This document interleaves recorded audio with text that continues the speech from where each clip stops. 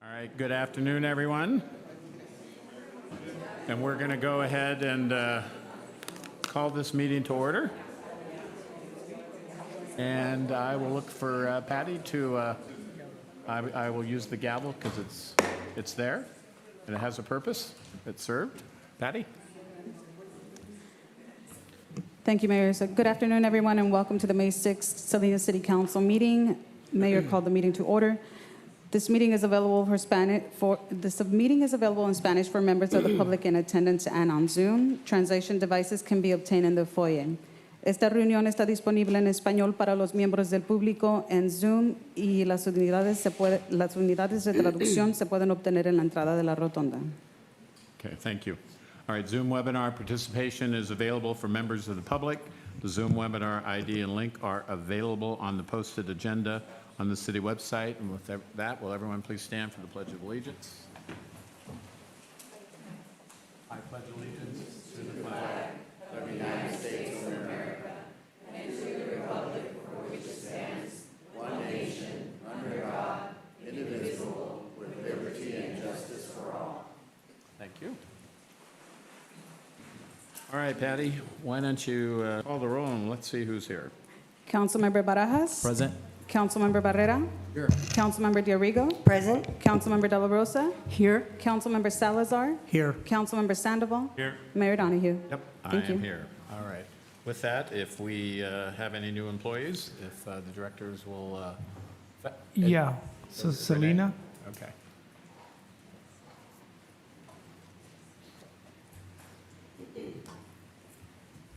Thank you, Selena Andrews, Finance Director. So I'll be presenting our new employee, Eva Haro, and she is a business systems analyst, comes to us with 20 years of experience.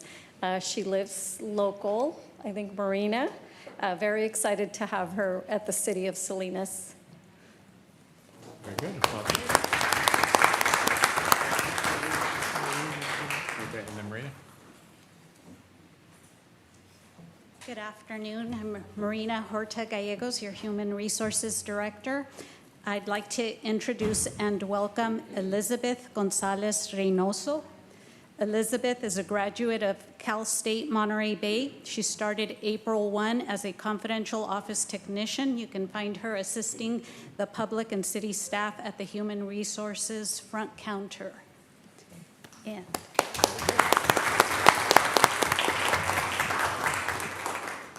in addition to that, I will be introducing a number of hires and promotions from our police department in alphabetical order.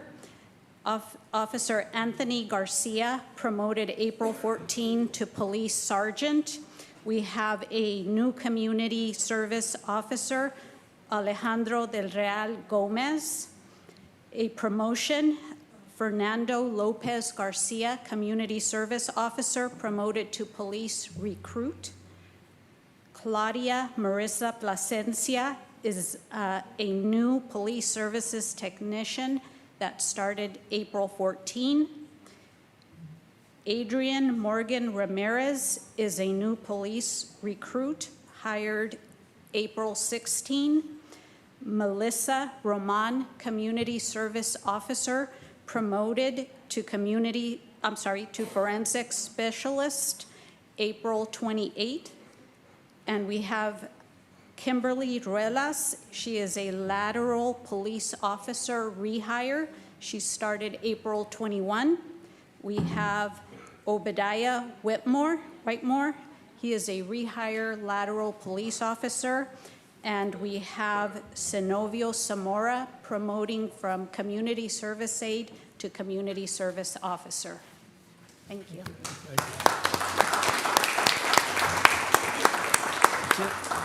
Is that it? Okay, very good.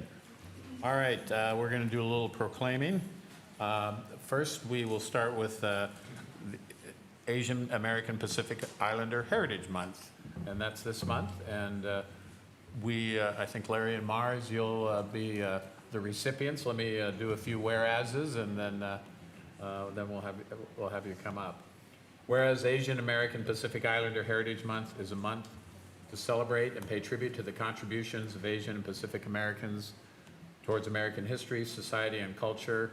And whereas the United States Congress in 1977 designated 1 week in May for such observance, followed by an expanded time period to include the whole month in 1992.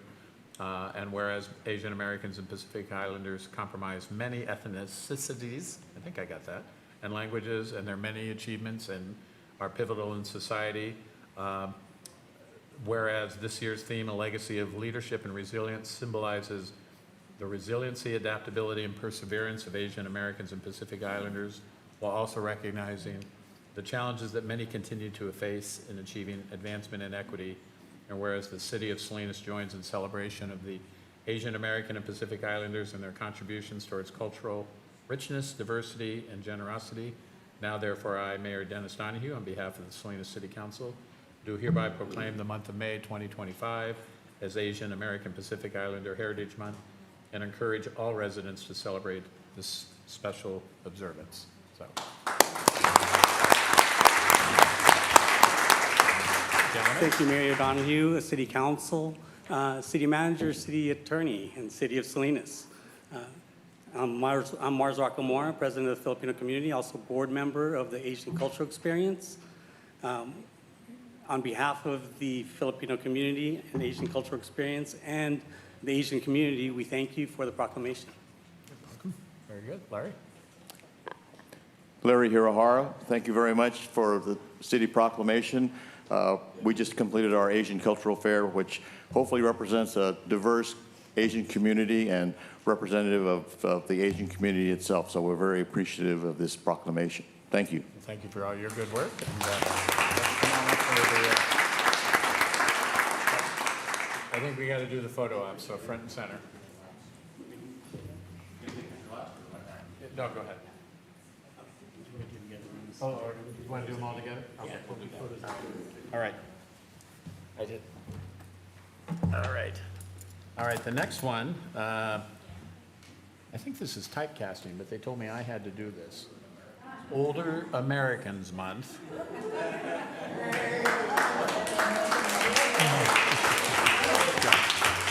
Well, we're here to celebrate older Americans, but they said specifically I needed to do this one. So let's go through a few whereases. Whereas the Administration for Community Living leads the nation's observance of Older Americans Month each May, recognizing the contributions and achievements of older Americans. And whereas the 2025 OAM theme, Flip the Script on Aging, encourages individuals and communities to challenge stereotypes and misconceptions about aging, promoting a more inclusive and positive view of older adults. And whereas the city of Salinas is committed to strengthening our community by supporting its older residents through a wide range of programs and services that enhance their quality of life. Whereas the city recognizes, I'll skip to the last one, whereas the city recognizes the importance of fostering an environment where older adults are valued, engaged, and empowered to lead fulfilling lives.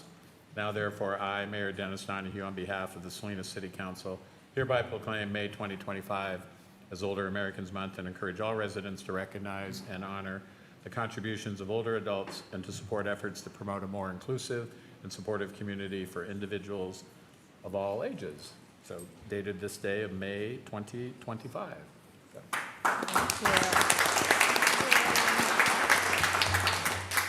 Hello, Mayor, Council members. My name is Ana Ambriz. I'm the Recreation Park Superintendent, and I want to thank you for officially recognizing May as Older Americans Month.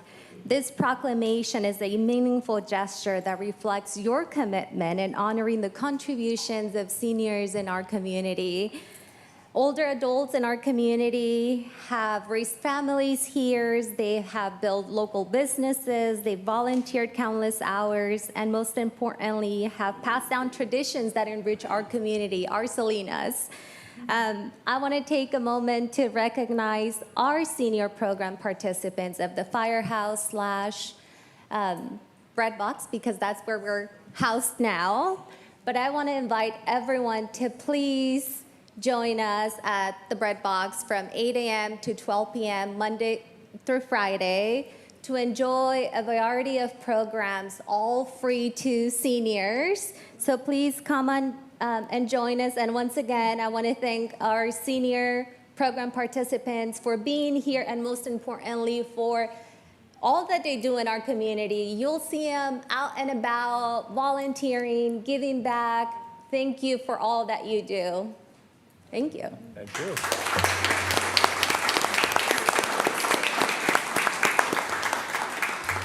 All right, and the last proclamation, Gloria, I'm going to turn over to you. Okay. It is an honor to present these proclamations to American Legion Post 31 and 589. And if I could have the two presidents, I have Molly, or it's going to be Molly, and Gloria Galley from Auxiliary Unit 31 and 589. If they can come up, and I'm going to read the proclamation. National Poppy Day, May 2025. Whereas poppies are worn and displayed as a symbolic tribute to our fallen and future of living veterans and service members, and whereas at the end of World War I, the American Legion family adopted the poppy as a symbol of freedom and the sacrifice by troops in war times. And whereas wearing a poppy will unite residents from across the country who decide to show their patriotism, and whereas the American Legion Auxiliary has pledged to remind Americans annually of this debt through the distribution of the memorial flower. Now, therefore, Mayor Dennis Donahue, on behalf of the Salinas City Council, do hereby proclaim May 23rd, 2025 as National Poppy Day, and ask that all residents join in honoring our fallen service members while also showing support for living veterans, service members, and their families. So, again, you want to come, Margaret? And we're going to allow Gloria Galley from our Auxiliary, Unit 31. Gloria, if you wanted to say a couple of words here, we'll appreciate that. Mayor and members of the City Council, I just wanted to remind people that are here that after World War I, the poppy flourished in Europe. Scientists attributed the growth to soils in France and Belgium, becoming enriched with time from the rumble left by the war. From the dirt and mud grew a beautiful red poppy, which came to symbolize the bloodshed during battle following the publication of the wartime poem, In Flanders Field. The poem was written by Canadian Lieutenant Colonel John McCrae while serving on the front lines. On September 27, 1920, the poppy became the official flower of the American Legion family to memorialize the soldiers who fought and died during the war. Led by the American Legion Auxiliary, each year, members of the American Legion family distribute poppies with a request that the person receiving the flower make a donation to support the future of veterans, active duty military, and their families. We are trying to bring awareness where way back in the past, a lot of us remember them being passed out. Now it's time for us to educate more of the community about, let's really, honor these men who actually, and women who gave their ultimate sacrifice for our freedom. So as you see, we have our little Miss Poppy. She is a junior member for our unit, and she will be passing out poppies, and I would like to know if she could approach and probably go behind the seats. Okay, go up there. Okay. So, we'll have 589. That's different. I really appreciate being here today. And on behalf of our Madam President Stella Perez, who's behind me, and our Unit 589, I have a few comments to make. I appreciate the proclamation for our unit. We are very proud to be here. Thank you. Salinas, California honors our fallen warriors and contributes to the continuing needs of our veterans on National Poppy Day, May 23rd. On Saturday, May 10th, from 10 a.m. to 2 p.m. at CVS South Main, and on Saturday, May 24th at Star Market South Main, our members of the American Legion Auxiliary will be distributing red poppies in exchange for donations. The Flanders Fields poppy has become an internationally known and recognized symbol of the lives sacrificed in war and the hope that none will have died in vain. The American Legion family called upon Congress to proclaim the Friday before Memorial Day as National Poppy Day, which was officially designated as such in 2017. Wearing the poppy on National Poppy Day and throughout Memorial Day weekend is one small honor, and to remember our fallen warriors who willingly served our nation and made the ultimate sacrifice for our freedom. Said American Legion Unit 589 President Stella Perez, we must never forget. When the American Legion family adopted the poppy as its memorial flower in the early 20s, the blood red icon became an enduring symbol of honor for the sacrifices of our veterans from the battlefields of France in World War I to today's conflicts. The American Legion Auxiliary raises millions of dollars each year, distributing poppies throughout the nation, with 100% of the funds raised going directly to help veterans, military, and their families. The American Legion Auxiliary, founded in 1990, is a community of volunteers serving veterans, military, and their families. American Legion Auxiliary members assist veterans in hospitals, advocate for veterans' issues, support therapeutic creative arts, festivals, distribute poppies for remembrance, and much more. In addition to serving the military community, the American Legion Auxiliary hosts American Legion Auxiliary Girl State Nation and the American Legion Auxiliary Girl State programs that teach future leaders about government and civic responsibility. Thank you. I have a special presentation from our unit for Mayor Donahue, please. It's a poppy poster triptych of the last year's winners in our unit and district of poppy poster entries. Thank you.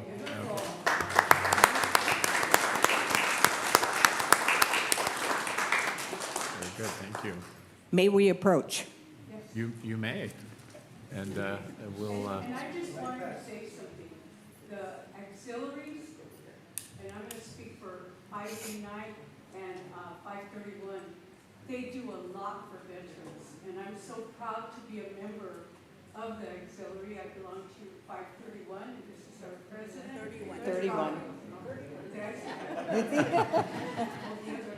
But I want to acknowledge Stella, the president, 589. Thank you. And thank you for all the work that, and we also have a male that's part of our auxiliary. So I'm very proud to be a member. My father was a veteran, a lot of my family members. My great-grandson is serving right now in the Army. And I'm so proud of all our veterans. Our fallen, we have to remember, and we have to continue to pray for our men and women that are serving right now. Yes. So thank you so Thank you, Gloria. It's an honor to be here. Okay, yeah, so come on up and then we'll do all the photo stuff.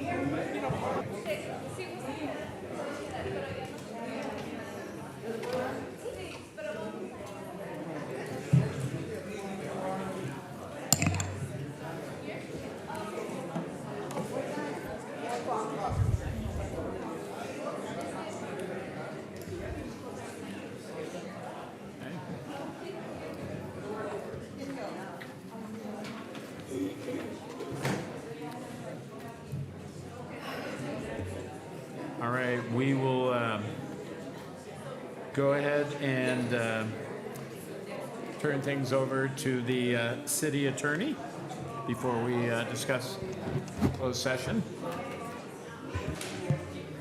Yeah, here we go. So thank you, Mayor. Do any members of the council have any campaign contributions to disclose related to any item on today's agenda? Councilmember Barajas? No. Councilmember Barrera? Councilmember DiRigo? No? Councilmember De La Rosa? No. Councilmember Salazar? No. Councilmember Sandoval? And Mayor Donahue? No. Okay. All right. With that, we are open for public comment on just the closed session item. So it has to be specific to closed session. Anybody for closed session on? Yeah, it does need to be on the public comment or on the item considered in closed session only. Okay. All right. Anybody on the public wish to comment on closed session? Is there anyone on Zoom who would wish to comment on the closed session item? None on Zoom. Okay. With that, we are going to proceed to closed session. We will be back at 5 o'clock and get things underway at that point. So, got a break in the action. See everyone soon. So, we're back, and we have nothing to report out of closed session, and we'll go ahead and get started on the next item, which is a consideration item, and we will receive the Salinas Strategic Plan update from the city manager. Renee? Yeah, Mr. Mayor, council members. You are here. Reva Feldman, our facilitator that's been working with us, she's going to walk you through it and have the presentation. Thanks. Good evening, Council, Mayor and Council. I'm honored to be here with you in your beautiful council chambers today. So since we met, I guess it was about 6-8 weeks ago, what I have done is taken all of the input and feedback that you gave us during our working session and put it together, did some wordsmithing, and really tried to go through all the things that we talked about that you wanted to highlight in your upcoming strategic plan. I think it's really a good reminder for us to remember that what the strategic plan does is set forth a path for the council and the city as they develop next year's budget and the work plan, and being able to tie all of those tasks to these big overarching goals that the council has. And so as I worked through our strategic plan, I made sure that we were focused on your priorities, that you emphasized on having transparency and how your government works, operating with ethics and values, and really focusing on developing strong partnerships and relationships with all the different entities, both private and public, that you work with that help make Salinas such a great place to live and work. So with that, I'm going to move forward. And as you remember, we had talked about having different buckets of topics. And so those still remain the same. I haven't changed any of those. But as you go through them, if you see something I may have missed or added in that you don't want to see, just holler. And so we'll move through. So our first bucket, as we called it, was economic development. And I know this was really important to all of you, as it is to your staff. And so here, all the different things that we had talked about was completing an agricultural technology plan and engaging with all the stakeholders in the community to come up with ways to do innovative workforce training. Everybody good on that one? And I guess, Mayor, do you want me to go through all of them, and then I'll pause before I go to the next slide? Okay. You do your thing, and then the council will... Holler if you need me to stop. How about that? The second one is support and engage both new and established businesses to drive economic growth and job creation. Really worked on wordsmithing that one. We had looked at it a few different ways, and I feel like that really hits what you had all wanted to see in there. We talked about revitalizing residential and commercial areas that are currently blighted, and that's through targeted initiatives, private investment, and community partnerships. Again, you see the need to have that emphasis on partnerships there. The fourth one is strategically explore and expand economic development opportunities throughout the city. I heard you all loud and clear about the emphasis on economic development, so I hope that grabs that for you. And then the last one is maximizing the use of the airport property so that we can get some economic growth through there. So I'll pause, and if anybody has changes to those, nope, keep going. Okay. You're gonna make this easy for me. So under housing, that's our next topic. We're going to continue to pursue transit-oriented housing development opportunities. So that's housing around transit corridors. Promote the health and safety of our unsheltered residents by developing supportive services and housing and working again with all of our regional partners on that.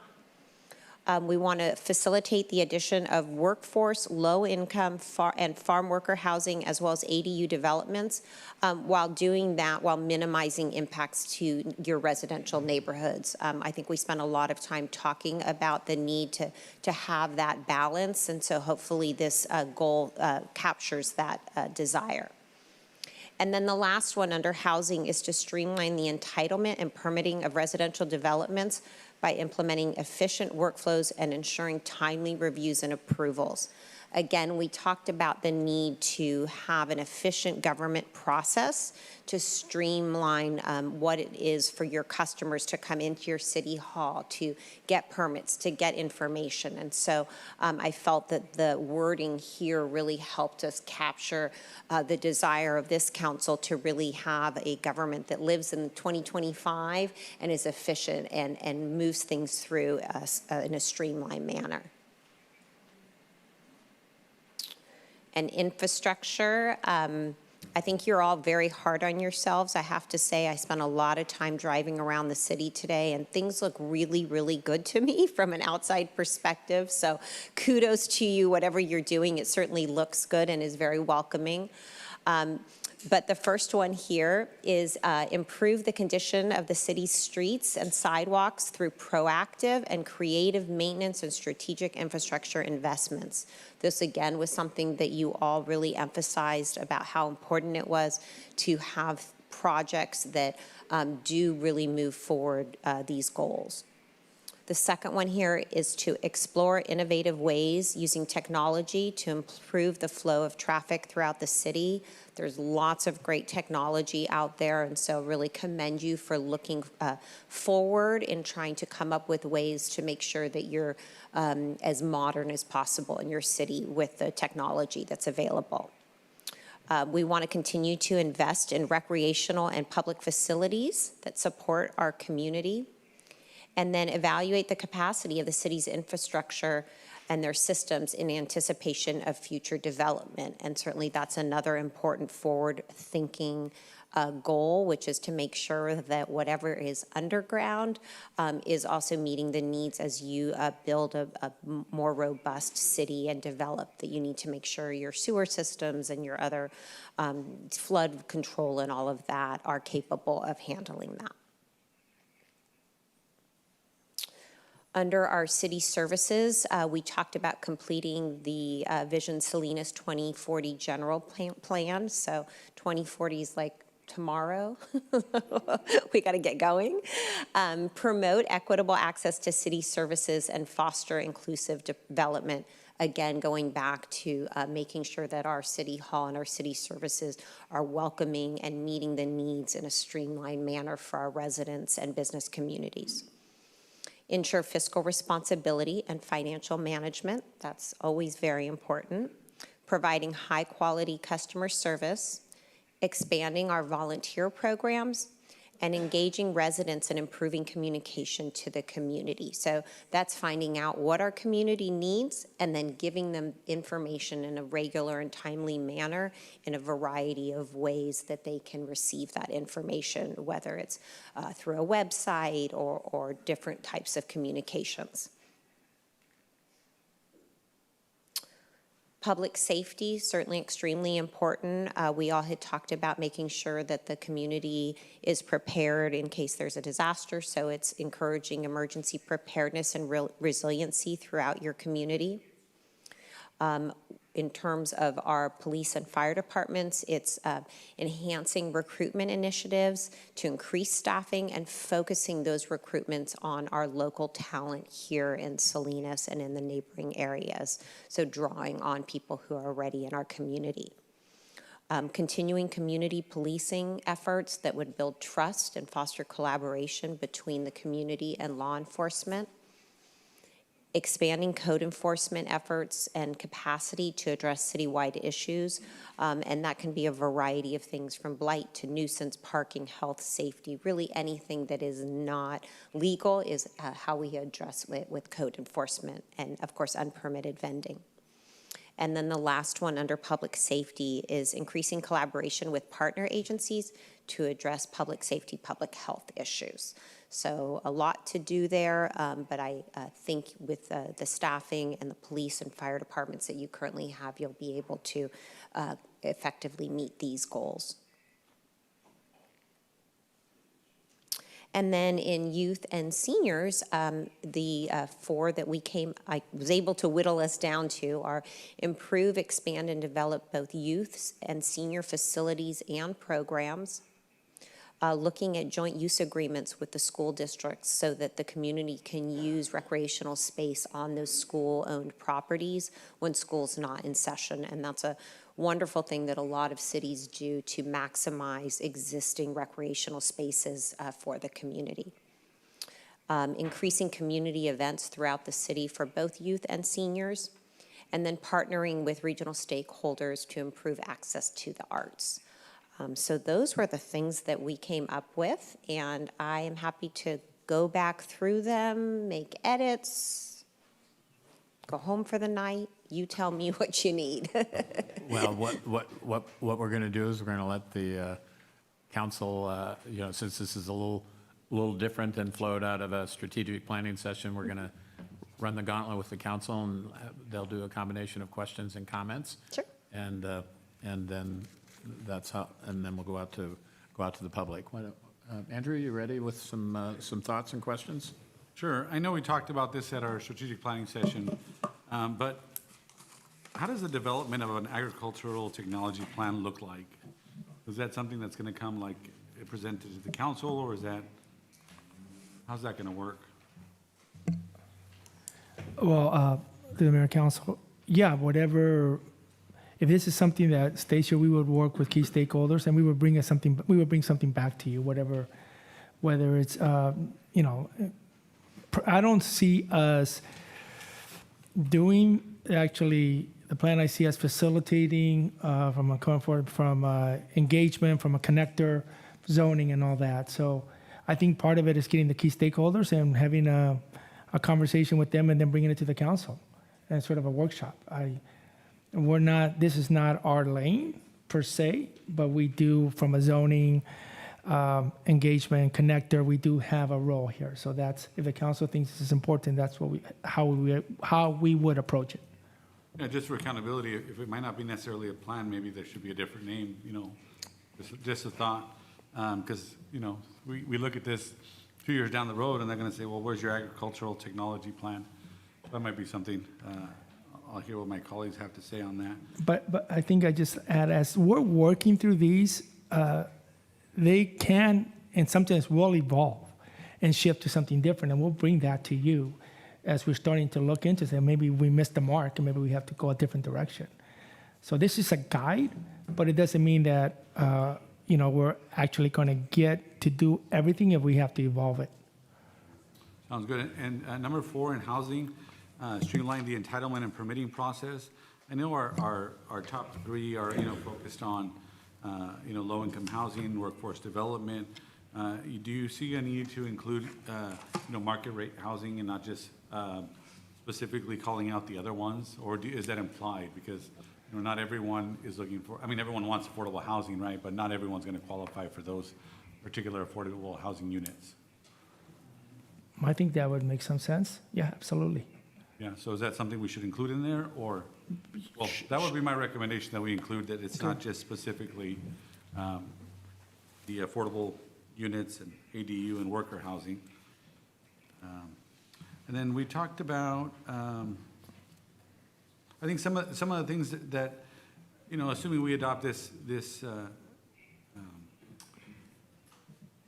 strategic plan, I think it'll speak a little bit towards items that we have in the future. I'm just looking at some of the partnerships with the school districts and expanding facility use agreements, which, do you see that? What process do you see that taking? Do you see that it benefiting from having, you know, like an education subcommittee where we're partnering with school districts, or how do you foresee that happening? So there's several models, right? If this is something that is part of the plan, we would work with the superintendents and so forth to discuss it. They could do their respective policy boards, I would bring it here, and then we can work towards that and get some direction, then put the plan together. So that's one model. Another model is through a subcommittee, you would have board members of the school district and the council have that conversation, then direct staff to do it, and then we will bring it back. So I think part of it is both models work. It's really up to the council how you want us to approach it. I can tell you right now, I'm having conversations with the superintendent to deal with some of this as how we address issues of traffic calming or other issues that happen on a school site by site, because we typically will get a principal or our school administrator either reach out to staff or reach out to a council member, hey, we want to deal with this. And I think there should be a much more efficient way of doing that. We work in collaboration with another agency, another form of government with the school. So I think there's two different models. You can direct us and we will work with our counterparts to then bring it to our respective policy bodies, or you can form a subcommittee with council members and school board members, but we have 5 school districts here. So when you think about that, it starts becoming a little large. That's all. Right, and I guess this is just for maybe wordsmithing or where would it go, but in the past, I think we've been intentional about spending money on prevention. And I know it could, I guess technically go under youth and seniors. But in our last strategic plan, did we have something specific revolving investment in prevention services as well? Sure. No. Yeah, we could certainly add, if that's. I think, you know, we have some funding around that. I think we should be intentional about making sure our plan includes funding for preventional services. And after we adopt this plan, what is our check-in going to look like? Are we going to align, you know, is this plan going to result in our staff meeting and saying, how are we going to get to these goals? Or are we going to try to just put things that we are working on and align them to these goals? How do you foresee that? So both. So we are currently working on efforts that are reflected in some of these goals. If this is what you align, so we'll bring that forward. If there is a direction here that we're not working on, we would come back to you with, you know, the work plan and so forth. We're hoping to develop dashboards. So that's why I think Reva spent a lot of time trying to sort of condense these so they're manageable, and then we can develop some dashboards. And the goal is that by the end of the year, you'll be able to see what we're doing. I just have it in front of me on housing, continue to pursue transit-oriented housing development opportunities. We would report what we've done. And then we will report to you in the annual budget process what we've done, which I think that's sort of a little bit of the missing piece to hold ourselves, for you to hold us accountable, for the community to hold us accountable to this. And I know that Kristen, I know she's here, I think does a good job of identifying what what the agenda item reflects a strategic plan item. And as we bring forward new items, because the way I see this is like a big vision for the city of Salinas. And so, you know, this is going to be our guiding document. So as items come forward, as they do from councils to make this change or make that change, are we going to reflect back on this strategic plan to say, you know what, this direction or this doesn't necessarily align with your strategic plan goals? Yes. The short answer to that question is yes, we will. And the others that you'll start seeing in this year's budget document, which we'll have a budget workshop the 27th of this month, you're going to start seeing a little bit of us sort of realigning how we're presenting the information. And so I think this is a work in progress, but we want to anchor this. We want to anchor our budget, our staff reports, what we present to you, to this. Okay, thank you. Yeah, I think it's a great plan. You know, I think our residents are going to find out, ask how we're going to plan to implement it and what benchmarks we're going to set to hold ourselves accountable. And when would we when will we do our next check-in on how the strategic planning is going, or the implementation is going? I think the 6 months into it, I think it'll be a good check-in. And then if we develop the appropriate dashboard, the goal is that you will be able to, hopefully people will walk in and we'll be scrolling our progress so people can see that. And maybe we'll end up with every 6 months, we'll just have a check-in report here. Here's what we've done, here's what shifted, here's where we missed the mark, because sometimes we won't be able to get something accomplished that we thought we were. So just report to you how that's moving forward. Okay, and I know in the past, we talked about like a public-facing dashboard, you know, and I think that'd be a great, where someone can go and say, hey, where is this project Yes. along the way? So I didn't see that specifically. What category would you see that in our plan about community, not just engagement, but information? I saw something along the lines, but I think under city services, Yeah, I would say under city services, either under 2 or 6 would be kind of where that's captured, but we can certainly change the wording if you feel like it's necessary. yeah, I just think that this council for many, many years, even prior to me being on here, has talked about a communication plan and you know, how we get the word out. So I'm not sure what wordsmithing would be needed to kind of encompass what I'm telling you. I'm sure you can figure something Sure, out. and I think, you know, the city manager and I talked about that, and I think those are things that will be captured in the work plan with specific tasks that staff will be able to do. And one of the things I just wanted to give you a little feedback on your overall question of how this document works. Think of it as a living, breathing document. It sets a path for us today, but certainly the city manager is nimble to be able to bring it back to you if something needs to shift or change, if something changes. Okay, thank you. That concludes my You're comments. welcome. Okay, thank you, Andrew. Tony? Mayor, I don't have any questions, but I have some comments. I really enjoyed the Saturday that we met. Was it a Saturday that we met? I don't know. Saturday. Good strategies. You know, one of the things that government just sometimes we focus on, either we don't have enough staff, money, whatever, but I think this roadmap gives us a good guide on what is it that we can accomplish. I know as I meet with the city manager and the assistant manager twice a month, this is going to be my roadmap, at least for a year, to discuss how are we doing in certain areas that we can make something happen. But what I am convinced, I believe the city manager has 11 departments in this city. Am I correct on that? Is it around 11? If all 11 departments do not get as a team, we can do this every year and it's not going to do anything. We have to work together. If a police officer sees something at the park, or you know what this, or the parks person calls the police, we need to engage, because I have learned that if every department is on a different page, I don't care how many plans we have, we're not going to get anywhere. So if something is going on in our neighborhood and somebody sees it, whether it's a public works truck, a code enforcement, a police officer, a council member, a mayor, whoever it is, if we report back, somebody needs to answer that call, and let's get on it. Otherwise, there's going to be a lot of frustration. And what I do appreciate about this plan, there are things that I already see that we can accomplish quickly. And then there's long-term things that we need to do. But I think, to me, I know here with my colleagues, I know, just to give you a quick example, because we don't have Cluster Park right now. So people are going to Natividad Creek Park. So I'm sharing with my colleague here, hey, the porta potties or whatever, because people are going from District 2 to Natividad Creek because we don't have a park. So we need to work together.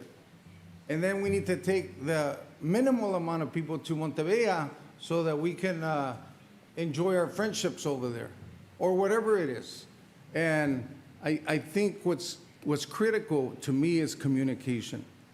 And if we don't communicate, whether we agree on our politics or not, that's besides the point. It's about serving the public and making our city better.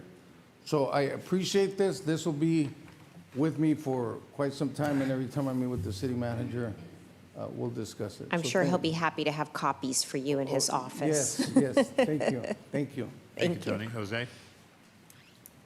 Thank you, Mayor. Thank you for the presentation. Really enjoyed getting to engage with you at our strategic planning session in February, and also seeing your presentation at the League of Cities last week as well. Oh, thank you for coming. So I have two particular comments. One on housing. On item number 3, Councilmember Sandoval expressed kind of a need to expand that a little bit more. Just a suggestion would be maybe we focus more just on general supply side housing or pro-housing policies instead of specifically calling each one out individually, just supply side housing policies. Another suggestion under city services, again, along Councilmember Sandoval's line of questioning for item number 6 on communication, particularly an emphasis on communicating what the city does and what we're doing, with the heavy emphasis on Measure G, which we're really trying to, get passed in the future and is going to be very critical. So I think it's key that we start communicating to the messaging to the community now, what exactly we're using Measure G for, and different things that are going on with those funds. But aside from that, really looking forward to seeing this being implemented. I see you've incorporated many different aspects and generalizing it in a way that empowers our city administrative team to actually execute and pivot as needed. But thank you overall. My pleasure. Thank you, Jose. Aurelio? Thank you very much for hosting the planning session. I believe it was back February 22nd. And as I look into the audience, I know that we have some of our regulars and some new faces. I really like the process that you went through, and for those people who are new to today's meeting, we did have that opportunity to look at the previous strategic plan and do some fine tuning there. So I want to thank you. And just want to thank you for that opportunity. Having done my fair share of strategic plans in the nonprofit sector, I'm trying to think of an analogy I might be able to give to our audiences tonight. Clearly we're not the city of Los Angeles, and I'm going to use Los Angeles as an example tonight. So as some of you may know, like the World Cup and the Olympics are coming to the city of Los Angeles. So I'm pretty sure as they're going through their strategic plan, right, they may have this other emphasis around like how transportation is going to look like, how traffic's going to look like, building up to like these very large events where, tens of thousands of people will be coming in. And as you know, that probably has an impact on their public safety. That would have an impact on their local economics. And what I mean by that is, the hotels and the restaurants that will be benefiting, right? So having that strategic plan really gives them that guiding document of where they want to be in 2 years, and that council will be working towards that. I feel very fortunate with our strategic plan is that, we are addressing, what a typical city needs to address, right? So again, it's economic development, it's housing, it's our infrastructure, city services, public safety, youth and seniors. And so for me, having this document and being able to look at some of those bullet points will really assist me, in providing that feedback to my fellow council members and our city manager in terms of the direction that we want to go into. I think if I had a particular one that I could pick, it'd probably be housing, because I think we continue to hear that in the city of Salinas, housing is a need. And so having that included in this strategic plan will also be that reminder to me as I meet and confer with my fellow council members and city manager, our overall strategic goal. But again, just want to thank you for taking us back and taking us through that process of looking at our previous strategic plan and fine-tuning and editing the document that we have here today. Thank you. My pleasure. Thank you, Aurelio. Gloria? I have comments. Well, looking at our strategic plan that we put together that day, and we had community members that also gave input, I think they're all valid points. And some of them we're already starting to see that's happening right now. But I want to go back to joint use with our schools. Currently, we have a swimming pool, I believe, in Alvarez High School that is not used. And, you know, we have a lot of families that come and say, we need more recreation. Well, there's a swimming pool that is not being utilized by a school district. Gee, maybe we can work together to make that happen. Sure. So that's one. And then the other one is we have a lot of soccer players in our city. So how can we join forces with our school districts to provide, some of them are already providing, you know, their fields for soccer players. I see that. But can we do an assessment of which schools are not so that our community members, we can do some joint uses here? People want to play soccer. And I think that we should be working with the school district, that they open up their fields. So that's another one. That And I think the city manager, Yeah. sounds like he has a roadmap of how to Yeah. move those conversations forward and bring them to you to formalize. Okay, so that's good. But housing, well, yeah, we know we have housing need, so it's in our plan. And we need to address all the issues that are in this strategic plan and make them work, put them to work, you know what I mean? And going back to customer service, I guess that would be a question to our city manager. I'm sure that with this, we are ongoing having trainings, education to our employees. Are we? Yes. Continuing that? Yeah, you saw in the Finance Committee, the overall budget presentation. That'll be coming to the council for deliberation. Right now, the budget reflects about $100,000 for increased training. Our HR department, Marinas, is coordinating that, and so is our assistant city manager, Lisa. So we are really emphasizing more training in the future. Customer service, you know, just connecting with the public and how to be innovative and how to work together. So there's a lot of stuff. We'll present the plan once it's fully developed. Okay. And that's it for me. Thank you. Thank you. Thank you for the report. Yeah, a good way to keep this in mind is this is what you want to achieve, and then your city manager figures out the how and how to pay for it. Margaret?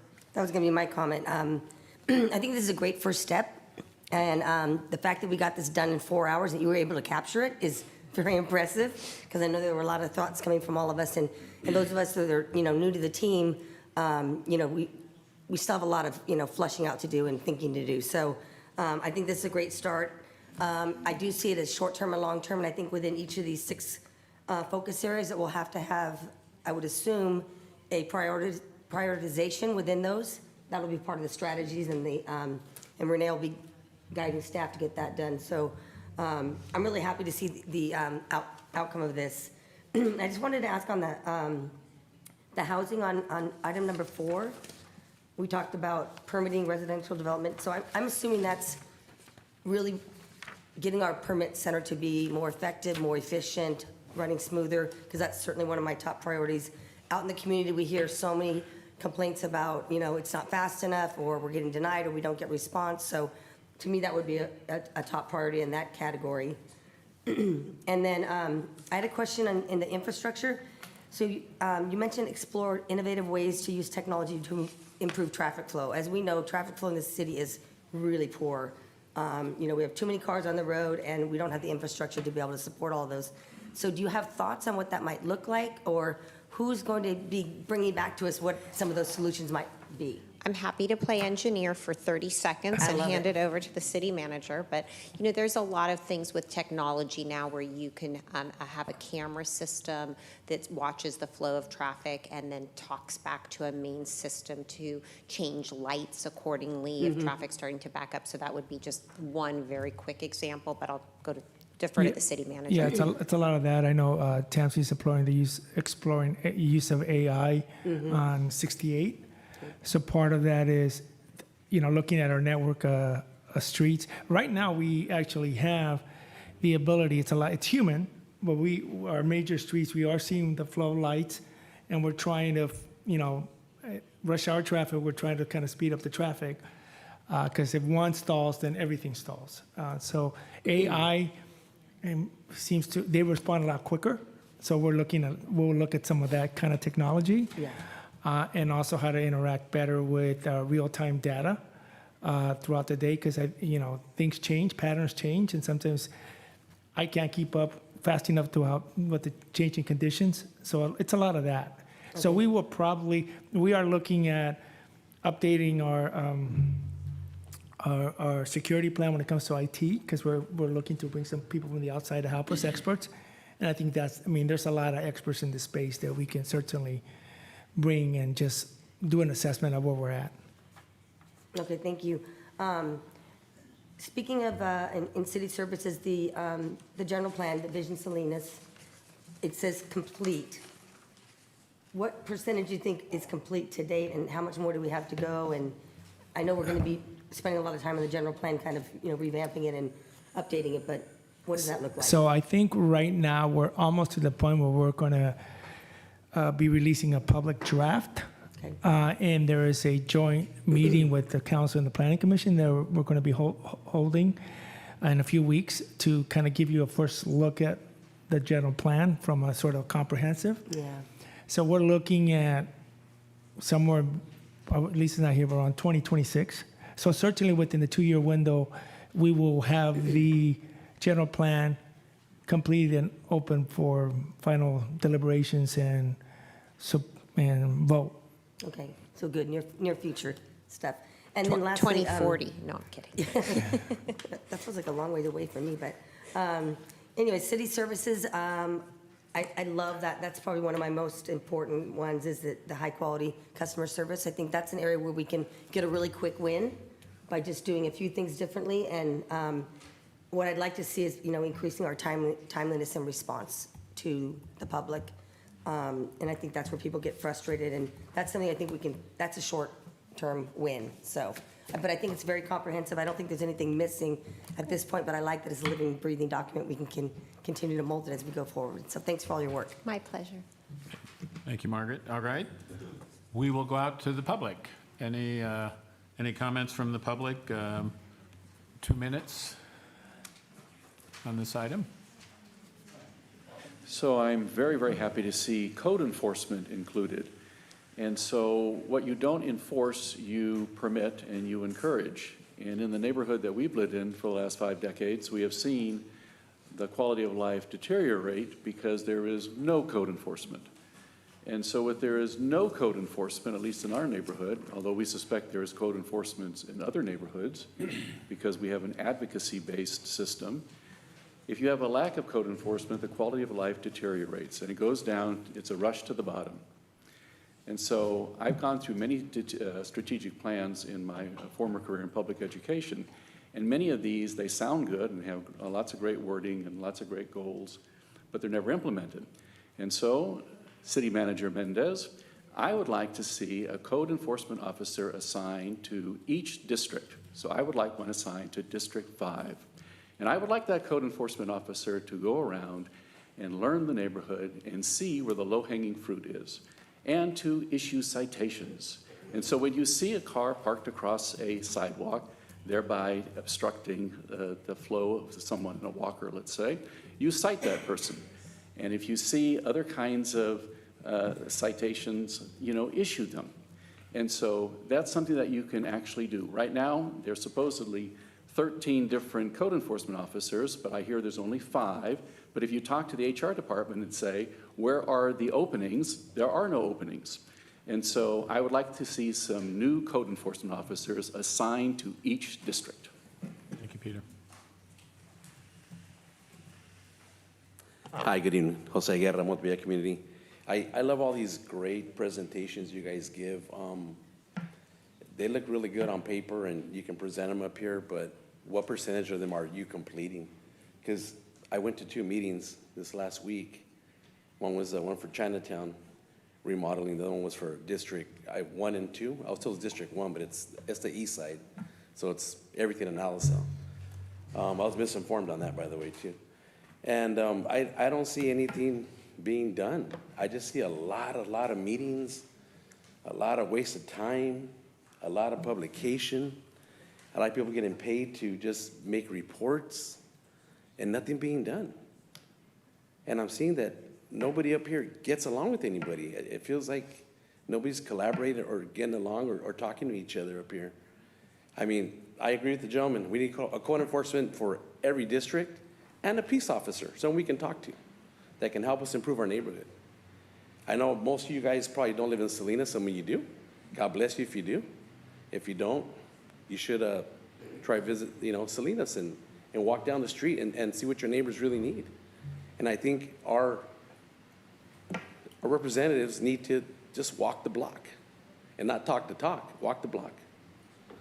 I think that's what we really need. So these meetings are great. Thank you. I mean, the presentations are awesome. The young lady is really good at what she does. But what have they really done for the community? What have you really done? And building all these ADUs, you're not helping, but you're just flooding the city and the community with more and more cars. Build more housing. What about our farm workers? Have we forgotten about them?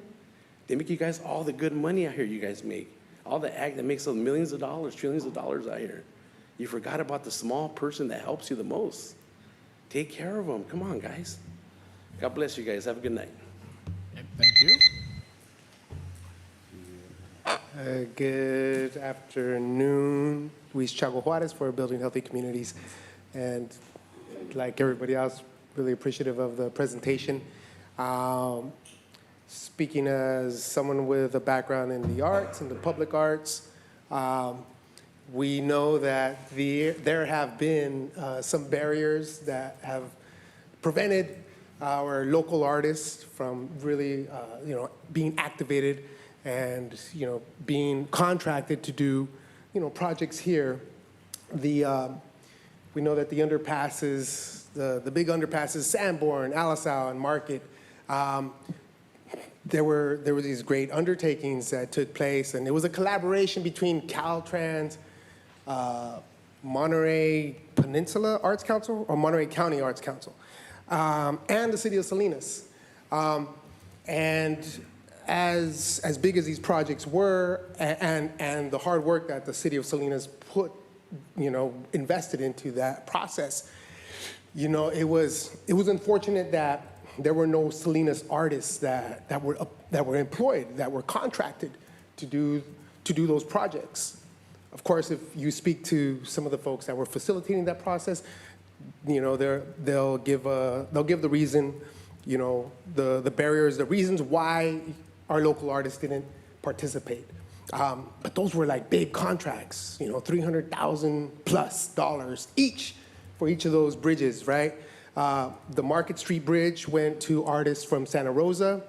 The Alisal Bridge went to artists from Monterey Peninsula, and the Sanborn Bridge went to an artist from Los Angeles.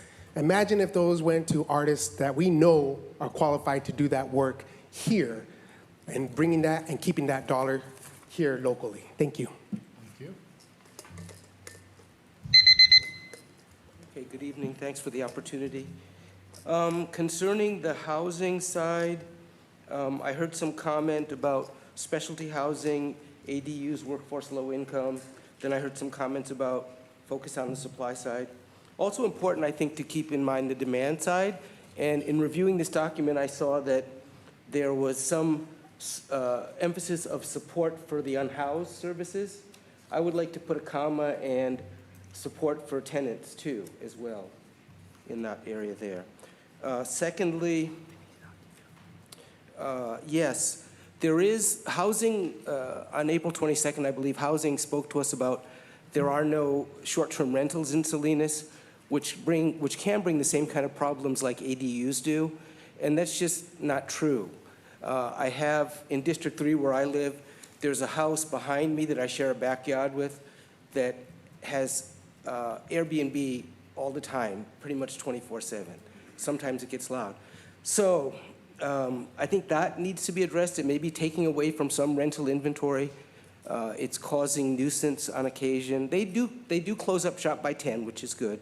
And I don't know who would monitor that. I don't think it's the police. I think it would probably be code enforcement that checks into how many Airbnbs are active in Salinas at any given time. But it is really happening. I think others could back that up with me. Okay, thank you. Thank you.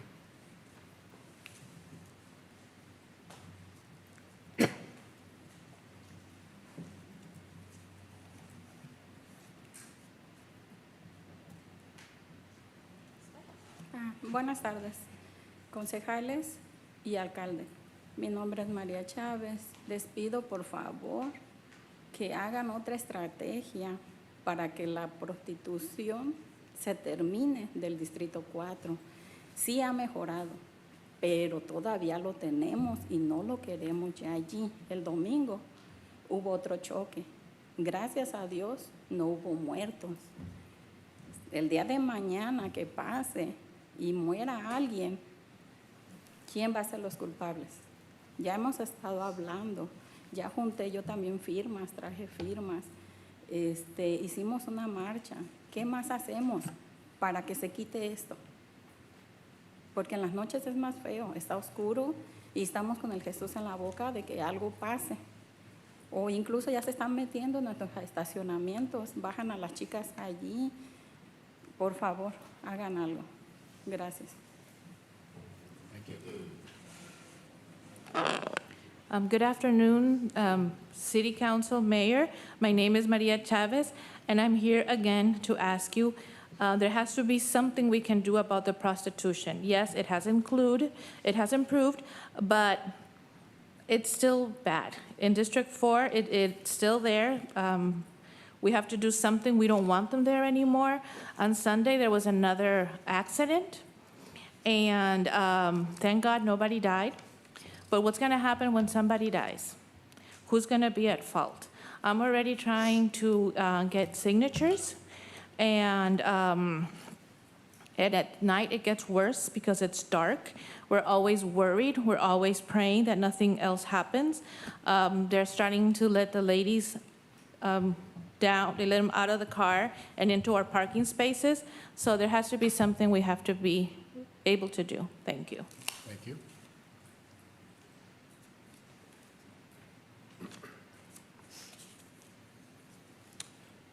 City Council, Mayor Donahue. My name is Ignacio Fregoso. I'd like to start, if I may, I'd like to amplify some of the most relevant topics we've had lately in our community. I'd like to start by reading a quote from economic historian and social philosopher Thomas Sowell.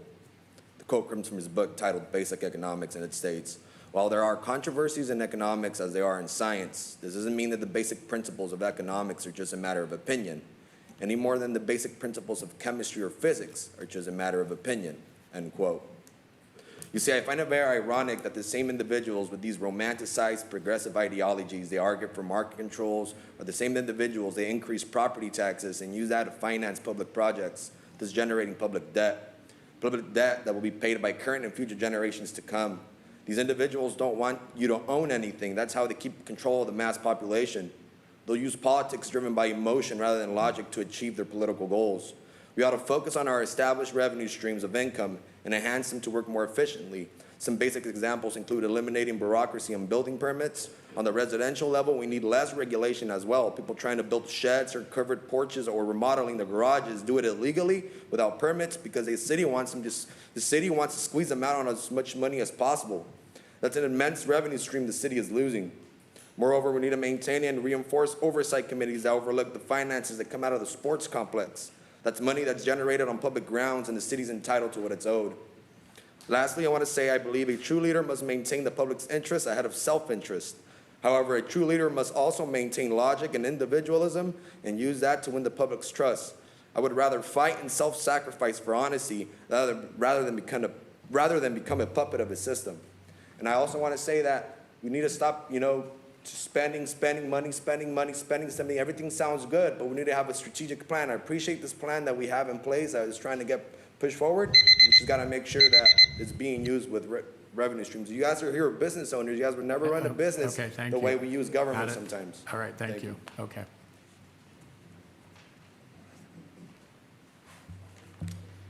Good afternoon, Mayor, City Manager, City Council. Speaking about personnel, we have a little issue here. with Montebello. We started on this project last year. We met this year. Does this pertain to the strategic plan?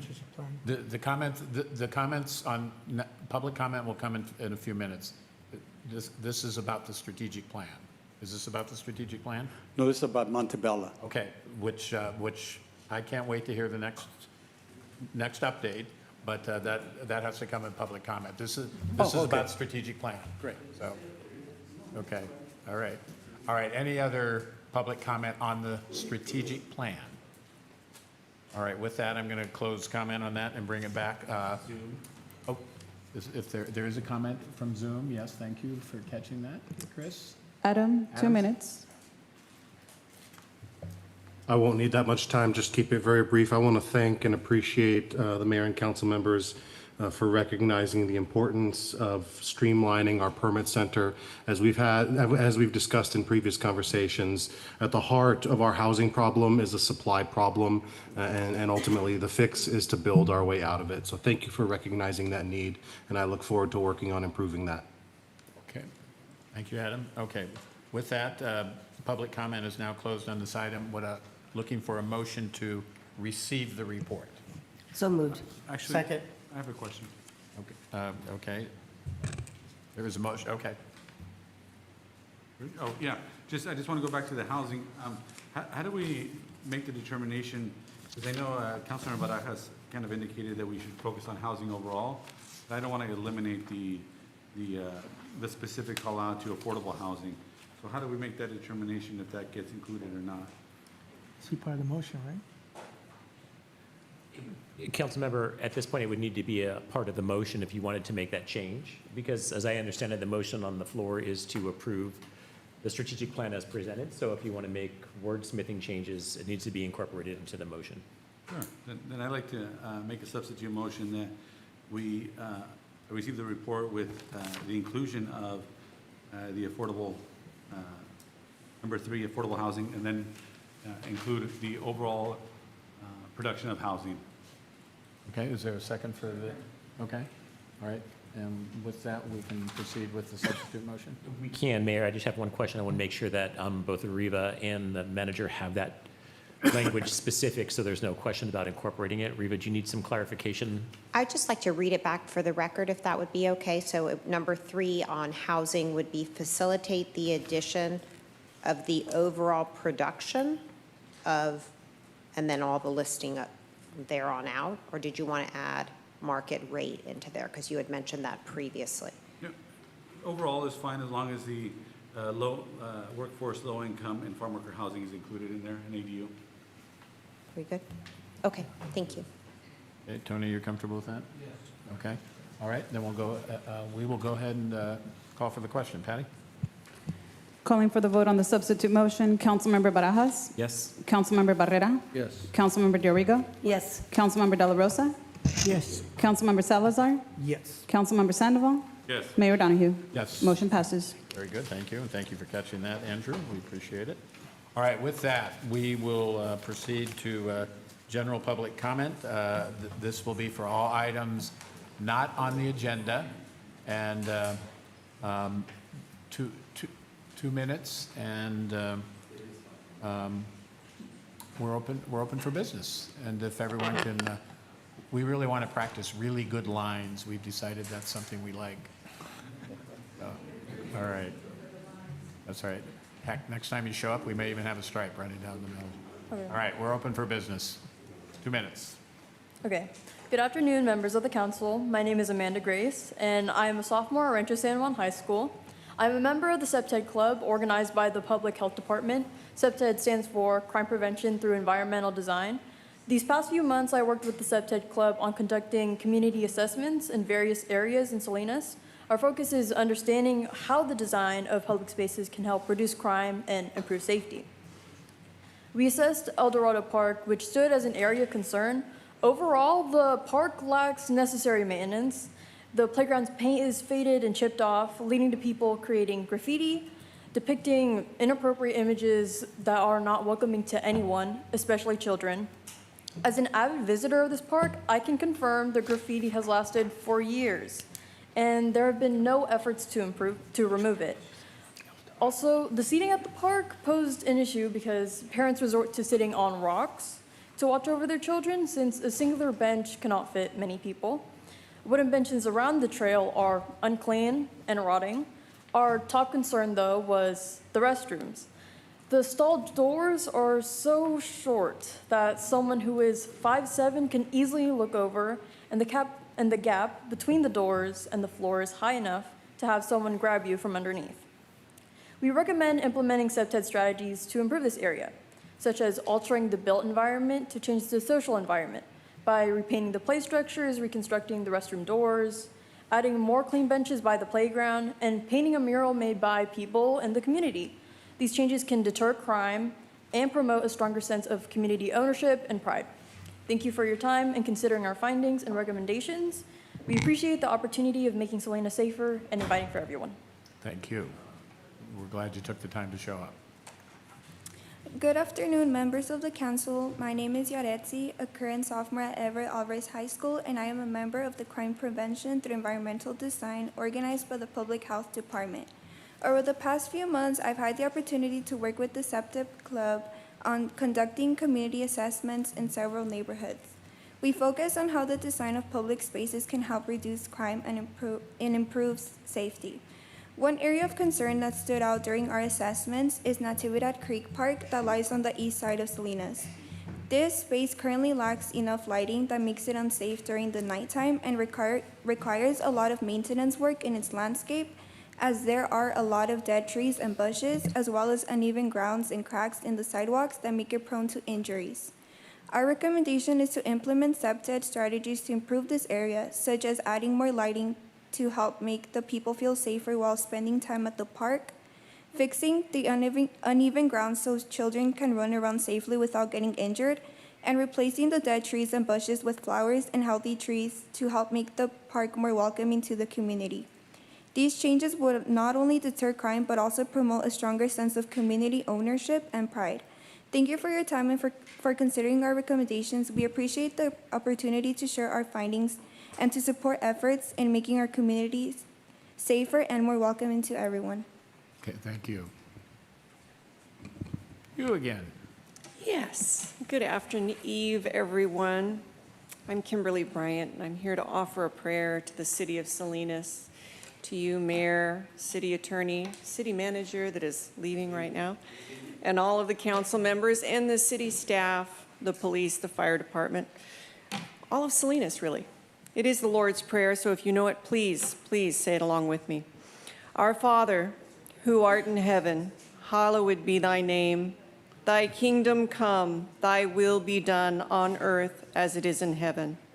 Give us this day our daily bread, and forgive us our trespasses as we forgive those who trespass against us. Lead us not into temptation, and deliver us from evil. For thine is the kingdom, the power, and the glory forever and ever. Amen. And I want to offer a blessing over the strategic plan you have started, because it is a start, and you still have a lot of things to work out with it. I would just pray, Lord, that you would open all of the ears here on the council to hear the constituents, the Salinas residents and what they are asking for. And they come here every other Tuesday to tell you what their concerns are. And I just ask that your heart would be opened up, your mind would be opened up to hear them, and that you would be empowered to create the details of the strategic plan, to bring it to life, and that God would give you the dunamis power you need to carry it out. Because, like so many people say, it looks good on paper, and you have this wonderful plan, but it takes a lot to put it together, and that's not necessarily your fault. There are lots of different things that go into this. So I just ask God that you would bring your dunamis power to each of our city council members, all of our city staff, and that they would be able to carry it out. Thank you. Okay, thank you. Hi, Larry. Hello. Mayor Donahue, Salinas City Council, Manager Rene Mendez, Larry Hirohara, Salinas Chinatown. Again, thank you for the recognition of Asian American Pacific Islander Heritage Month and inviting the AAPI community to be a part of that. I'd like to report that trash receptacles are in place on Soledad Street and seem to be working as planned. The community has discussed them, and we may have some suggestions for improving them. There is hope to expand the receptacle program further in Chinatown with its continued success. A special thank you to Mayor Donahue and Councilwoman Gloria De La Rosa for participating in the opening ceremony and supporting the Asian Cultural Fair. On behalf of the Asian Cultural Fair, I would also like to thank the city for supporting the fair, especially Public Works for closing the streets and cleaning them. We were also greatly supported by Salinas PD. There was also a cleanup in Chinatown, which helped make it presentable, which is appreciated. But the short-term cleanup does not solve the problem of increased and persistent encampments. We will be coming to you soon to voice our opinion about the effects of encampments on our businesses and our community. Thank you very much. Thank you, Larry. So this is our time for public comment on matters that are germane to city business. And so that involves things like housing or sheltering the unsheltered, or code enforcement, or employment opportunities, or economic activity, or sewer pipes.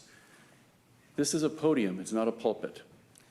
And I'm not exactly sure why this time is being used every single meeting by an individual who preaches and prays. I don't think it's appropriate. I know that, City Attorney, that there are some constitutional issues. However, this individual comes every single time and offers prayers. There are over 300 houses of worship in Monterey County.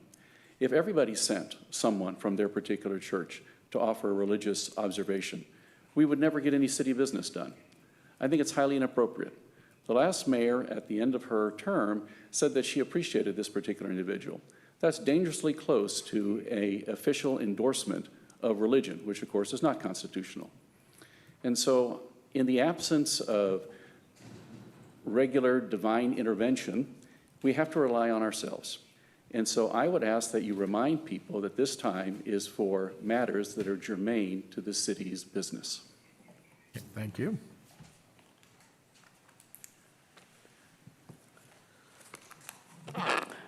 Buenas tardes a todos.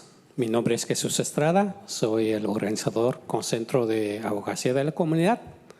Van a decir, este señor otra vez. Pues aquí estoy, ¿sí? Aquí estoy porque hay un asunto que a mí me afecta mucho como residente de Salinas y es un tema de estabilidad de renta. Yo estoy aquí para pedirles para que considere un tiempo para que puedan hablar más de este asunto.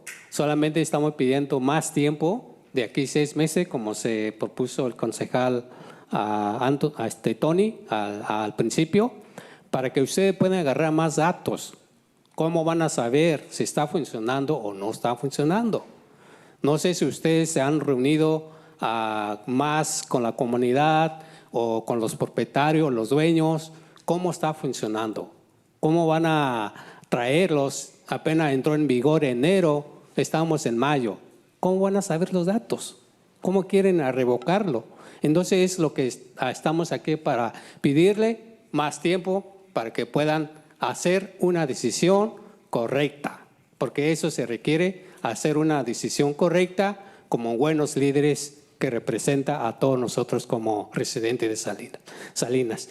Y también pues quisiera agradecer a joven concejal, a José Luis, que tuvimos reunión con él y vamos a tener reunión con él, y también queremos tenerlo con cada uno de ustedes nuevamente para que escuchen a la comunidad, directamente a la comunidad en cada distrito donde representa o donde pertenece. Muchísimas gracias. Good afternoon, Mayor, City Council. My name is Jesus Estrada, and I'm an organizer with CCA. You're going to say, here he comes again, here he is again. But I am here because there's an issue that affects me deeply as resident of Salinas, and it is the rent stability. We just want more time, like we said at the beginning, and like Councilmember Tony said, just 6 months. We need more data. We need to know how this rent stabilization is going to work, and if it's going to work. Have you guys met? Have you had a meeting? Have you had a meeting with the community, with the landlords, to see how it's going to work? This came in effect in January, and it's just May. How are you going to repeal it if you haven't even given it time to see if it works? All we ask is for more time. And to be able to do the right decision. As leaders, all we ask of you is to give us the opportunity for this ordinance to see if it works or not. And I also want to thank you to Councilmember Jose Luis Barajas. We had a meeting with him. I really appreciate him joining us for this meeting. And I ask of all the other council members if we can meet with you too, because it's important that you hear these messages directly from the community. Thank you. Thank you.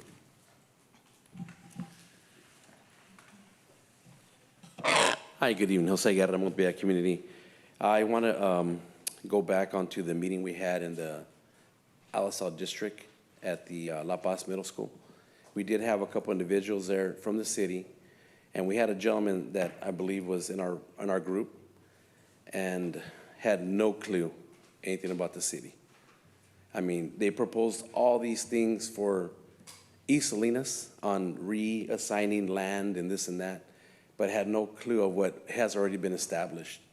Like all the land you have where the lights already are done out there off of East Baranda, and there was no building. He didn't know we had a recession or a housing recession in 2007-08. He had no clue. He didn't even know. Are we just hiring people from out of the area that don't have a clue about Salinas? We got to do better than that. We got to do a lot better than that. And everybody that was there, God bless them for showing up, but the same thing came up, housing. What are you guys really doing about housing? Have you guys thought about a plan about doing that? There's a lot of people that don't have a legit house to live in. You know, we've been blessed, we worked hard, and we had a chance to get our own home when I was younger, and that's great, but what about everybody else that's been here 3-4 generations of farm working and you know, making all this money for all these big companies? No one's asked them, hey, can you give these people a raise so they can afford to live here? Why doesn't the city implement something like that instead of implementing a rent stabilization? Why don't we do a wage stabilization? You know, it could help a lot of people out here. I mean, don't take it personal, guys. I mean, I respect all of you, you know, individually, separately. I probably won't hang out with a lot of you, but I will tell you that, you know what, I support you 100%. I don't believe in your ideology or what you do half the time, but doesn't mean I don't care about you. Have a good day. Thank you. Antonio Rábago with Montebella. We had a plan that initiated last year for an event at Montebella Park. We met in January, and we met in February. We met 4 or 5 times, and we were supposed to get answers, and we were supposed to get commitments, and time again, we're in the month of May. That means all these months have gone by, and we haven't heard from any of you, neither our representative, mayor, city manager. You know, we're supposed to get emails and response. We're still waiting for them. We come, and then we call Mr. Barrera, and he goes, you guys are always complaining. Well, you're getting paid to listen to complaints because you're getting paid now. You're making a salary. The past years, the excuse was, we're public servants. We're here to serve you. We don't get paid. But now you're getting paid. And 5 months have gone by. We haven't heard from you. So if you could be courteous enough to email us, whether we have it or we don't have it. Thank you. Thank you. Good afternoon, members of the council. My name is Catherine Talavera. I am a junior attending Rancho San Juan High School, and I am a resident of District 5. I am here as a member and representative of the Crime Prevention Through Environmental Design, or CPTED, Club, organized by your Public Health Department. Over the past few months, I've had the opportunity to work with CPTED Club on conducting community assessments in several neighborhoods. We focus on how the design of public spaces can help reduce crime and improve safety. During one of our meetings in the month of February, each member of our club was tasked to assess the safety concerns in a sample area of Salinas. From our options, I decided to choose downtown Salinas, specifically the John Steinbeck Library. During this evaluation, I found several minor issues, such as the limited visibility of the restrooms in the teen areas. But the dilemma that stood out the most to me is one that Salinas has been constantly struggling with: homelessness. Any given day, there will be upwards of 3 to 5 homeless citizens encamped in the surrounding areas of the building, specifically the front entrance's lawn area. There have been several instances of physical, verbal, and sexual harassment from homeless patrons of the library, from fellow patrons to library staff. All blame cannot be placed on the homeless, however, due to the high probability that most of these people suffer with developmental disabilities, mental illness, or other factors that may be influencing this behavior. In addition to these factors, the homeless of the city do not have reliable access to support services.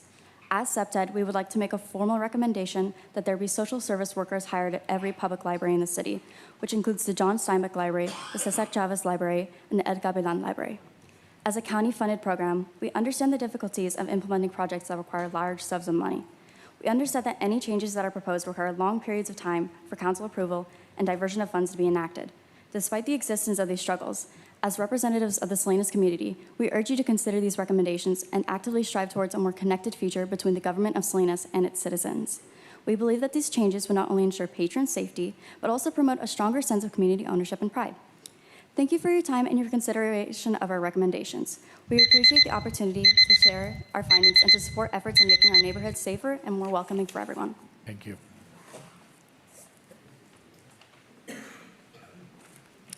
Good afternoon, members of the council. My name is Alondra Gomez, and I am a junior at Everett Alvarez High School. I also come with CPTED, Crime Prevention Through Environmental Design, which is organized by the Public Health Department. Over the past few months, I also had the opportunity to work with CPTED on conducting community assessments in several neighborhoods. We focus on how the design of public spaces can help reduce crime and improve safety. One area of concern that stood out to me specifically during our assessment was the Creek Bridge trails. This space currently lacks surveillance and is a hotspot for illegal activities. I have personally seen the use of drugs in the outskirts of the trails while walking to school. Also, my apartment window was once shot at with BB gun bullets from someone walking through the trails at night. Our recommendation is to implement CPTED strategies to improve this area, such as installing some light posts or possibly clearing out some of the trash or dead plants to create more open space. I also would like to thank you guys because I have noticed that some of the trees were cleared out, which allows for more natural lighting to come in, but that is still not enough for this issue. These changes would not only deter crime, but also promote a stronger sense of community ownership and pride amongst Salinas residents. Thank you for your time and for considering our recommendations. We appreciate the opportunity to share our findings and to support efforts in making our communities safer and more welcoming for everyone. Thank you. Thank you. Sorry, I'm pretty short here. Hello, council members. I am Manuel Oscar Ramos, and I'm a junior at Salinas High School. I'm also coming with Crime Prevention Through Environmental Design, which is led by the Public Health Department. Over the last 6 months, I've been starting small with the community, starting at my own high school and trying to make things look nicer, to make things more safe. But after we finished with that, we looked outwards, and I looked even further. I went past the community, and I went to North Main Street and East Lake Street. Right there is a corner and acts as an entrance to Chinatown. My recommendation there is to implement strategies that CPTED uses to make it look more vibrant. It looks dull, and of course there's homeless people there, but I believe through artwork we could find a way to make people proud of where they come from. Now, we already have many paintings and murals of the Hispanic community, but this is Chinatown. You know, there is a history there, and I want people to know where they came from and where they are. So thank you for listening, and I hope you implement some strategies. Thank you. Thank you. Okay, me again, thanks. Council members, mayor, city attorney, city manager, thanks for this opportunity. I'm going to talk about some leftover thoughts from the last meeting, some regional rent stabilization experience. I'm going to be so presumptuous to put something out there about efficient government, and then I'll finally have maybe a call to action for you. Much was discussed on April 22nd, 25. The public was very efficient in its presentation. I was very impressed, like I am this evening, by the young people addressing us. One high school student reminding that you can only reach your highest purpose in life with safety and security of a good home environment. Repeals of these ordinances place the future fortunes and contributions of so many at risk. A late-night Zoom caller, associate of mine, Dr. Pedro Moreno, who has practiced in East LSL at the health center there for 30 years, his entire career, told us that these stories that we heard that evening were true. Concerning regional rent stabilization experience, in Ventura County, Oxnard, Ojai, and Ventura have rent stabilization programs. Each has had a rent stabilization ordinance since 2022. Rental relief is a real and current solution to be considered in low-wage ag communities. Locally here, I remember our rental registry vote in 2023 was unanimous, including the previous mayor and including Mr. McShane, my representative. In the 5 years before the Oxnard ordinances, rents for 2-bed, 1-bath in Oxnard went up 64%, and in the year before that ordinance, the rent went up almost 11%. Is that price gouging, or is it just securing return on investment, or is it both? Efficient government, here's where I become presumptuous. One Rush young lady ended her minute comment by requesting that you do better. I have asked twice before for modern leadership. Okay, you guys get modern leadership. All right, thanks for the opportunity again. Thank you. Otra vez, buenas tardes, concejal y alcalde. Soy María Chávez, vivo en el Distrito 4. Estoy en la escuelita Involucramiento Cívico. Pido que apoyen la ordenanza de estabilización de renta y protección de inquilinos, ya que estamos sufriendo mucho con los incrementos de renta y acoso de algunos propietarios. Tiene que ayudar a la comunidad, ya que muchos se están cambiando de ciudad o estado por las rentas tan caras en Salinas y los ingresos no nos alcanzan. En los trabajos están dando menos horas, días, y aunque tienen 2 trabajos, no alcanza. Donde yo vivo hay muchos apartamentos vacíos y familias que lo necesitan, pero aunque sean de bajos ingresos, no los pueden pagar. Y menos pagar la membresía está cara. Unos propietarios están haciendo sus propiedades corporación, donde no aparece quién es el dueño. Y es más difícil para la comunidad, ya que no saben con quién dar una queja donde el administrador está haciendo mal su trabajo o está pasando muchas cosas. Muchas gracias. Again, good afternoon, City Council, Mayor. My name is Maria Chavez, and I'm from District 4. I'm also involved with the Escuelita de Involucramiento Cívico, Civic Involvement School, and I'm here to support what the ordinance, this rent stabilization ordinance, and the protection for the tenants. We are suffering a lot with the increase of rent. We are suffering harassment from our landlords. We ask you to please help the community. Rents are very high. Salinas is really high. We don't have enough money. Each time, instead of getting more work, we're getting less hours. Even if we have 2 jobs, it's not enough. Where I live, there are many apartments that are empty. And even though they're low income and a lot of families are in need, they can't afford them. The membership, it's too expensive.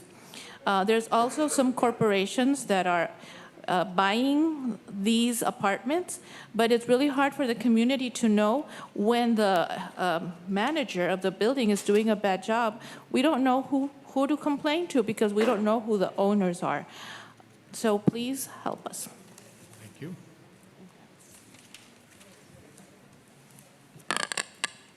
Buenas tardes, concejales y alcalde.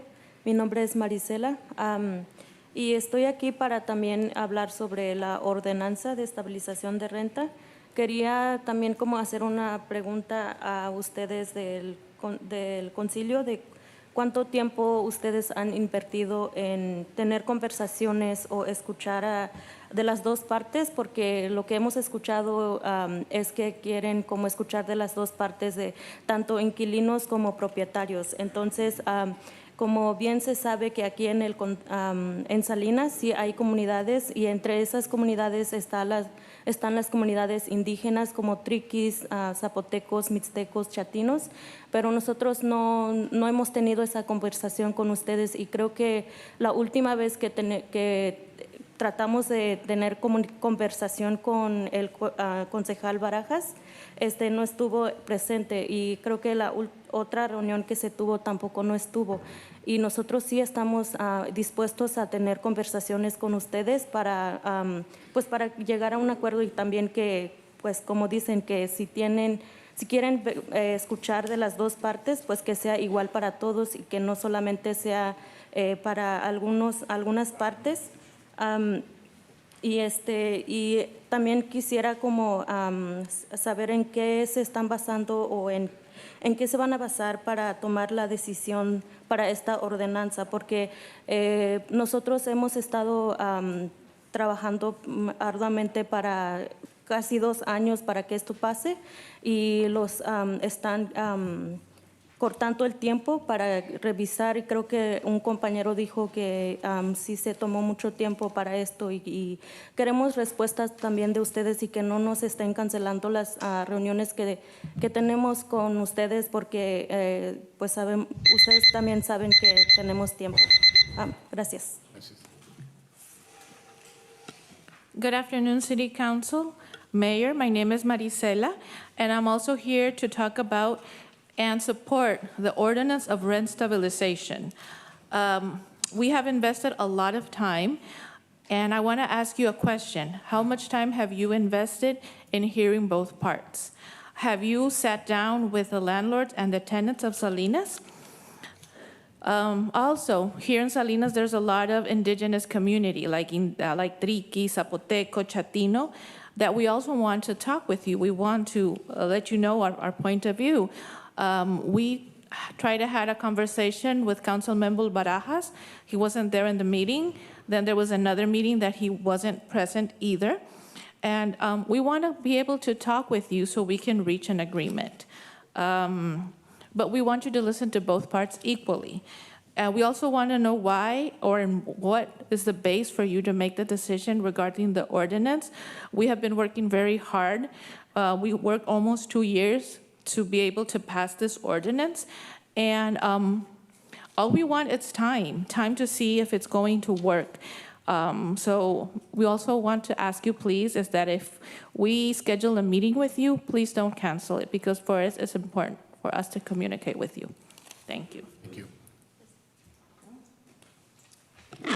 Good evening, City Council. Luis Chaco Juarez for Building Healthy Communities. And with regards to rent stabilization, the topic of rent stabilization, at the last meeting, we heard what we understood was rental assistance was proposed, or the idea of a rental assistance, and immediately the questions came up, like, where would that rental assistance come from? What would that look like? Who would directly benefit from that type of rental assistance? And if it's just a one-shot deal, or would that tenant, would that renter, be able to count on the city in case that renter and tenant would come across that same challenge that they're experiencing, that many of our community has and continues to experience.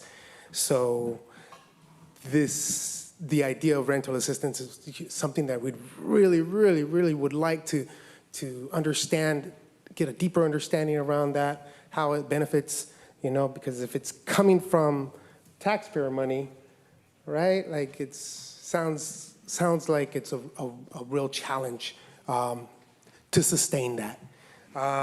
And just want to say we're looking forward to our community meeting tomorrow with Councilmember Barajas. Thank you. Thank you.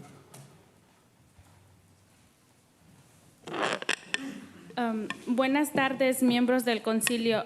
Me dirijo a ustedes con todo respeto. Como parte de la comunidad indígena, me gustaría recibir más información del por qué quieren revocar la ordenanza. El proceso para que la ordenanza de estabilización de renta se aprobara, se hicieron muchas investigaciones de datos reales y ahora se está ignorando toda esa información donde se mostró esa gran necesidad de que enfrentaban los residentes en Salinas. Entonces, ustedes como concilio, ¿cuál ha sido el trabajo o propuesta que tienen para mejorar esas condiciones de vivienda de hoy en día? ¿Y han considerado que a comunidades vulnerables les afectará más? Se habla de economía inclusiva, pero ahora vemos que el liderazgo de la comunidad se está ignorando.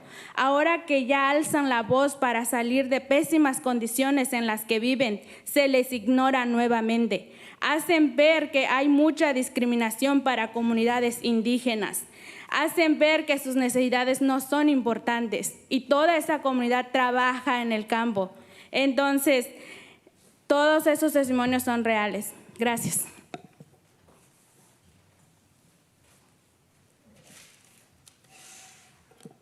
Good afternoon, City Council. With all due respect, I am here asking you to please do not repeal the ordinance of rent stabilization.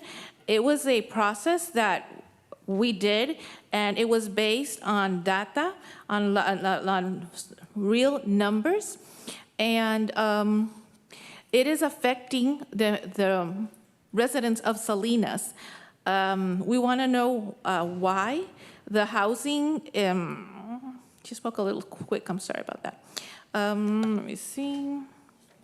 Yes, so we want to know why you're repealing the ordinance, and also have you considered that this is going to affect the economy, that is the people that are more vulnerable? We're talking about inclusive economy, and where does that go? And we're also asking you as leaders to please do not ignore the voices. We are raising our voices. We are asking to please improve our situation. There's a lot of discrimination against the indigenous. We are workers that work in the field, and everything that I've said to you is a true testimony. Thank you.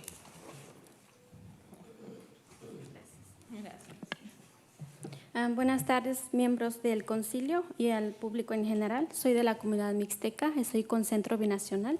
De igual manera, estoy haciendo la petición para que se tome más tiempo en la revisión de las ordenanzas para la estabilización de renta, ya que se llevó mucho tiempo y también tiempo de la ciudad, los que hicieron la investigación respectiva para que se pudiera aprobar. Entonces, de igual manera, estamos pidiendo más tiempo de que se miren como los resultados de estas ordenanzas. Las personas de la comunidad apenas están llegando con sus cartas, con una sonrisa, porque la lucha se logró. Entonces, unos cuantos meses y ya se les va a quitar. Entonces, no es justo. Ellos estuvieron aún saliendo de sus trabajos, cansados, sin comer, venían porque es una prioridad para ellos. No se trata solamente de decir, oh, pues es parte de, se paga la renta. Claro que se tiene que pagar la renta. Ellos no están pidiendo viviendas gratis. Se trata de que ellos están trabajando solo para pagar la renta. Ellos usan casi todo su cheque, como 3, incluso algunos usan 3, 4 cheques para cubrir la renta. Entonces, prácticamente ellos, la gran cantidad de su ingreso se va a la renta. Por eso pedimos más tiempo para que puedan tomar una buena decisión y no afectar tan gravemente a la comunidad. Gracias.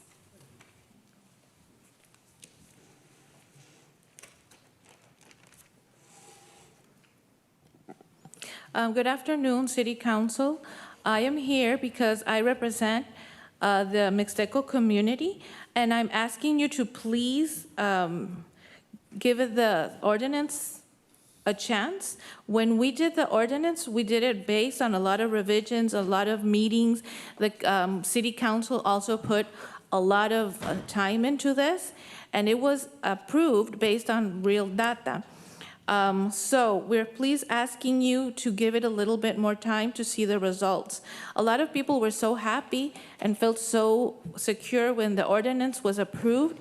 They were happy seeing that, but now that this is taken from them, they're very worried, and it's not fair. A lot of people would leave their jobs and come directly to city council to give their comment, because not even giving them time to eat or anything, because for them it's a priority. For them, it is very important.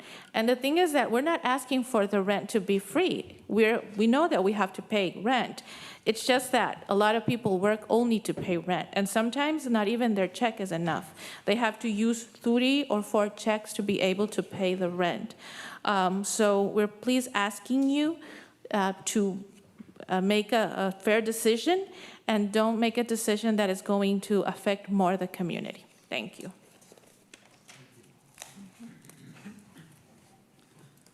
Buenas tardes, señores dirigentes de la ciudad de Salinas. Mi nombre es José. Yo quería comentarles acerca de esta carta que recibí, ¿verdad? Que me parece demasiado bien, de barrer la barrendera a las calles. Yo vivo para la Ryder y Garner, que hay demasiados vehículos parqueados en la calle. En el día que recoge la basura, los botes de la basura, no hay ni dónde poner los botes de la basura.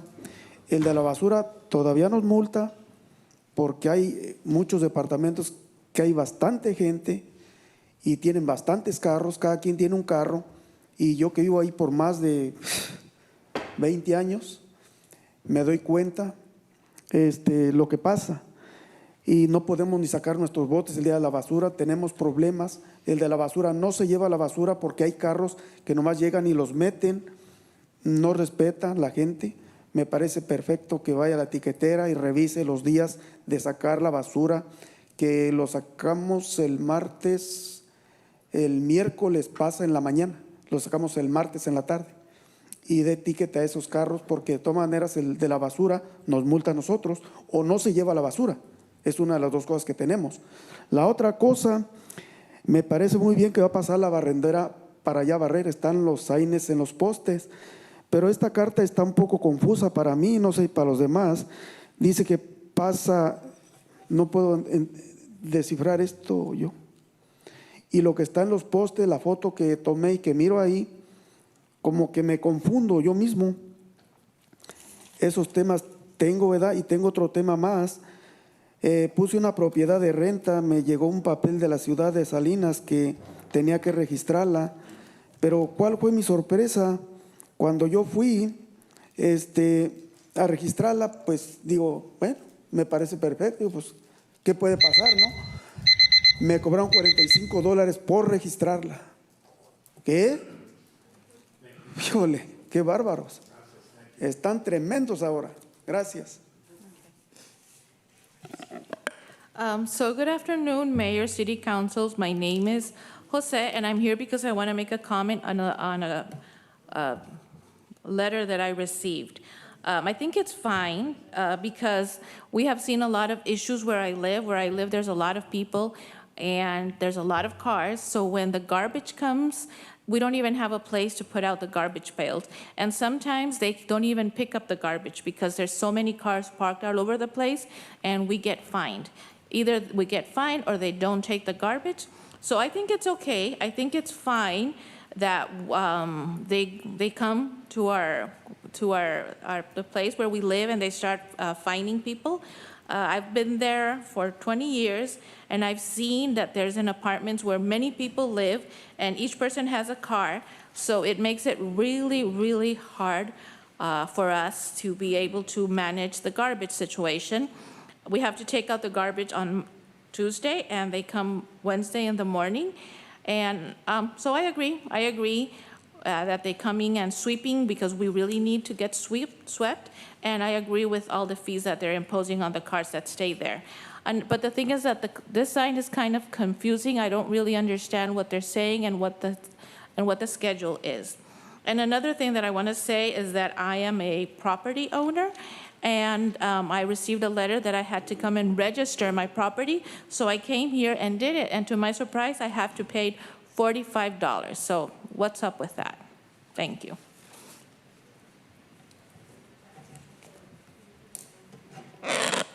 Good evening. My name is Clarissa Reyes Becerra, and I'm here as a Programs Director with Centro Binacional para el Desarrollo Indígena Oaxaqueño, and also as a Commissioner for First Five Monterey County. Yesterday at the First Five Commissioner Advance meeting, I was at Marina Library, and there they have an MLK Memorial. And on there, I saw this quote that made me think of the housing crisis that we're in and this housing ordinance that's up for your consideration. The trouble isn't so much that we don't know enough, but it's as if we aren't good enough. The trouble isn't so much that our scientific genius lags behind, but our moral genius lags behind. So we find ourselves caught up in a messed up world. After reading this, I thought, no matter how much we know as a city through data, community listening sessions, and other points of information that have been presented over the past 2 years, as one of my compañeras mentioned, ultimately, we are still faced with a moral and justice problem: affordable and safe housing. These ordinances do more than rent stabilization. They protect families from unjust evictions and harassment, moral and just protections that we should be proud of as a city, not repealing them. We're asking that you give these ordinances more time for discussion and implementation. Our means of living with renters and landlords has come to a crisis point where we are forgetting our morals and the fundamental human right to housing, to a place to live. Let us work together to find a solution, and that will take time. Listen to your residents and give these ordinances the time they need to work as they were meant to. Do not make decisions without due process and without due consideration to those most impacted. Thank you.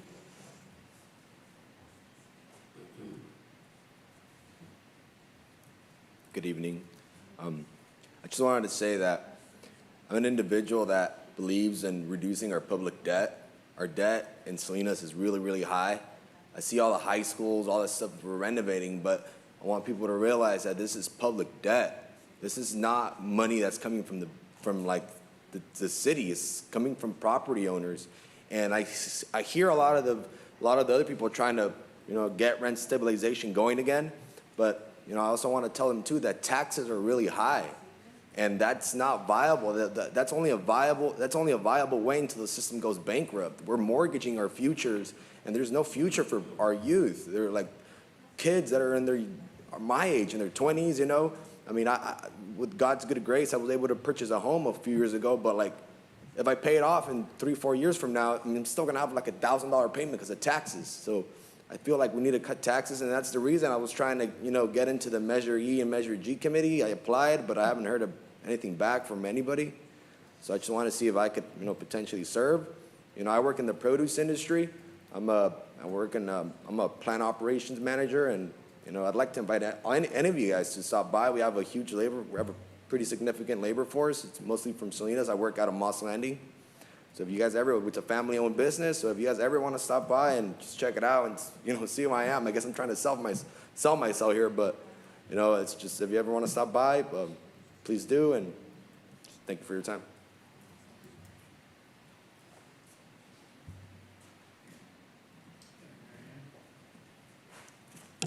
Marianne Warden. Good afternoon, or should I say evening, because it's after 6 o'clock.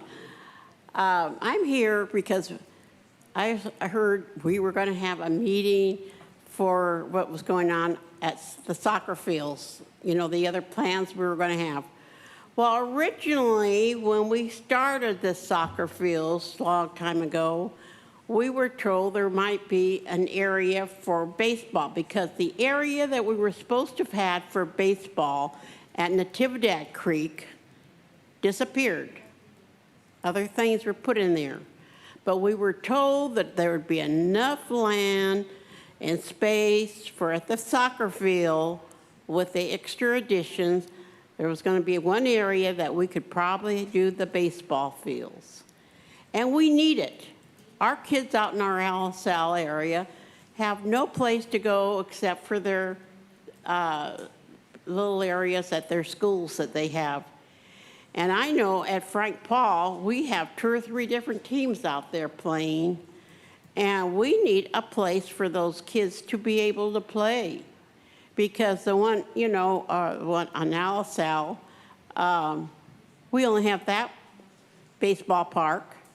And then the one by the Rodale grounds. The other places the kids have to do at the schools. Well, we need another area for the kids. The big ones up, at the Rodale grounds, the other are for the girls and stuff. Those girls, there's baseball for the girls all the time. Gloucester Park, we have that one little area. And then the other area is for the older men to play baseball. But we still need another area there on Constitution. So I would like for you to think about that. Thank you.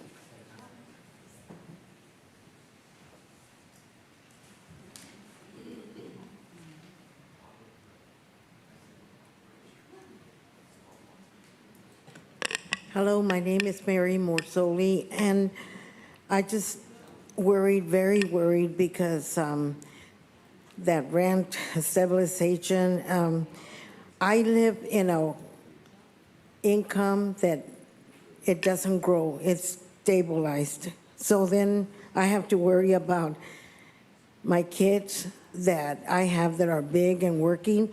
They come to me and say, hey, I need a little bit of money for my rent. And I do help them because I brought them to the world, and I have to help them. I'm not going to let them think that they're not going to pay the rent. They're going to pay the rent. And I go, give it all you can and adjust your income. Try to do this, try to do that, and don't give up. And I give them money, whatever I can. And I'm trying real hard, and they're trying real hard. My daughter, she pays, she goes work, and she goes, Mom, what happened? Well, I couldn't make it because my rent went up. Why did it go up?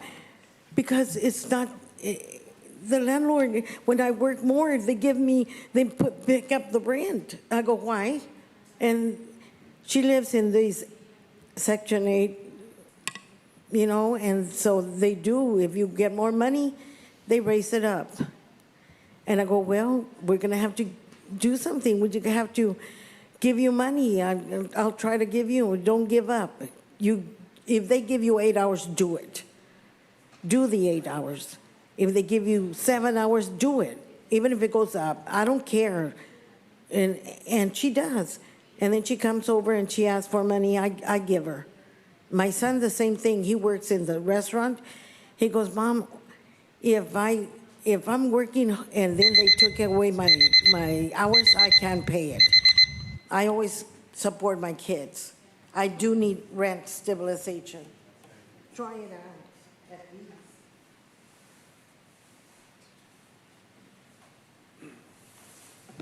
Good evening, council members. My name is Jason Pineda. I live in District 3, and I'm here today just to make a brief comment about the rent stabilization. There was last week, or the last meeting, a vote to look into overturning the rent stabilization, and I just want to ask if it hasn't already been done for the council members to set up meetings for their constituents that support the rent stabilization in order to meet with them and discuss the reasoning why they think it'll help to overturn these ordinances that had community support, and to announce when those can be, so we can understand how, because we're all in support of increasing or finding housing for the community and having housing for the community, how this helps to overturn these ordinances. It seems like there's a lot of support for them, but we've only heard, it seems like, brief kind of what do you call it, standard, cliche, I don't want to be negative, explanations about why you want to get rid of them. So thank you very much. I'm just here to make that request. Thank you.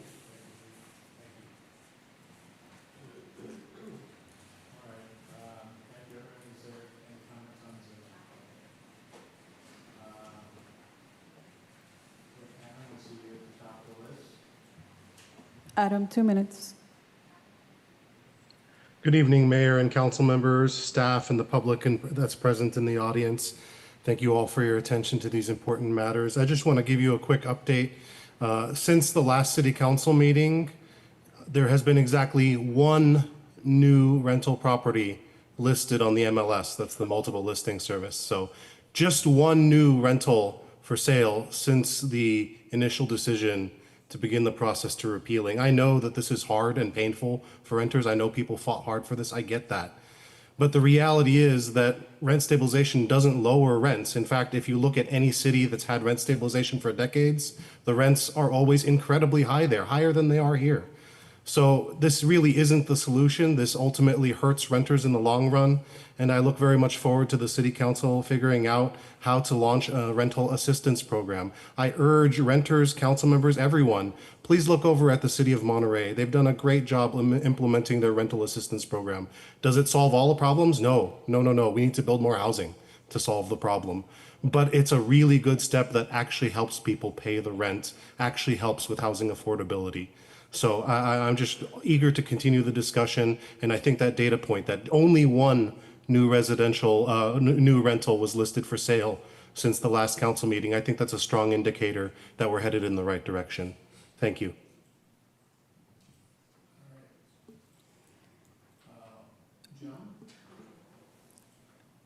Joan, 2 minutes.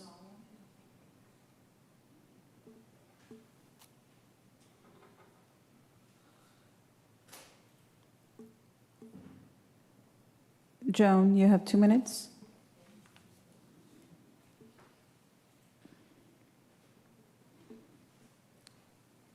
We'll go ahead and come back to Joan. CCAC staff, 2 minutes.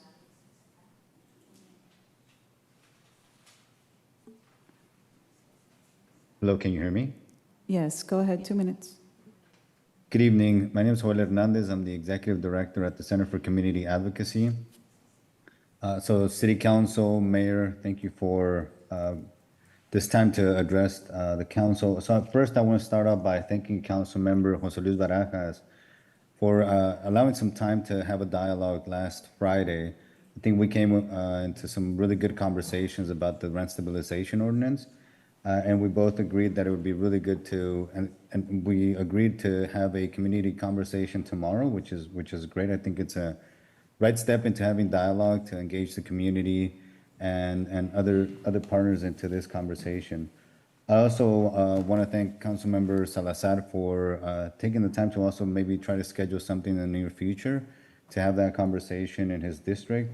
And also the mayor for, we had a really good conversation a couple of weeks ago, Mayor. I think we can continue those conversations about the rent stabilization and where we go from now. I think, you know, there needs to be some dialogue. Maybe it wasn't a perfect ordinance, but how do we discuss that amongst the community with property managers and other leaders to come up with this solution that's going to work moving forward? So just wanted to take some time to thank for the space and the dialogue, and we'll continue to figure this solution out. Have a great day. Thank you. Okay. Joan, are you there now?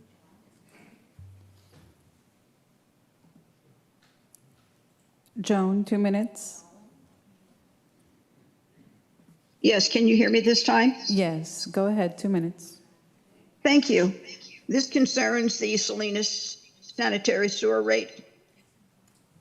I put an information letter in to you folks saying that it would be more fair if you made a tier system, like 1 bedroom wouldn't have to pay the entire $32.70. It would be below that. Maybe when you get to a 4-bedroom house, because of so many people living there, it would go up to $32.70. And if you have like a 7-bedroom house, which would also include the bedrooms for the additional units that you build, used to be known as granny units, then that would be tier 7. That would be more equitable. So again, a one-bedroom house would pay less than $32.70 every other month because it is a 2-month billing cycle. And then I got information that, the city is going to do some funding relief. I called Monterey One Water. For the city of Salinas sewer system, there is no monetary relief. For Monterey One Water portion of the bill, yes, there is. And if the city is going to do this triple amount of money from $10.90 to $32.70, then you should only do that once you have in place a monetary relief area program for everyone who needs that. That seems only fair. The city can get the information of how many bedrooms are in each house and actually do a tier. And for future things, to make things more equitable to everyone, that might be advantageous to have that information. So again, before you start charging triple the amount that you wanted to do, because for the last 11 years, the city has neglected to slowly raise the rate, then at least be honorable and make sure you have a program available. Thank you, Ms. Bennett. iPhone 219, 2 minutes.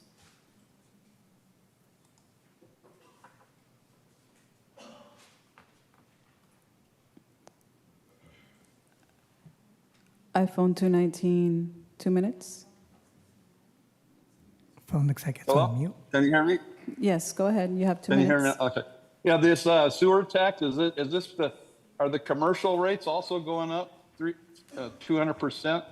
And also, like with the 10% utility tax, there's a lot of there's caps on those. So people that use the most, end up paying the least percentage.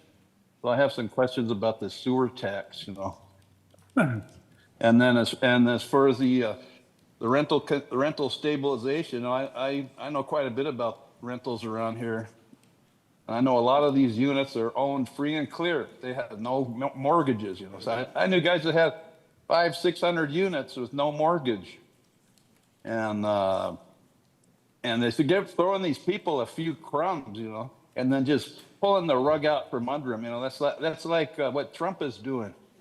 Goes in and destroys it. What have you done lately? Oh, we destroyed everything. Oh, great. Well, what have you created? You created a lot of chaos. That's what's going on. Thank you.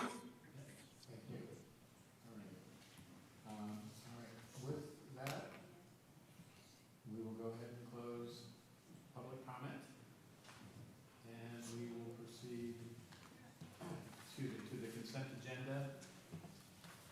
Matters listed under the consent agenda may be enacted by one motion unless a member of the council requests a separate item for a vote or discussion. Members of the public may comment on the consent item collectively during their public comment. So with that, council members, would any of you like a separate vote or discussion on any items? All right. Yeah, I'm going to do traffic calming, 145. I'm sorry, say that again, please. Traffic calming, number 145. Okay, thank you. Okay, anyone else to my right? 131, Councilmember Barrera. Okay, you're good? All right, to my left. Anything on the consent? No, I just want to thank staff for meeting with me to go over the consent agenda items. I have no additional questions at this time. Okay, thank you. Okay, anything need to be pulled or discussed, Gloria? None. Okay, great. Thank you. All right. I get confused easily. All right. All right. If there's any public comment on the consent agenda, feel free to do so. Few times this evening, you have a very good agenda. So on 145, the traffic calming. So I did some research on traffic calming. The policy was instituted in 2008, 2009. At that time, it was a shared responsibility with whoever advocated in a particular community. I'm opposed to the entire policy.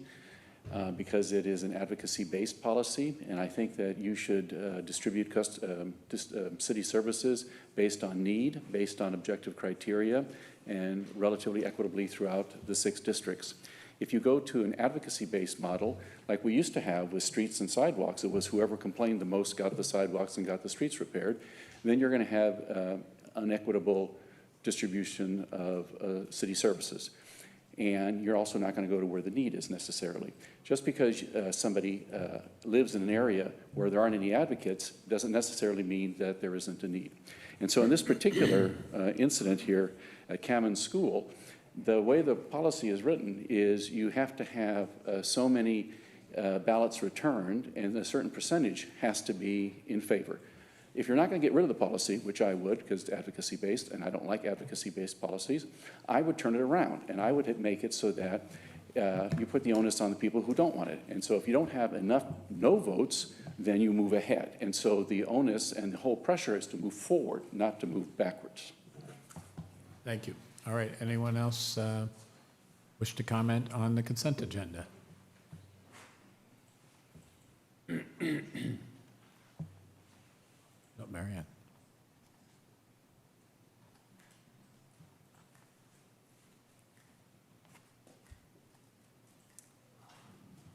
Well, Marianne Warden again. If we're going to do any of those bumps things on the roads, make sure to slow down the traffic. You fix the road first and fix all the potholes and do it the correct way instead of just putting those bumps on there and leaving all the rest of it like it was out in the middle of nowhere. Because those roads that you've done are horrible, horrible. And it's a shame that our city has been putting those bumps in the roads and not fixing our roads first. That's where our money should be going first. Fix the roads, fix the potholes. Then go ahead and put those if you want to slow it down. Don't do it backwards, because it's not helping the neighborhood, and it looks horrible. It makes the neighborhood look horrible, and the neighbors complain about it. And I hear about, still think I'm on the traffic. I'm not on the traffic committee, but I still hear about it. Yeah. So let's do it the correct way and not the lousy way. I hate to say it that way, but that's the truth. Thanks, Marianne. All right, anyone else from the public? She's a hard act to follow. She is. No one dares. All right. Okay, I do not see any hands from on the Zoom side, so we will come back with Andrew. Why don't we, since it seems to be a nice segue, why don't we talk about 145? Sure. Well, Marianne, I think you'd be beneficial to go back to the Traffic and Transportation Committee. I know Eric Peterson is back on there.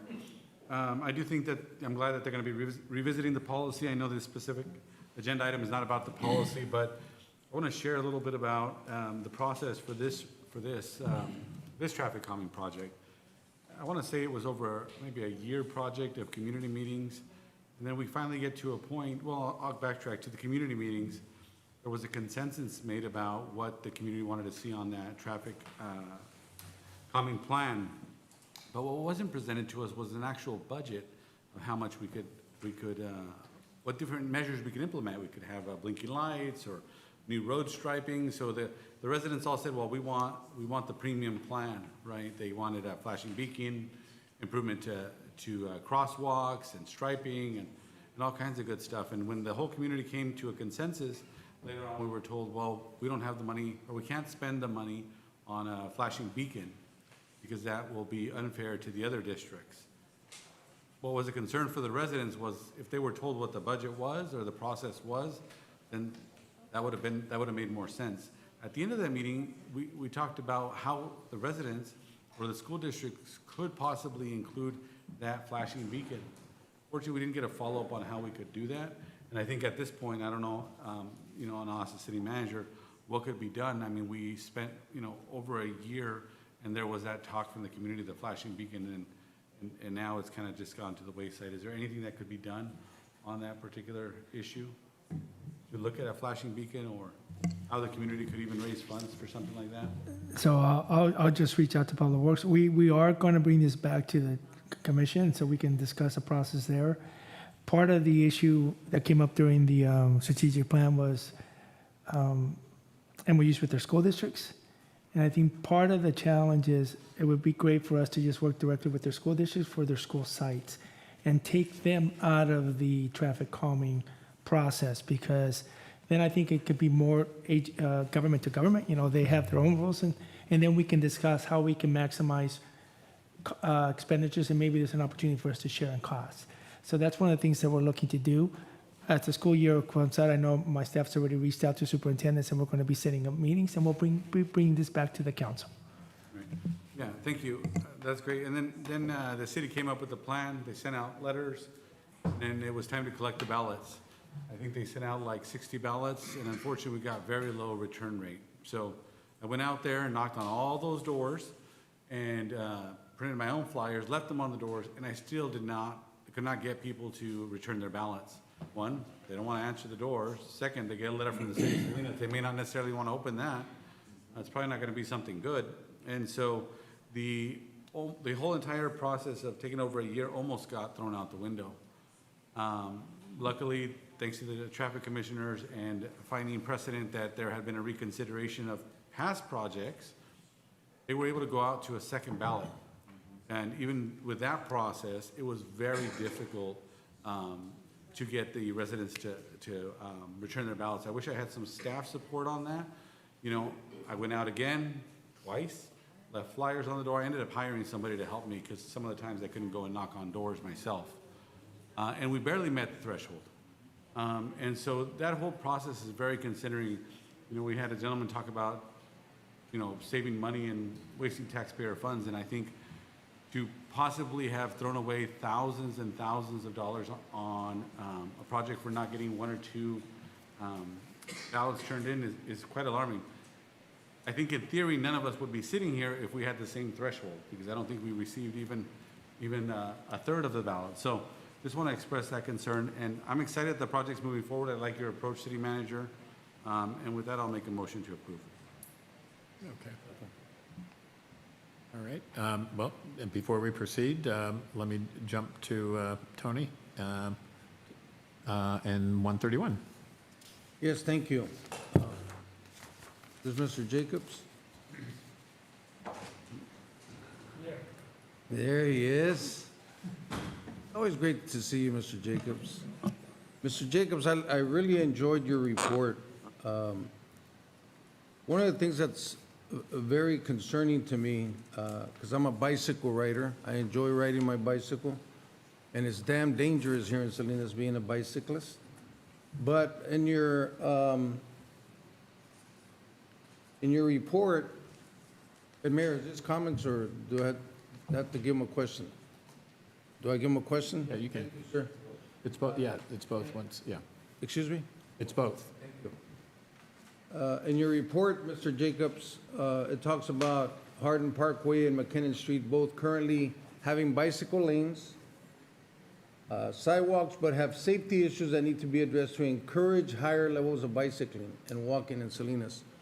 I think, and as I'm talking to our city manager and he's putting his team together, I think we have to figure out a way how to make our bicycle lanes safe. There's a lot of debris, there's glass, there's, I think in some of the bicycle lanes, and I'm looking, I know this is going to be brand new, but once we finish these projects, it seems like we forget to maintain them.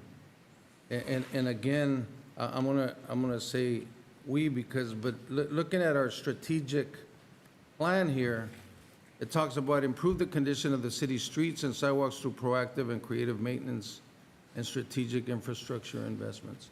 So I think I was in somewhere and I saw this small street sweeper. And I sent a picture to the city manager. I said, I got happy and excited. It says, hey, Christmas time coming up here. We don't have a good way of cleaning our bicycle lanes. Any idea what we're going to do? when We're actually researching smaller street sweepers to sweep some of the areas in the city, like the Market Street area that has the curb and then the bike lane. We are looking at how much those sweepers are and how we can afford to buy one so that we can get in there and sweep these areas. Any idea how much, I'm sure we can afford it if we prioritize. Yeah, there's a whole conversation about street sweeping going on in the background. There it Not is. willing to share it in public at this point in time, Okay, but we are it's a working secret. on different aspects of it. No, it's, as our Public Works Director mentioned, we are evaluating street sweeping with the pilot program that another gentleman talked about. You know, because the street sweeping is a key component of our stormwater Yes. program. So that's what he's alluding to. So it's not secret. So we're looking at how to best do that. And as part of that conversation, is also looking at our equipment. Great. Because right now what happens is Republic, they're street sweeping for us. So we're looking at how do we do that better? It's a combination, us, or them, or whatever. All those, that's all part of the conversation. Yeah. And we'll be bringing back that to you probably after your break. Yeah, and Mr. City Manager, with my last thought, it doesn't matter who we contract out, remember it has our name. We're responsible for the outcome of that work. So, Mr. Jacobs, I support you and thank you for your report. Thank you, Tony. And Tony, I thought I heard Yes. you second the motion.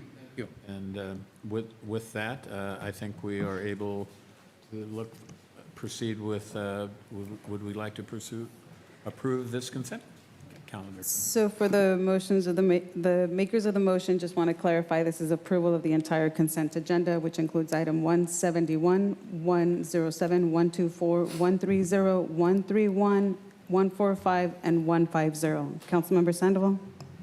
It is that now, yes. It wasn't my intention originally, but yes. Thank amended you. to include Councilmember that. Barrera, you're still the second? I like that. Thank you. So I'll go ahead and call for the vote on the entire consent agenda. Councilmember Barajas? Yes. Councilmember Barrera? Yes. Councilmember Diariga? Yes. Councilmember De La Rosa? Yes. Councilmember Salazar? Yes. Councilmember Sandoval? Yes. And Mayor Donahue? Yep, let's do it. All right. Motion passes. All right, very good. All right, we are now going to switch to public hearings, and we are going to consider a conditional use permit to requested establishment and operation of a proposed off-sale alcohol-related use at an existing food and beverage site on East Allison, and we are looking for Thomas Wiles, and, well, there he is.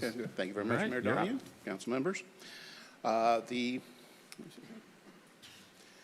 The application is for is by RJ Liquor Incorporated.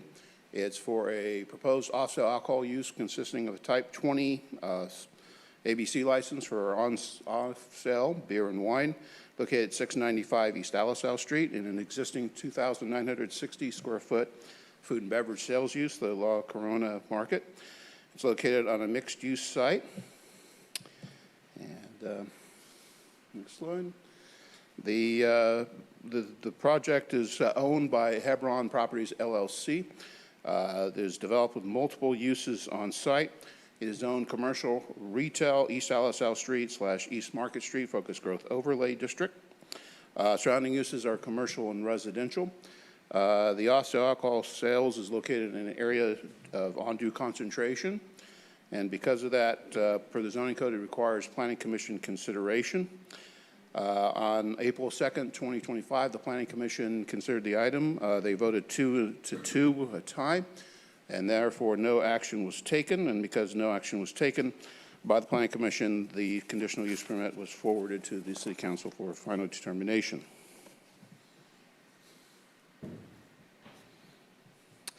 The undue concentration is due to the number of off-sale alcohol outlets in the census tract. It's Census Tract 5.01. And due to crime. There are max per the California Alcohol Department, Alcohol Beverage Control, ABC, 4 off-sale alcohol outlets are allowed in the census tract. There are currently 5 active. These 5 actually, this is the project site here on East Alisal Street. All the 5 are located to the north along East Market Street.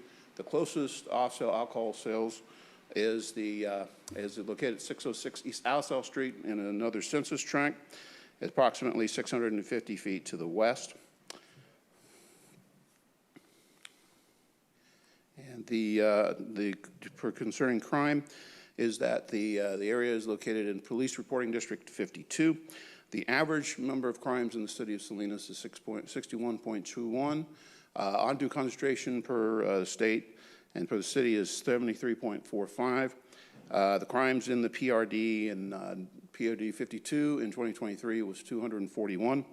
The police department does not object to the proposed conditional use permit as per memorandum, as long as the conditions of approval of the recommendations, which include the digital surveillance system and ample lighting, which have been incorporated into the CUP approval document. Going back to the Planning Commission consideration, they had some issues with the proximity of the proposed use to schools and parks. Per the averages in the zoning code, in the staff report, the average for an off-sale alcohol use from a park is in the city of Salinas is 1,919 feet. This would be located 830 feet from the nearest park, and the average distance from a school for an off-sale alcohol use is 1,900 feet, and for this CUP would be 630 feet. The project is considered exempt from the California Environmental Quality Act per Section 15061B3 because the project would not have a significant or not have any significant impact on the environment. Staff recommends that the City Council approve a resolution finding the project exempt per the CEQA guidelines, affirm the findings in the City Council resolution, and approve conditional use permit 2024-058. Should the City Council choose to deny the conditional use permit, the findings of the resolution will need to be revised to reflect the denial. This is because this is a final determination of the CUP application, and there will be no appeal. Is there any questions of All staff right, at this thank time? you. All right, let's go ahead and start with Margaret. Any questions or comments on this item? I have no questions. I was actually at the planning commission meeting, and it was unfortunate there was only 4 commissioners present, so that was unfortunate, as I mentioned, but is it appropriate for me to make a motion? Let's hear from the public first, and then, yeah, and then we can go ahead. Gloria? Yeah. Margaret can make the motion and I'll second when it's appropriate. Well, there goes all the suspense in this one. I don't have any questions. I have comments to make, so I'll reserve to that. Okay, Aurelio? Sure. Sun Street Centers used to have, I think it was a community group in conjunction with local law enforcement, I think even possibly alcohol beverage control. Yeah, parts. And parts, the Preventing Alcohol-Related Trauma in Salinas. Is that group still in existence, and did they have an opinion on this? I don't, they were notified, the latest address we do have for the Sun Street Centers. And there was also another group that we did notify, and I don't know if they're here tonight, but we haven't heard anything, any correspondence from them on this. Was there a follow-up phone call made to them? Do we know if that group continues to meet? We don't know if they continue to meet. We did provide address information to the, as far as we did send them the notice, the public notice, and that's pretty much what we provided that information to them, of the application, both with the Planning Commission and with the City Council. Okay, do you feel that you were very proactive in attempting to contact them? Yeah, I think so. In fact, there were a couple of people here at the Planning Commission meeting that either one was a former member and they were informed as a part of the public notification. And so I was under the impression that Sun Street Centers, since one of the members, former members of Sun Street Centers knew about the application. Okay. And I have a comment. I don't know if you're taking questions Yeah, no, or taking comments. you can, comments fine. Yeah, earlier today in the meeting, we had the group of high school students, very inspirational to hear that we have such a young group of students here in Salinas doing a community assessment. I remember doing something very similar, probably about 20 years ago. And also it was in conjunction with Sun Street Centers and the Parts Coalition. And what we found, and it was this particular area, and what was most alarming to us was that based on the number of alcohol licenses that were active, compared to the square foot mileage, what we found, I think at that time, was that a young person just walking around the neighborhood could find I'll say a store in this case, on average, 223, I don't remember if it was 223 or 225 feet. That's how far it took a young person to find a store that sold alcohol. 225 feet later, another store. We had issues at that time regarding signage. So you may, you probably know this better than any of us. I think only 20 or 25% of a store window can be used for signage. And so not very many stores comply with that. So there's this bombardment in certain neighborhoods of alcohol sales. And so we, fast forward years later, when I learned about like the built environment and having healthy, safe, vibrant communities, building healthy communities, when we talk about things like that, this is one of those things that I don't think it's constructive to young people that live in that area to be within about almost 200 feet of a store that sells alcohol. So tonight, I think I would be comfortable voting no against this. All right. Jose? Thank you, Mayor. Thank you for the presentation. I do have a few questions. On slide number 4, there's mention of, it's a slide where we're zooming in onto the area in particular at hand. Is there a cap of the number of Type 20 ABC licenses that we're allowed to authorize within a census tract? I see that it's 5 that are active, but it would be 6 if the CUP is approved. Is there a cap? This is from the ABC that they allow a certain number. It's up to the city council or planning commission or city council for area of undue concentration to provide what's a public convenience or necessity for an alcohol sales as part of the CUP application process. The zoning code only for an area of undue concentration, either it's crime or number of outlets, has to go to the planning commission through a public hearing process. And the planning commission would make the determination if what we call PCN would be allowed and the CUP could be approved for anything that's undue concentration. Does the undue concentration only account for this specific type of ABC license for off-site? For our, what I call off-sale, yeah. Any off-sale, 2021, which is add spirits to it, and any other, they would require a consideration through the planning commission if it is undue concentration for either or crime and or number of outlets for ABC. You mentioned the proximity to the nearest school. Could you identify what school site that is? I think it's a Sherwood School. Let me see. This area. To your knowledge, are there any other Type 20 ABC licenses any closer than that in proximity to a school site? In this area, I'm not aware. Maybe not so much within this area, but citywide. Yeah, let me see, because there is a table in the staff report. Let me see. And there is one that's 450 feet per the table on page 3 of the staff report. Okay. And this is 630 feet from the nearest. Okay. And then what would happen legally if we rejected this CUP today? Well, you'd have to modify the resolution to include denial language because this is the final determination. There's no appeal. This is the city council's final determination on the CUP application. Okay. And then does this open us up to litigation? Should the person filing this permit be unsatisfied with the council's determination? I don't think so, council member, because it's at your discretion whether or not to approve the conditional use permit. I would just ask that if that's what you do, that you articulate the reasons why. that would be helpful for us as we prepare a revised resolution, should that be the direction the council chooses to go. Okay.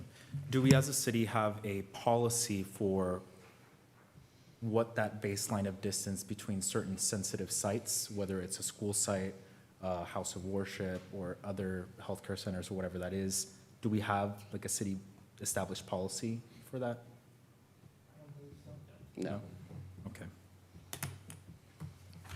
Right, that's all my questions right now. Thank you. Okay. Tony? Mr. Wiles, good to see you, sir. Nice seeing you. Every time I see you, I know it's going to be good. Mr. Wiles, in the last page of your report, is RJK Liquor Inc., is that local? It's out of Union City. Union City. Hebron Properties, the owner, the property owner, I'm sure he or she is local. Is that Yeah, I right? think they're in the, I think they are, yeah, Hebron Properties is local. They live here? I think they're on the peninsula. The owner doesn't live on Hebron? Like close by Hebron, the I don't store? think. He lives in. Take a look at the Where? address of the. In the peninsula? Oh, okay. Is Sergeant Gerardo Magaña here today with us? He was invited to the meeting, he was going to come, but then there was a conflict, so he wasn't able to. And you know what, and he told me about that. The assistant acting chief is here. Oh, we got a higher up. Chief, okay. I'll ask you some questions in a little bit, sir. Sun Street Centers was notified. Yeah, Sun Street Centers, and there was another organization. Both were mailed notices, provided, and also they were provided the PC agendas as well, and the CC agendas by email. Yeah. Mr. Wells, you and I get along, but other interested parties, what does that mean? That means anybody who we, Suba. That's, well, Suba or anybody else. I don't know if Suba was contacted, but in case anybody, after we send out the packet that may want to. Let me ask the city manager, Mr. City Manager, being that it is a Suba district, or even the city attorney, is there any reason why, or maybe they did get an email, I don't know. Was Suba made aware of it? I'm going to ask our director to address that. I think we sent out the notices that are required. To Suba? Yeah. Well, they're, It's a Suba district. I do not know specifically if Suba, I haven't seen the mailing list, so I can't specifically answer yes or no. But we have a 300-foot radius that we send notices. And if there are individuals or stakeholders that have asked to be on our interested party list to receive notifications, we add them as well. And so in this case, that would include the Sun Street Centers. And so we would have to confirm whether or not Suba was added to the list per their request to be an interested party. Thank you, Mr. President.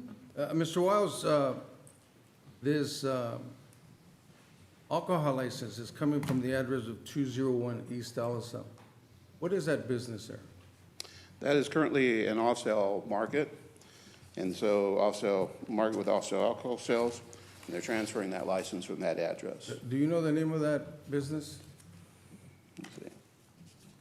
Could be Salinas Produce? Let's see. And forgive me because I'm going to, this is close to home and I'm gonna. Yeah, Fresh Market and Produce or store. Fresh Market and Produce. But I understand this license has been dormant or not in use since 2011. There was a previous license on this site. There was a previous 13-136-372 on this site. That's been since taken off. So that store has not sold alcohol since 2011. 2011, okay. How far is the Salinas Valley Chamber of Commerce from that store? Excuse me? How far is the Salinas Valley Chamber of Commerce from that store? It's more than 300 feet. 300 feet. Yeah. And kitty corner from there, there's another Produce Fresh Fruits, am I right? I think they sell freshly squeezed orange juice, nutritious. My question is, this license, where has it been, or what, why all of a sudden where you're wanting to send it to La Corona Market in the last 14 years, very successful business, no alcohol. So why, is there a new owner? Well, they're no owner, and they want to do off-sale of alcohol on Okay. site. And so they're transferring that license. The other license that was there prior to May 4th, 2011 was canceled. the Yes. one on site. Yes, it was canceled. Mr. Wiles, on the, is the owner here as well? Yeah, they have representatives here. Okay. I am going to ask the police department, our assistant chief, can you put that, city clerk, the slide, the undue concentration census tract, please?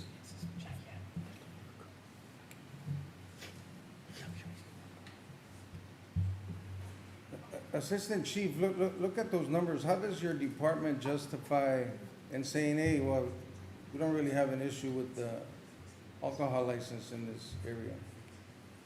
I'm looking at these numbers here. I'm sorry. I'll be out here. There you go. Oh, that's okay. All right. It could be many factors. Obviously, this is a commercial area, so you have a lot of foot traffic, a lot of vehicular traffic. So more people, you have the propensity for more crime.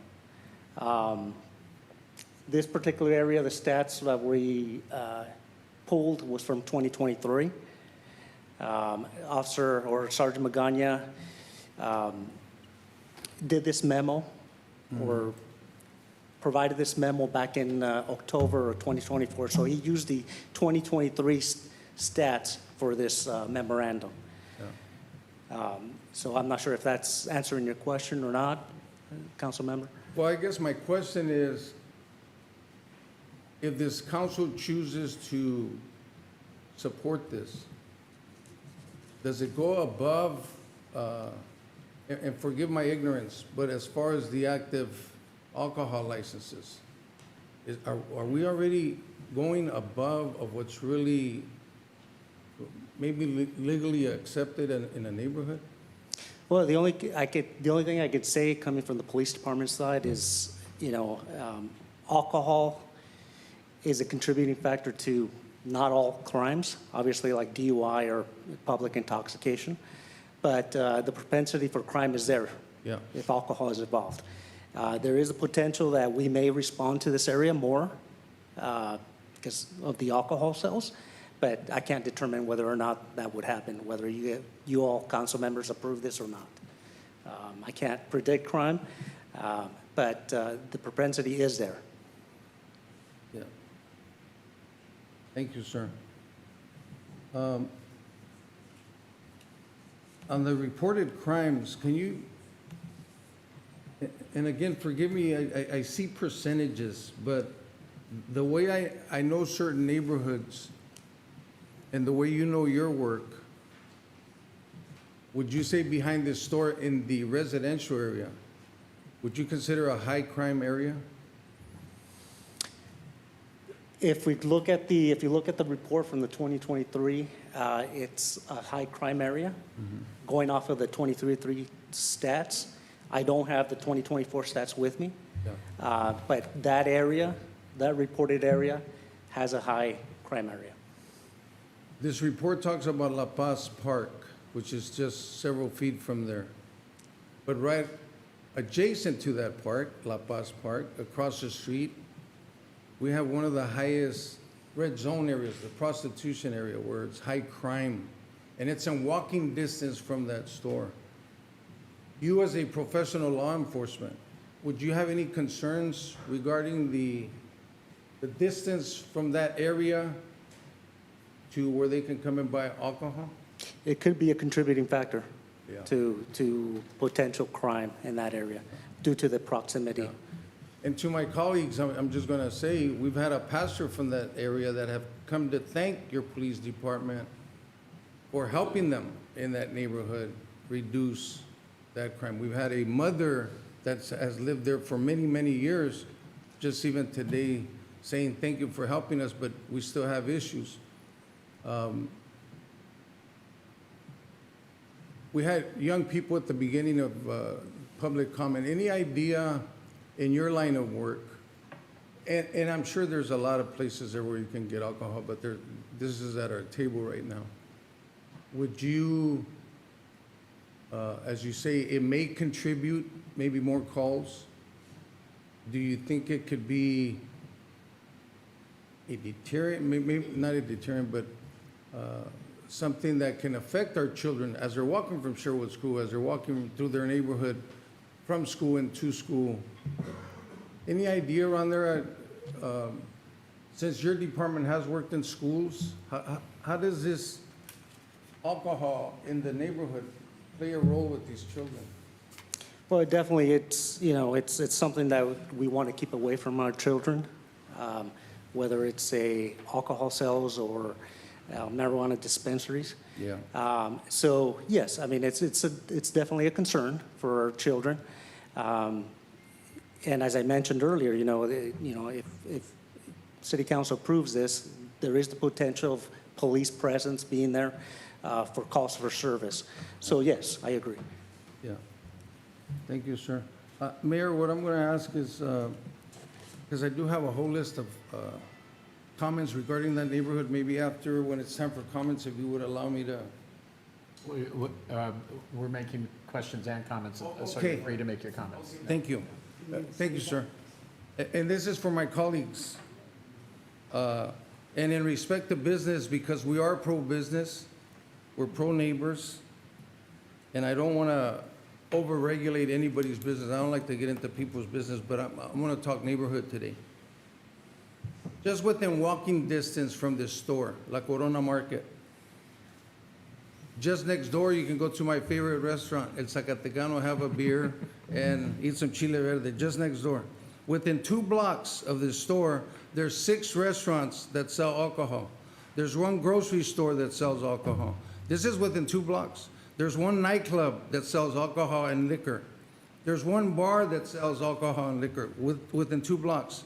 Within half a block of services, Children and Mothers WIC, women, infant, and children, go for their social services. They go for, they're offered fruits and vegetables 1 time a week there in their farmer's market. 3 blocks from this store, there's 2 big anchor stores, which is Foods Co. and what's the other one? Cardenas. Cardenas sells alcohol and liquor, and good food too. 2 blocks, prostitution, the quality of life issues. Our children are suffering, but this store is in walking distance from that area. In the same street, but just on the other side of town, half a block from our good friends at the Salinas Valley Chamber of Commerce, because we're also members of that, there's 2 fresh produce stores. I go and get my fresh orange juice. I mean, it is awesome. But there's no liquor stores around there. They're going to take the liquor stores to East Salinas de Alisal. And I'm not talking bad about the Salinas Valley Chamber. What I'm saying is sometimes we accept certain things that happen in certain neighborhoods because people don't talk or speak out, like some people say here. We've invested a lot of time and a lot of money in the Alisal Vibrancy Plan. This store, I've been to La Corona Market. As a matter of fact, I've gone and bought meat there at this same store. And I've asked, hey, have you been successful? They haven't sold alcohol in 14 years, and they're open. 3 different owners, but it's a vibrant business without alcohol. So I'm going to ask my colleagues today, think about that neighborhood. Please think about that neighborhood. Do we want more alcohol, or do we want fresh produce over there? Freshly squeezed juice? Or do we want beer and wine? So I'm going to ask my colleagues, I'm going to challenge you today. Just do the right thing. Thank you. Andrew? I was looking at the Salinas PD reporting districts. I don't know if we can pull up that report. Just want to make sure I'm clear on that. The highlighted portion is District 52, I believe.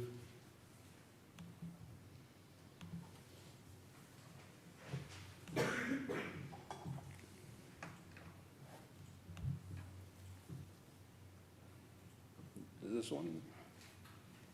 It's in the staff report, but it highlights, and I'm just trying to make sure I understand, the Salinas Police Department reporting districts shows District 52, and it says 259. Is that the reported crimes in that area? Is that what that's referring to?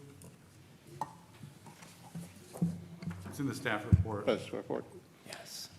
That's Yeah. correct. Yeah, the, It is. That is correct. 24, yeah. It's for 2024. Okay, sounds like that is a confirmation. Yes. So other than that one district in all of Salinas, there is only one other district with, I want to say, is that, actually, I think that might be the highest crime. Actually, I think that is the, I want to say that is the, nope, there is only one other reporting district with 3 more crimes. I just don't understand my colleagues' jump to approve more alcohol in an area that is actually the second highest crime area in our city. I don't think, well, I support Councilmember Barrera's approach that I hope my colleagues reconsider the effects of one of our highest crime areas and what the benefit to the community is to add more alcohol. That concludes my comments. Okay, thank you.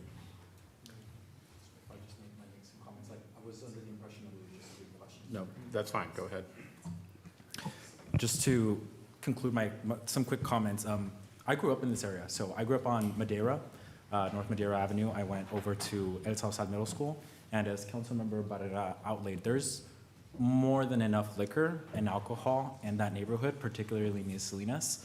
I vividly remember walking to and from El Salsad Middle School and oftentimes seeing, older gentlemen just hanging around the liquor stores, drinking liquor openly with their bottles of beer. If you walk along Alisal, most of the trash, if you kind of pay attention to what it is, liquor and alcohol-related waste. It's a lot of beer bottles that are out on the street, whether they're glass, whether they're cans. This really impacts the quality in day-to-day life. With many issues, we don't have a lot of those neighbors here to voice and speak up for their concerns. With having this, again, so close to Kern Street, right? We just had a number of mothers come to the council meeting week after week, pleading for assistance with prostitution, yet approving, another alcohol license so close to schools. I went to Salinas High. The reason why I asked, are there any other sites with, alcohol sales being so close to them is there's a liquor store right down, like the parking lot from Salinas High School, the liquor store right there. So if we want to put our youth and, our families and the public safety and community well-being top of mind, I would not feel comfortable approving this. But I would also ask if whoever made the motion would accept a friendly amendment to also adopt a policy, right? So we're not just doing this on a case-by-case basis, but let's have a policy of here on after, if a license expires within X area to a sensitive site, we can define what a sensitive site is. We just won't approve it, right? So that would be my comment, my request. Motion? Yeah, Is that a motion? Yeah, If there is no motion, I'll go ahead and make that motion. well, we do want to hear from the public. No, we want the public to have a chance to comment, and then we can do our thing. All right, is that all right, all right, anyone from the public on this item?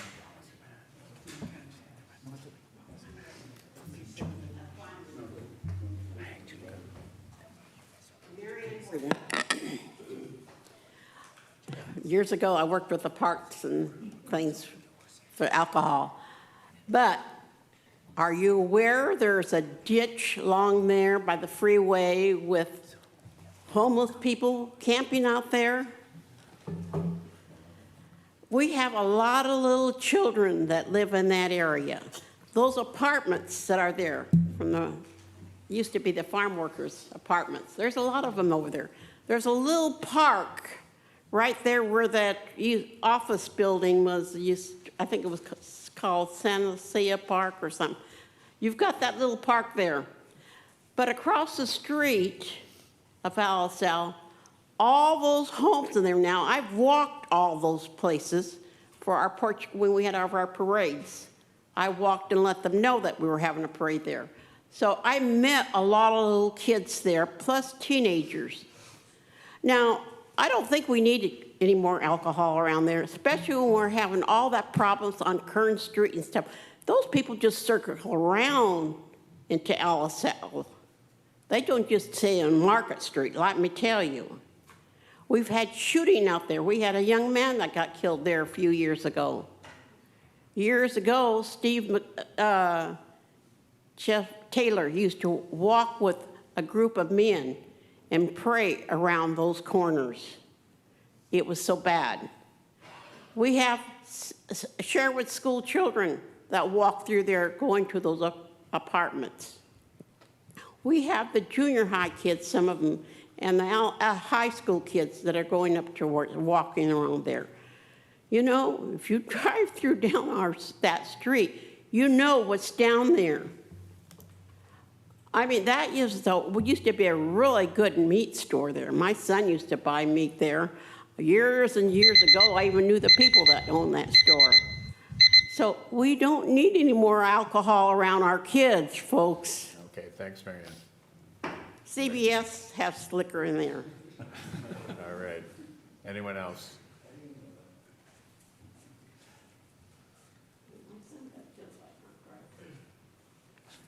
So I'm Eloise Shim, and I would encourage the council, it sounds like everybody's on board with denying the liquor license there.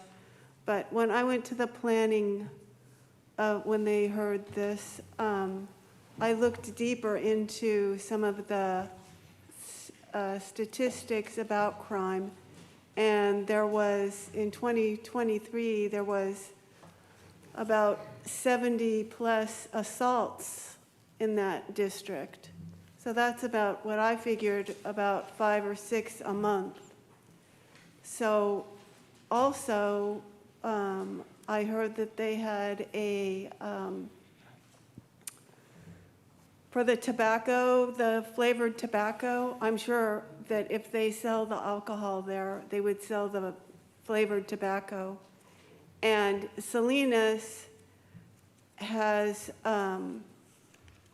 they have 13 places in Salinas where they are in violation of the tobacco selling to minors. That's more, like usually, the other cities have like 3 or 4, but in Salinas, it's 13. So I just really hope that you do not let them have the alcohol there. Okay, thank you.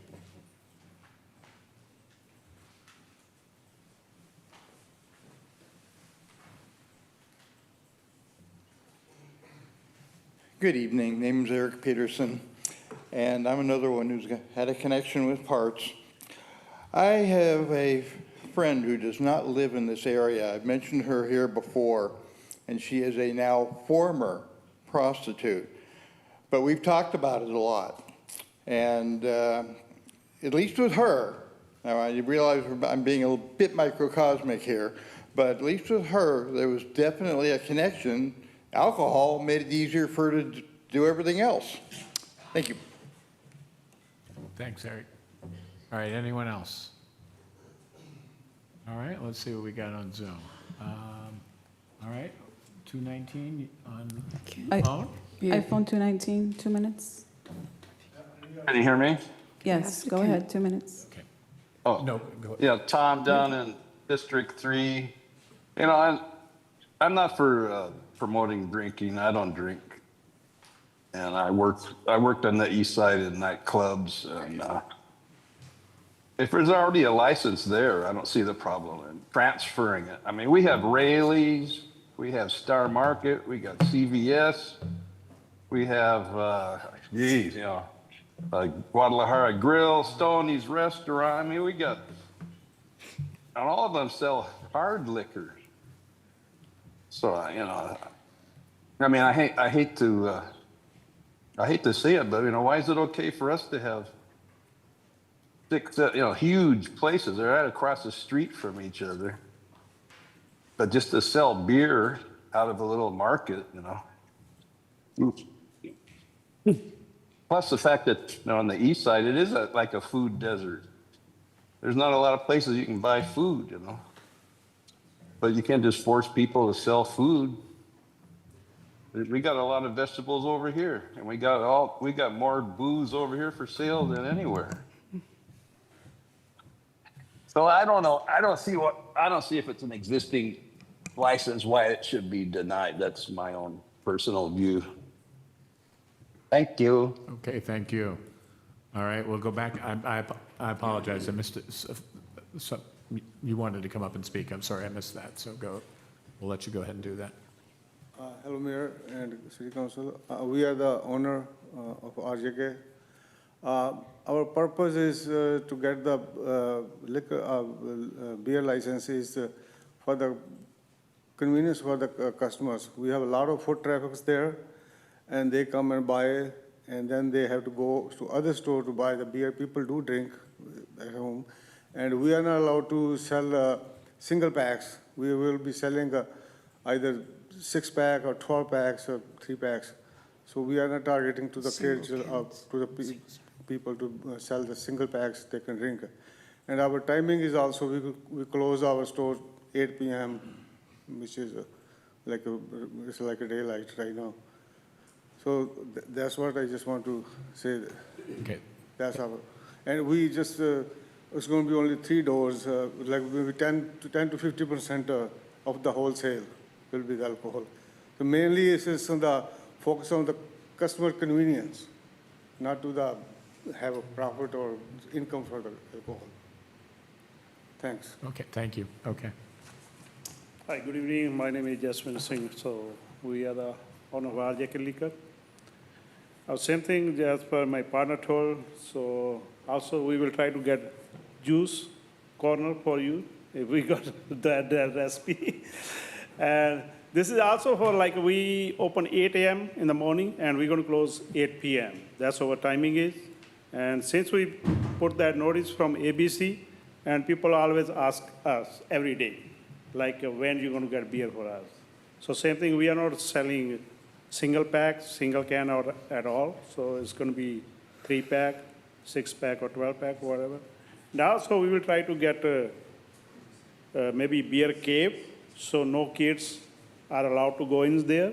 We will see how it goes. If we get approved, we will get it done after that. So right now we don't have any space for the beer. So once you approve, if we get approved, then we will try to get separate corner or something like that. So no kids allowed. We have some other locations as well, and we never have any issue. We have one in San Jose, San Martin, and so we are doing pretty good all over the places. And we strictly use those codes as per city or police required to do that. Cameras, always there, and ID check, always there. So we cannot allow our employees or ourselves, because we have kids too, 18 years, 21 years. I don't want they involved in those kind of problems. So I don't want my community people's kids get involved in this kind of situation. Also, as that she said, why we're issuing a beer license. People drive and make mistakes.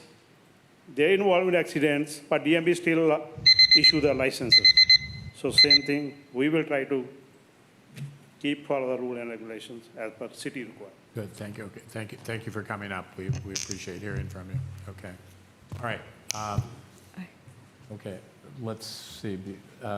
When you came to us, it was just questions or comments or Yeah. both? I was, If anyone didn't get to say their piece, let's let them do that, and then we'll be looking for a motion. So Gloria and then Margaret, if you have something additional to. okay, so we can make a comment now. Yeah. I have a question for staff, leasers. When you issue a license, alcohol license to the business, you can revoke that license at any time, right? If If they're crime not is occurring. compliant, or- right. If there's a concern or they're not following the conditions of the permit, it can be revoked. Or if it is not utilized for 6 months, then a conditional use permit is revoked. It has to stay active. Okay. Well, I'm going to make the comments. Yes, that area, liquor stores and restaurants that sell alcohol. But I would just like to just comment on this. We're allowing taco truck activities that sell alcohol, and they're selling, families are participating in these events. So to me, you have a business that's trying to do something right, and yet, there's a lot of negativity, on that. So again, people need to be responsible, also. If you're going to drink, you need to know how to drink, how many beers you can drink. But you said you were not going to sell single cans. We are not allowed. Okay. All right. And the nearest school is on Wood Street, I think, Sherwood School. Okay. All right. Thank you. Margaret? So a couple things that I learned at the prior meeting was, and why I was more in support of it was because I trust our police department, and the fact that they were okay with it, accepting the risk, was one deciding factor. Also because they are selling food. If it was not food, if it was just a plain liquor store, I think I would feel much differently about it. But I really want to respect the comments that were made from my council members about their concerns, and very valid. And Tony, you gave us a really good depiction of that neighborhood, which you're very familiar with, which I am not. And so I think I'm more in favor now of voting along with my colleagues on this. Thank you. Okay, thank you, Margaret. All right.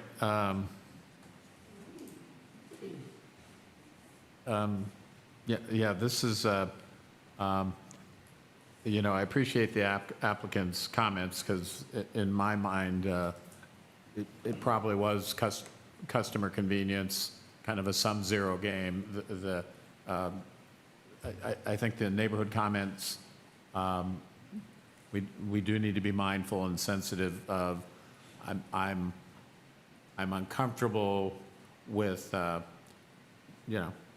police looked at it, staff looked at it, and just my sense is it's basically convenience, that if I don't get it here, then I'll get it there, so it doesn't necessarily solve the consumption issue. So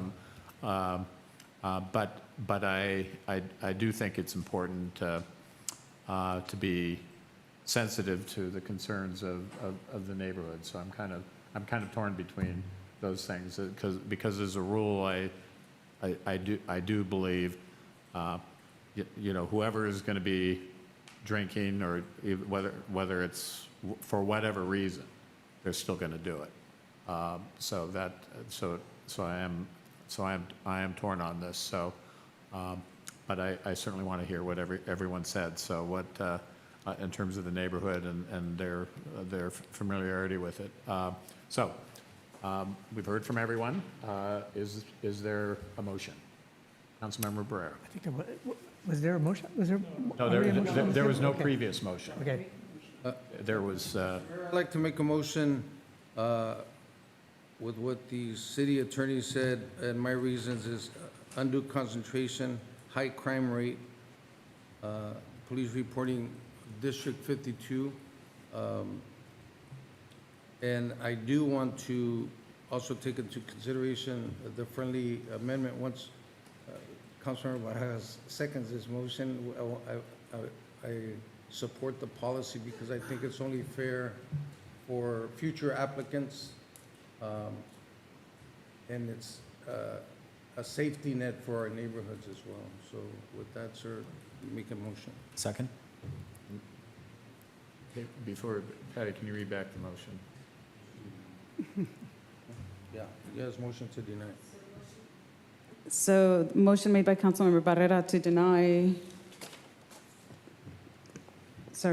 deny the findings and exempt for the CEQA guidelines findings and denying the conditional use permit 2024-058 based on undue concentration, high crime rate, and also with the addition of looking at a policy so that it better serve the community.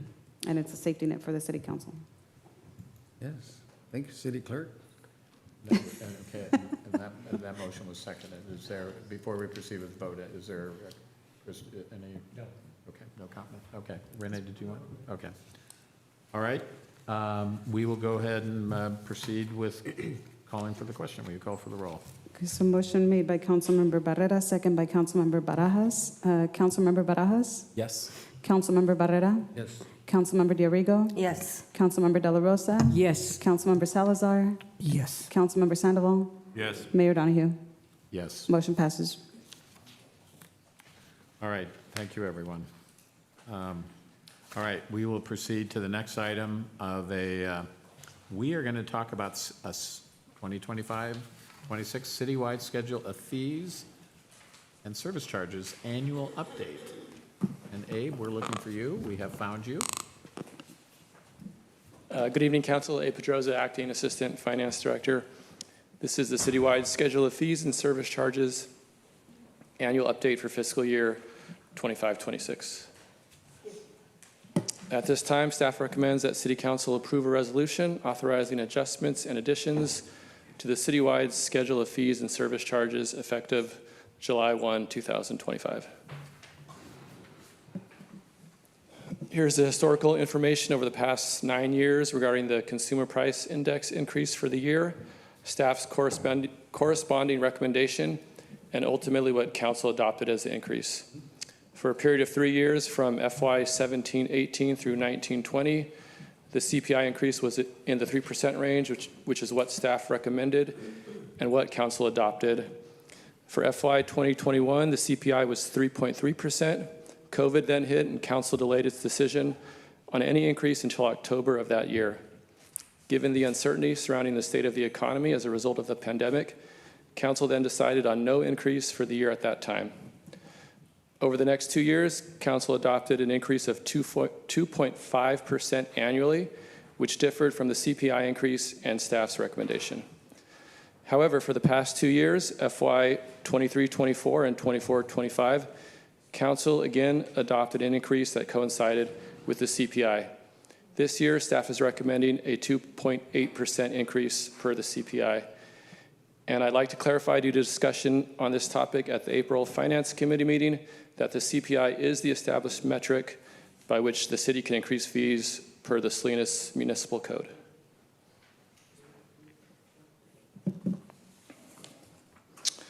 This slide briefly details the discussion regarding the topic, first noting the April 8th Finance Committee meeting, where committee members unanimously approved to recommend the 2.8% increase to the full council.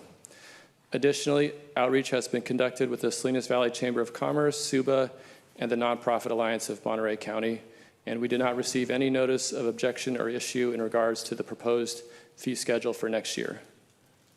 And the item was continued from April 22nd to today. Here's the summary of the proposed changes by fee group. 12 new fees are being proposed. 52 fees cannot be changed due to mandates. 74 fees remain unchanged due to the agreement with Monterey County on animal services. And 70 airport fees that have recently increased also remain unchanged per departmental process. Excluding those, 96% of the fees have been recommended to be increased by the CPI, while 4% of fees were either increased by a different metric, are unchanged, or have decreased per department discussion, as detailed on the screen now in the staff report and on the fee schedule. And that concludes my presentation. Staff is available for questions. Thanks.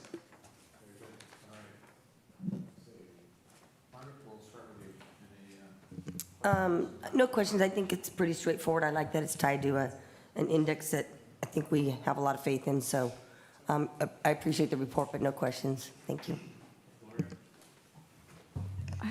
I have a question on the cannabis. So it says, well, what I read, how are we doing on that? Are we getting good revenue or what? Not really. Cannabis revenue's been decreasing. Okay. There was a period where we were experiencing like 2 million annually, but this year it's down to about 1, and next year we're estimating about 800,000 for FY 25-26 cannabis revenue. Yeah. The reason I asked, because a couple of years ago it was going up, and yeah, and I saw the decrease. Okay. Thank you. No questions. Thank you for your presentation. Question on slide 5. There's the mention of CPI being used for certain fees and fee groups. Do we do, or how frequently do we do like an actual cost recovery analysis? So not accounting for CPI, but just how much does it actually take us, not accounting for whatever we determined that was 10 years ago and then just adjusting the CPI? Because I'm assuming the real true cost is probably different than just a CPI adjustment year over year. Thank you for the question, Councilmember Barajas. So it is a best practice to look at these fees every 5 years. We have not done a fee study since 2015. So it's been some time. It's due. A fee study is due. Each year we do review them internally, and staff makes recommendations based on, and we have been recommending to council that they be increased each year. But a full fee study has not been conducted, and the plan is to do that in the near future. Yep, awesome. Glad to know we have a plan to do so. And I think that was largely my only question. Thank you.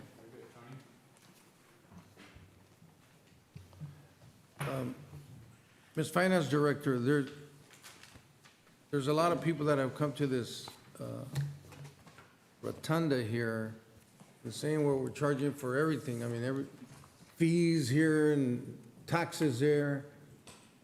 Can you let the public know, because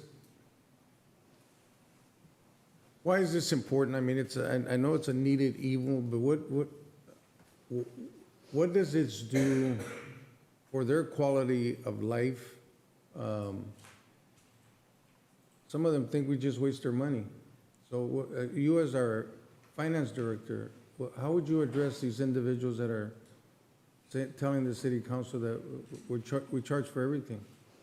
Thank you for the question, Councilmember Barra. So it is important to note that as a city, we are a service industry. We provide services.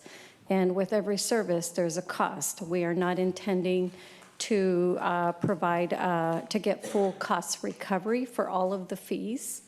That hasn't happened. I don't think most agencies do this, but it is important to note that we need to keep pace with inflation.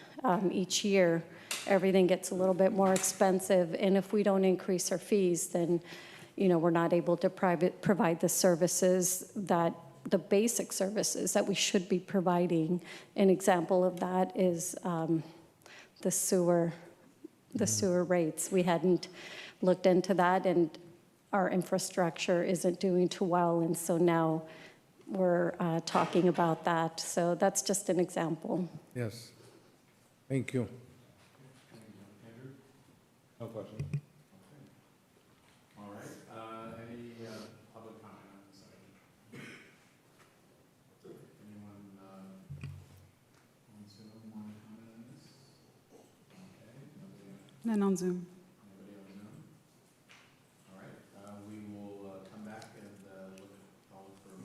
to approve. Second? Motion by Councilmember Barrera, second by Councilmember Barajas. Councilmember Barajas? Yes. Councilmember Barrera? Yes. Councilmember Diorigo? Yes. Councilmember De La Rosa? Yes. Councilmember Salazar? Yes. Councilmember Sandoval? Yes. Mayor Donahue? Motion passes.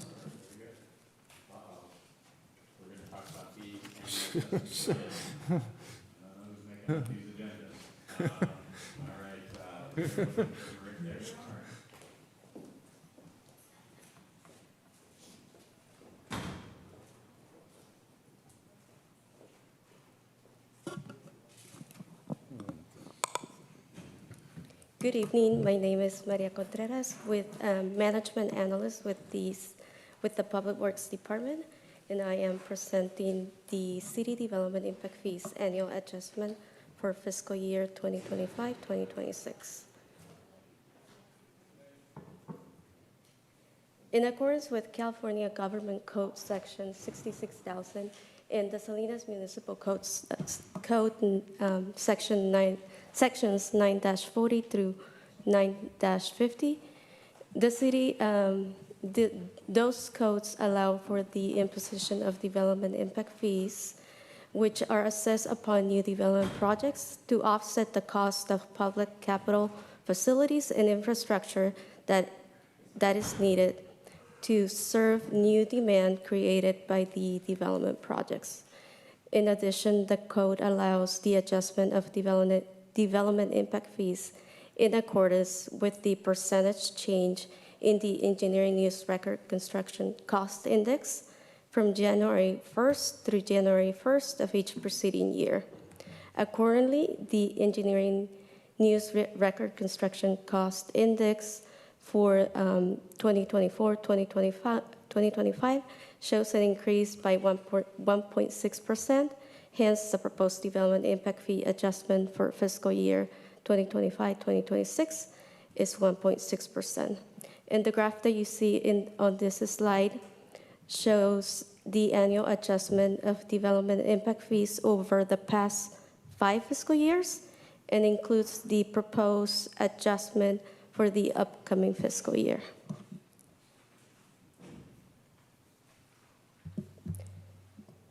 In this slide, you see all the fees that are collected as part of new development projects. And these fees are more detailed in Exhibits A and B, which are included in your staff report. Exhibit A lists the fee schedule for impacts to city infrastructure, such as street trees, storm drains, sanitary sewer, and traffic. And Exhibit B lists the fee schedule for impacts to public facilities, such as fire, police, library, recreation, and parks. All fees shown apply on the slide apply to residential development. And the fees inside the box are only applicable to commercial and industrial development.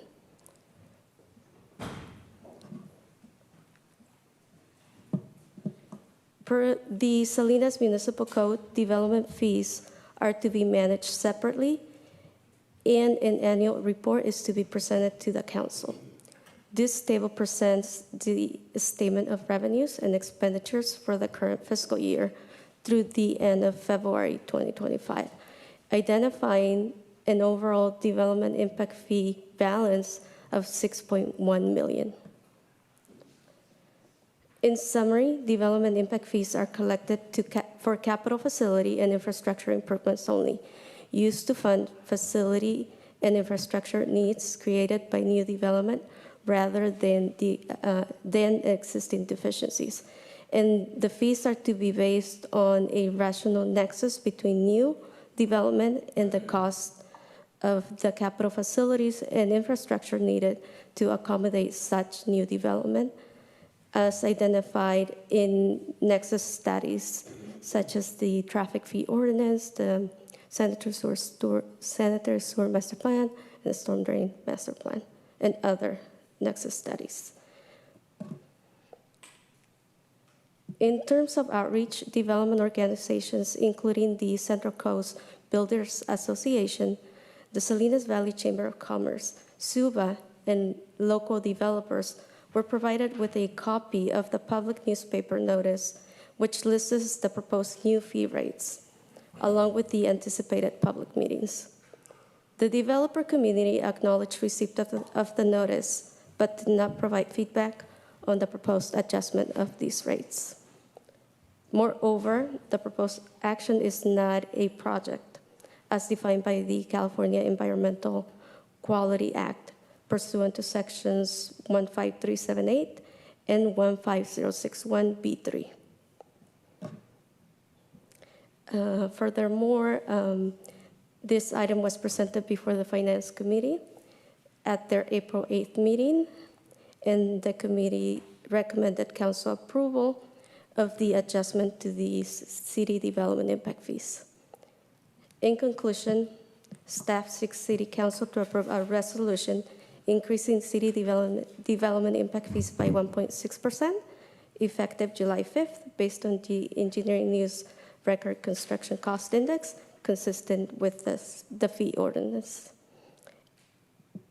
And I'm available for questions. All right, very good, thank you. All right, Andrew, we'll start with you. Any questions or comments? Nothing, okay. All right. No, sir. No, sir. All right, Jose. Question. For our development impact fees, there's a number of areas of what I see potentially opportunity. Has there ever been a consideration of potentially allowing certain developers to waive certain fees in lieu of a community benefit agreement? I believe it is included in the code but I think that needs to be considered separately. I do. I'm going to look to our city attorney to answer that, but I don't believe so. That's something we need to move forward if you want us to consider. But Chris, can you help me out? Yeah, I think that's correct, City Manager, but there's also an opportunity for the city to enter into development agreements with developers as a way to address issues that may be addressed in a community benefits agreement. So there are a number of opportunities or different ways to look at that question. And one of the things I do want to point out, that you see the balances of our fees, which, yes, that's sort of an indication there just hasn't been a lot of development in the city over the last several years, particularly on the housing side and so forth, because when you think about a city our size, you would expect those balances to be a little higher, and they're not. So when you're looking at community benefit agreements or so forth, the city doesn't have a good starting spot to consider that because of all the infrastructure needs that are required. However, in like some of the projects that our CDD is working on and Public Works is reviewing, there might be an opportunity through a development agreement to kind of go back and forth to the developer. It's timing, it's what's forgiven, there's trade-offs that the council would have to give us direction on moving forward. And I see a number of these fees are calculated, particularly on the residential side, on a per unit basis. What would it take and how quickly would staff be able to come back on a per square foot basis, particularly for residential projects, adjusting the fees so that they're per square foot to help incentivize actual housing? Because as a developer, if it's going to cost me, $11,000 for a multifamily unit, I'm going to try to build as much size as possible, right, to get as much value out of that. But that doesn't quite give us the density or the number of units that we need. That would be based on the Nexus study. For example, we just last year, the city came before council to present the assessment of the sanitary sewer fee based on the recent sanitary sewer master plan. That change needed to be presented before council because now this before at least for residential, the fee was assessed and could provide credits based on a bedroom basis, and now all fees are now assessed based on square footage. So any changes to the methodology, we'd have to bring it back. So we need, they need to be substantiated with cost and everything. So if you want us to consider other methodologies, we'd have to work, David and Public Works would have to work on probably getting a consultant to kind of help us with it. So it takes some time. But I mean, it's doable, it just takes time to do. Questions? Okay, thank you. Aurelio? Thank you for your presentation. No questions at this time. Yep, Gloria?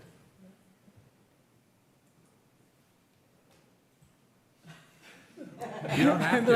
It's I thought he okay. said- You don't I have thought he said something. to. You are not obligated. I'm awake. I'm awake. I just need Oh, I didn't coffee. know that was the issue. Coffee. No, I didn't have any questions. Okay. Margaret? No questions. All right, sounds good. Gee, I'm the one, I thought I had to worry about that. All right, anyone, let's go out to the public. Any? Okay. All right, anyone Zooming? None on Zoom. Okay. All right, we will come back and look for a motion on this item. So moved. I'll second. Okay, first and second, additional. Make a substitute motion to go ahead and approve the fees, but to direct staff to explore residential fees on a square foot basis rather than a per unit basis, and bring that back to the council at a future date. Second.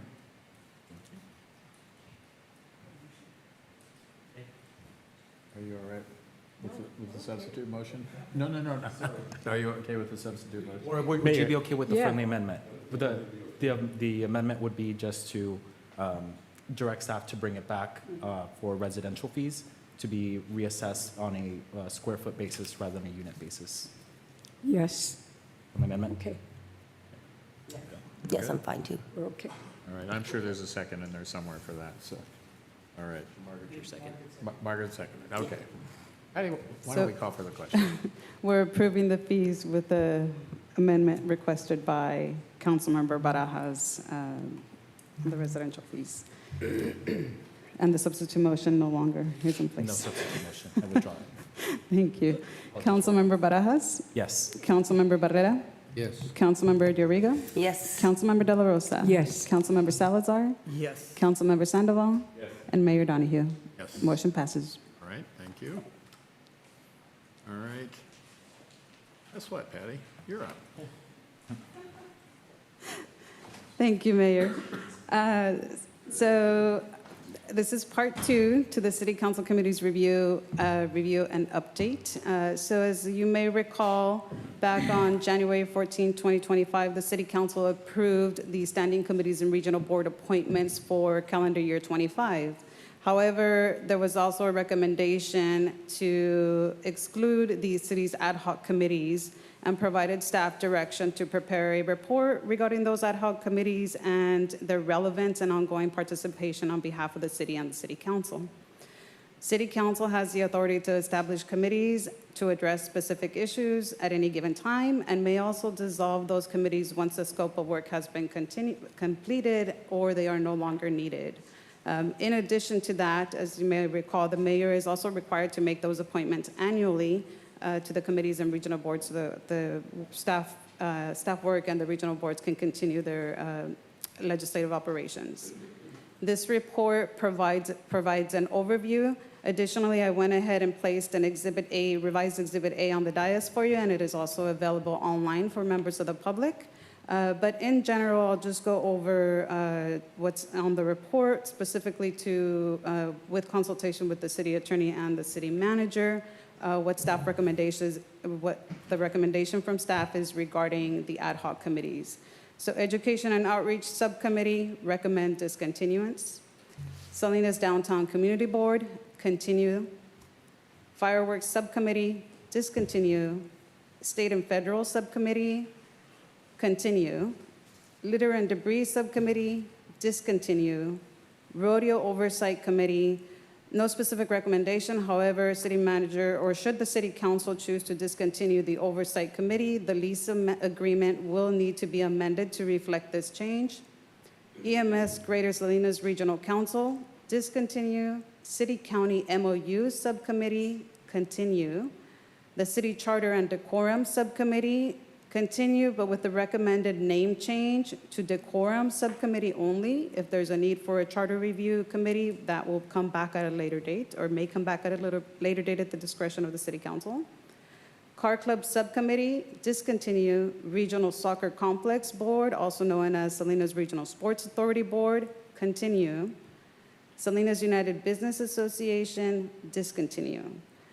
With that, at this point, we'd like to seek direction from the City Council with respect to the committees and also with respect to the ad hoc committees and direction regarding the restoration of the mayor's appointment authority on an annual basis. As you recall, currently the mayor appoints, but we also come back for ratification by the entire council as a body.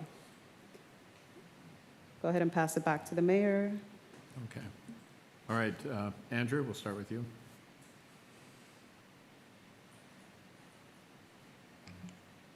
Okay.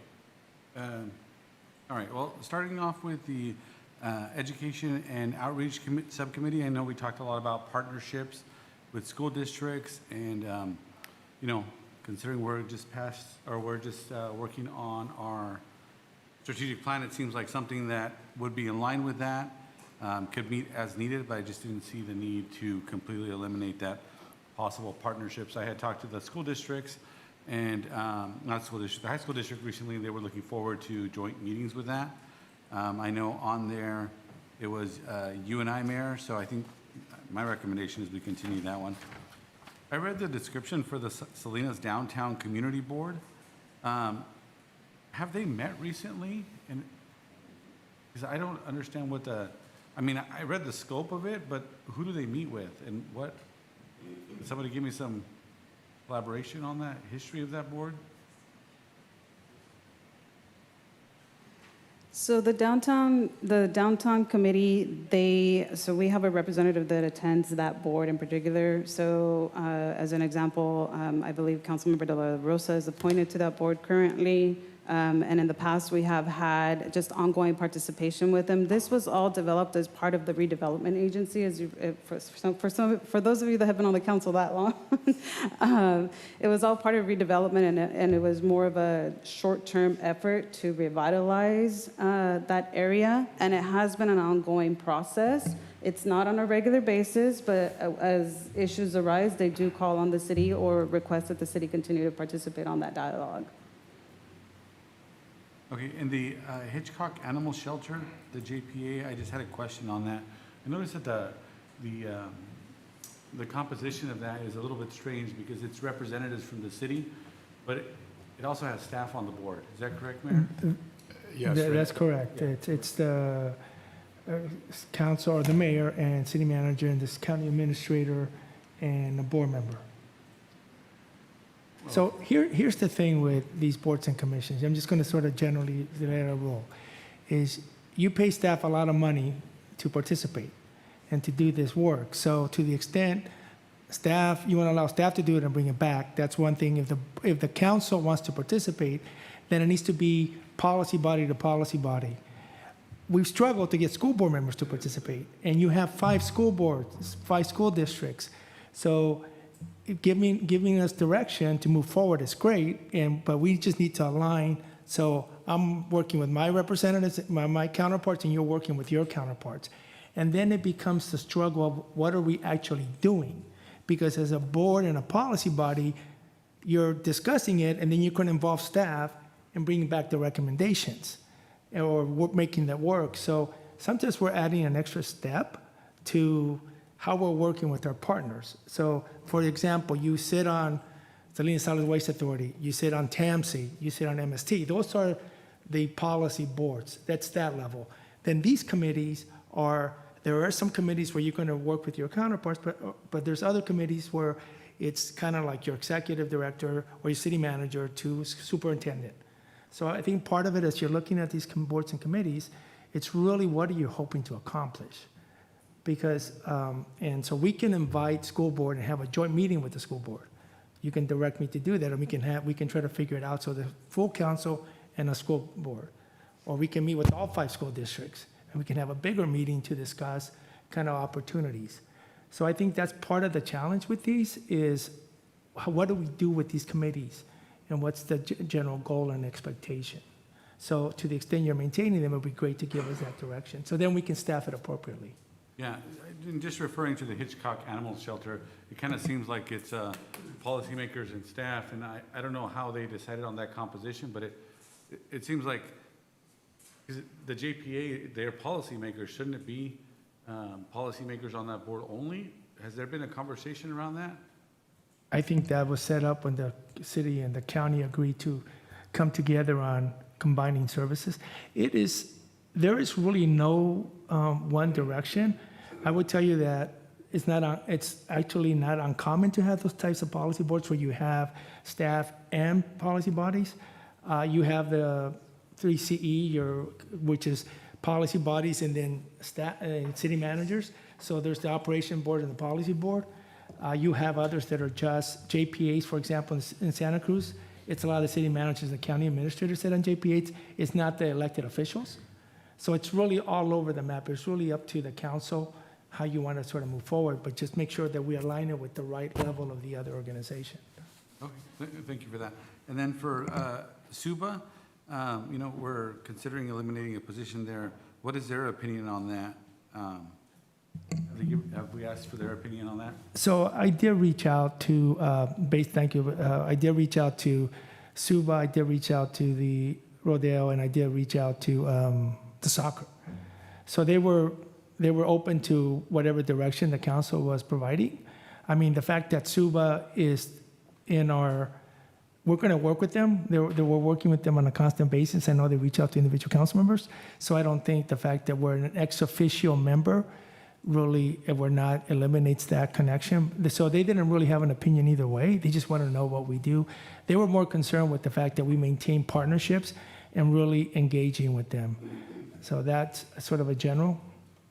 And granted, I reached out to them yesterday, so I didn't give them a whole lot of time. But they're also monitoring our agenda, so they knew this was on. Yeah, because it would be helpful to get, their input, and maybe they could give us some reasoning why they thought a certain way. And then Councilmember McShane, about a year and a half ago, maybe 2 years ago, he talked about revisiting what is actually a standing committee and what is an ad hoc committee, and determining what qualifies under the Brown Act. And just my question for the city attorney, I just want to be clear. If it's an ongoing issue that meets regularly or is required, that would be a standing committee that's subject to the Brown Act, correct? That's generally correct. Okay, yeah, because, for example, the rodeo subcommittee is something that is required with a specific purpose and it's ongoing. So I would consider that a standing committee. Is that not right? It may well be, council member. I haven't looked at that specific question, and I haven't looked at that specific question in the context of whether it's a Brown Act body either, so I can't give you a direct opinion on that. Yeah, well, in my own opinion, it is something that's subject to the Brown Act because it's been a long-standing committee with no end. And then this is a question for the city attorney. Has the city reviewed whether the oversight committee has fulfilled its role under Section 8, which is reviewing or enforcing the leases non-discrimination policies? That question has not come before the council, no. And then if the oversight committee is removed, what mechanism, if any, will remain to review whether the public access to the Salinas Sports Complex is being offered fairly to all groups, regardless of background or affiliation? So I may defer to the city manager on this, but I think that's a city manager role to take on, right? Because you have your city administrator who would work closely with the Rodeo Association to make sure that the terms and provisions of the lease are complied with. That's correct. And ultimately, if they weren't, I would have to try to open up the lease and get some council direction.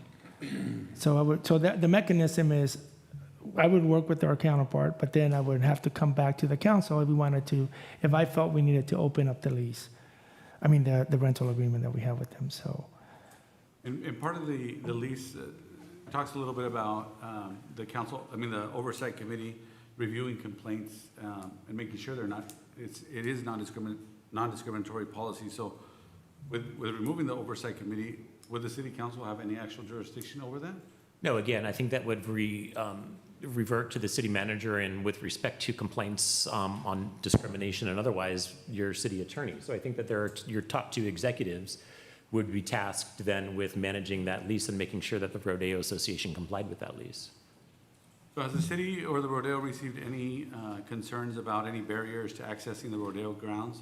And if so, how have those concerns been reviewed by the oversight committee or the staff? Other than from you, council member? Not that I can recall.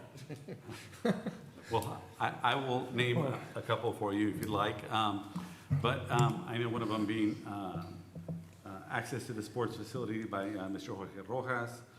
There has also been some promoters with concerns about fair pricing and access issues.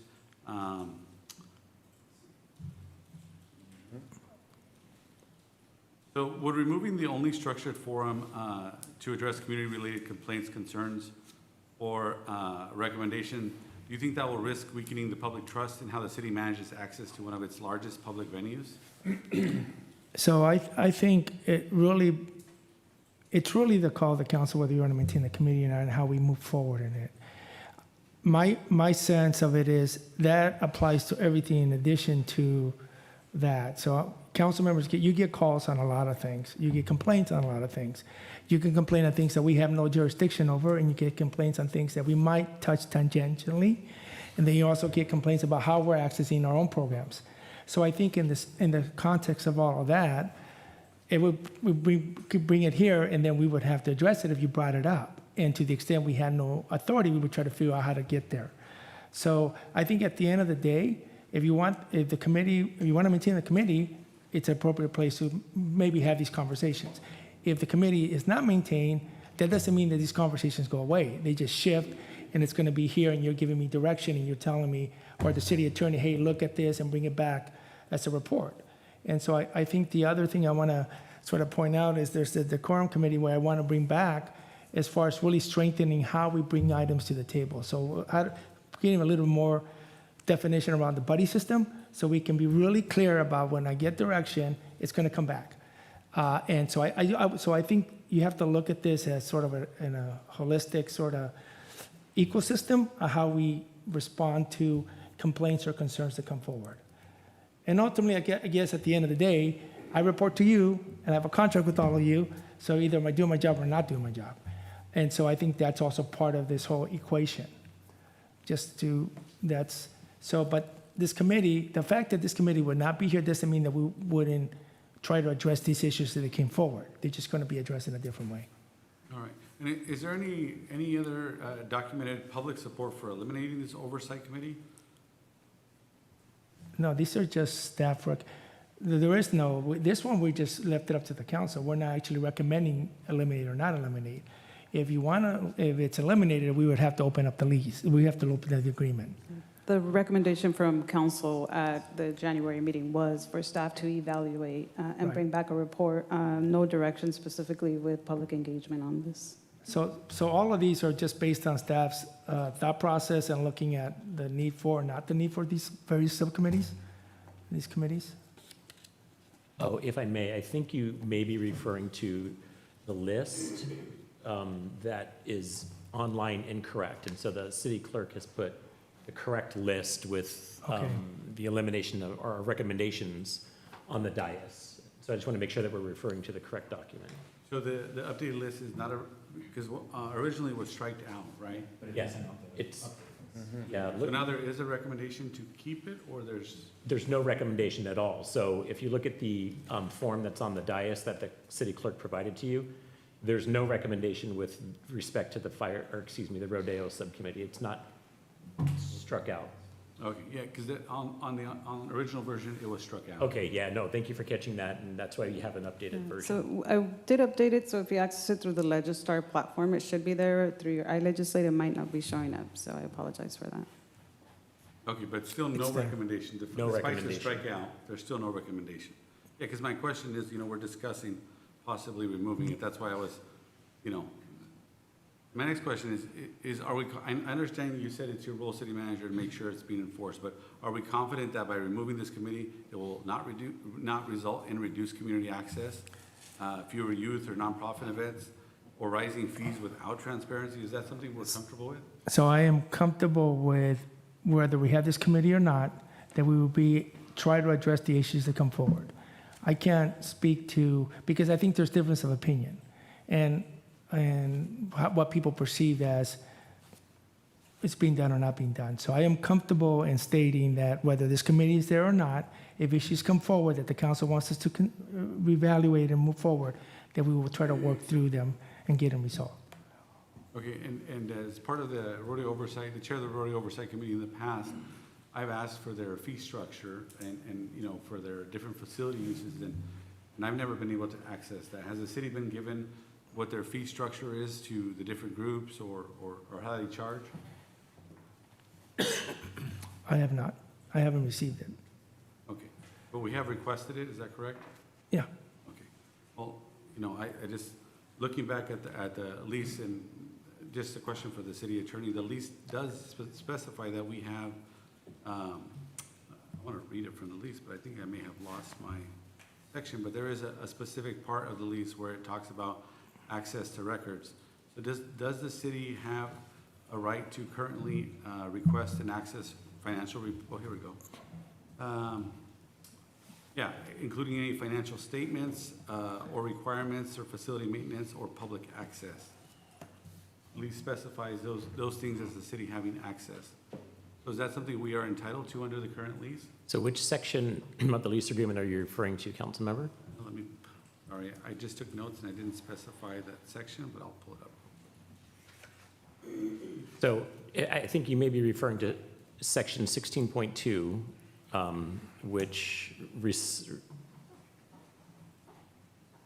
is associated with the availability of records. So the Rodeo Association has agreed to disclose and make available information, reports, or books of records or accounts pertaining to this lease agreement. So is that the section you're referring to? Yes, but there was also talks of, yes, in order to, yes, there's a section that, I'll have to check if there's a second section, but. Yeah, there is a second section, and it's section 17, but that pertains specifically to and only to environmental reports related to pesticides and other things. So that wouldn't cover financial records. Okay, so is it I guess you would have to review the lease again, but my question would be is, does the current lease specify them having to provide information upon request? Some information upon request that's pertaining to the lease agreement, yes. Okay. I think where I'm getting at is that in order for us to ensure oversight and make sure there's any non-discrimination issues, we'd have to have access to information. Otherwise, how could we execute our oversight responsibilities? And those are all my questions. I'll reserve for comments. Tony? Well, thank you. I guess well, whoever wants to answer this, as there's three staff people. Mr. Mendez, in listening to you, yeah, you do have a high-paying staff, but I'm looking for investment here. So when you say, well, you know what, we're recommending to discontinue the education committee. For example, if this council member has brought up issues from the school district, any school district, you mentioned 5. Do I just say, hey, let me talk to the city manager, he'll get back to you, or how are we gonna deal with that? So that would be the approach. Here, this is brought forward because the council asked us to look at these committees. Well, that's why I'm asking. No, I'm just saying, just to be very clear, we were prepared to move forward with the committees. We were asking for the appointments, and the question came up about, do we need some of these committees? So in short, I really don't have an opinion either way about the need for these committees. If the council wants to maintain these committees, we maintain them, and we try to make them be better. I understand what you're saying, but you're making a recommendation. Because you asked us to. Okay, yeah. Okay, so since we asked you, and you chose to scratch off certain Absolutely. committees because you say staff is busy, we pay staff a lot of money, or whatever it is, So I'm looking for investment in the community. So, as you and I know, we have continuous gripes out at the soccer complex at Montevilla. That's just ongoing. It's been going on for a long time. Issues like that have to deal with any of the 5 school districts. What are you saying? Do we keep this committee, or being that you're saying? well, I'm basically saying that we're trying to address these issues directly with them without the So if I committee. agree with you to scratch it off, how are we going to take care of these issues? Well, we will continue to try to work with the committee. Just because you have a committee doesn't mean you're going to resolve an issue. So let's not, from my perspective, I don't want to confuse the fact that we have a subcommittee that we're actually going to resolve an issue. Confusion is you scratched it out. Because you asked me to. So when I looked at these I asked you to committees, scratch it out? no, you asked me to look at these committees. The fireworks subcommittee is an example. The city attorney's getting a headache. Well, my point is Well, then I'm here. trying to understand this. So when I looked at these subcommittees, I looked, do we have other methods or are they needed? So the education subcommittee, we are meeting with the superintendents. We're trying to address these issues. Now, I can't force a superintendent to come to a meeting, but we're trying to encourage them. I'm trying to develop the relationship with them. So that's how we would hope to address the issue. In dealing with the Montebello question directly, we have met with the superintendent of schools, and they still want to continue to allow the soccer to be played. So we've been trying to work with them. I can't force them not to do it. Yeah. So at that point, it becomes a council to a school board member conversation. All right. So on that one, when I looked at it, are there other means to do it? When you look at the fireworks subcommittee, both your public safety departments are bringing the plan to the council for information and for comment and for direction. Yeah. This city passed a ballot measure to maintain safe and safe harbor. So at this point, it's like, that's now very well developed. So the point of having a subcommittee is being brought to the entire council so that your entire community now can weigh in and talk to the entire council on that issue, as opposed to a subcommittee, which would be much more narrow in scope. When you look at the litter and debris subcommittee, I can go through why we recommended this. When you look at the litter and debris subcommittee, you have Amor Salinas. So Amor Salinas and some of the efforts that came out, there's cleanups in your districts and so forth, that was the result of that. Now, does that mean we're keeping every city street clean? Does that mean we need more work? Absolutely. But I think when you look at the MS Greater Salinas Regional Council, that committee hasn't met in a decade. Yes. So when you look at the Car Club Subcommittee, you've already dealt with the cruising thing. So that's how we approached it. Okay. And the SUBA one was more because it's an ex officio. And I'm just, now that I've been here almost a year, I can be a little bit more understanding. I appreciate your excitement. This city has a ethos of public works requests and challenging almost everything. So as an ex officio, you can be there. You're not really a voting member, but you can be having a conversation about something SUBA is doing. Then it comes back here, and all of a sudden I get the conflict question. And now that's another thing we have to address. If you were a board member with a vote, that's very different. But in an ex officio, it just seems that we're creating something that's unnecessary. That does not mean that you still can't attend the meetings. That does not mean that we can't reach out to SUBA and their executive director. Well, thank you for that. So not to sound redundant here, so we are in PAL. So what, we're ex officio, we're not voting members with PAL. We're just there to support them. But that's our bill, yeah. Excuse me? Yeah, we are. Okay. My last one, and more excitement here. When the police department or the fire department or any staff member of big groups participate in the rodeo, and this is just for my information, does the rodeo pay these departments, or what's the relationship there? So for the lease, and I think the city attorney has it, but we provide public safety services for the rodeo. That's part of the lease. They give us a surcharge of a ticket, so it's $1 per ticket or whatever. So they pay us a surcharge for every ticket sold. So like, for example, the Blake Shelton concert, they will, based on the tickets that are sold, they'll give us $1 for every ticket sold. That does not 100% offset the cost, but if it happens during the rodeo week. So they do pay us, but we are also obligated under the agreement to provide services to support rodeo week. So it's not 100%, it's not $1 for $1. Now, should the council want us to revisit that, you can give me direction to open up those conversations with them. Being that we're in conversation here, what would your recommendation, being that you know what the investment is? Well, I think you have to look at it sort of in totality. So it brings a lot of dollars to the table, to the city. It's one of the most big rodeos in the country and so forth. So I think we would have to look at sort of the total impact, economic impact of the rodeo. So we would look at, for example, can we track additional sales tax, additional bed tax, and all of that. So I think that's the balancing act that we do. So for example, if I can recall from the top of my, in 2024, I think there was approximately around 50,000, I shared it, of surcharge provided to the city, and I think our costs were in the neighborhood of 180,000. But that does not account for sales tax or bed tax or everything else that was generating that week, because as you know, you can't find a hotel room in the city during that week. So you have to look at those impacts as well. So with all you said with that, it's an investment. I think it's an investment. I think that's an investment. El Grito's an investment. Holiday Lights is an investment. There's different types of investments. There's some for community. There's some for they bring revenue as far as the community goodwill. So not every investment is directly There's an economic community benefit. investment. Right. Yeah. So that's going to cost us some money too. So I am of the belief that as a city, if our budget allows for it, we should support some of those things that they'll come to the council for approval. So, we are supporting a lot of those investments.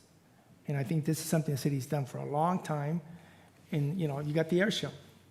That's a different type of investment, but it also brings that a lot, I get bad tax and a bunch of other stuff. Yes. So I think it's you have to look at it from that perspective. And just my last question in this lively conversation, and I'd like to hear the city attorney, he's laughing now, which is good. He gets me Just nervous. smiling, enjoying it, Councilman. We're in the ring boxing, as There you you like to say, go. right? Get in the ring here. All right. Mr. Callahan, what happens when we have small, not investors, these promoters that deal with the rodeo on a yearly basis?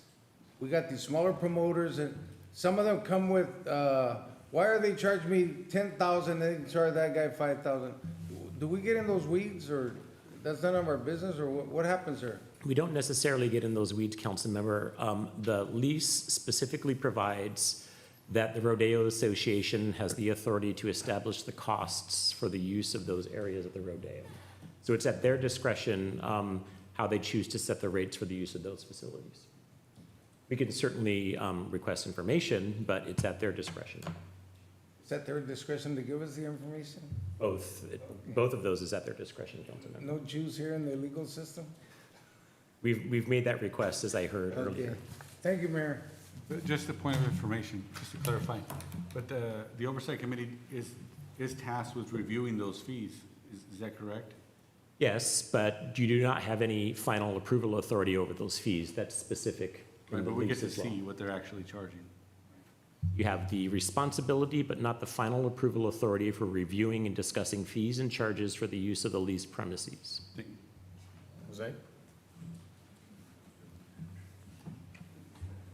I actually just have one question today. So for the City Charter and Decorum Committee, as it stands, what would be the process, like notwithstanding the proposed change in name, what would be the process for a city charter amendment or change with what we have on it? So there would be a couple of options, Councilmember. One, it could be generated by the citizens through an initiative to amend the charter, would go to the ballot. Otherwise, it would be initiated by the city, and there are a couple of means to do it if the city were leading that effort. One would be to establish a charter committee, which is comprised of city staff members and community members. The other would be to have the city be the charter committee to review the charter and make recommended amendments to the voters. So in the city of Watsonville, we did go through a charter amendment, and the council opted to set up a council committee to move that forward. And then we had 2 hearings to have those conversations, and there was some, so you still have to have a hearing process for the community to weigh on the changes, but the council led it. Yeah, and it's important to note that the council just cannot amend the charter just by adoption of an ordinance. It requires voter approval. Okay. Thank you. That's my question.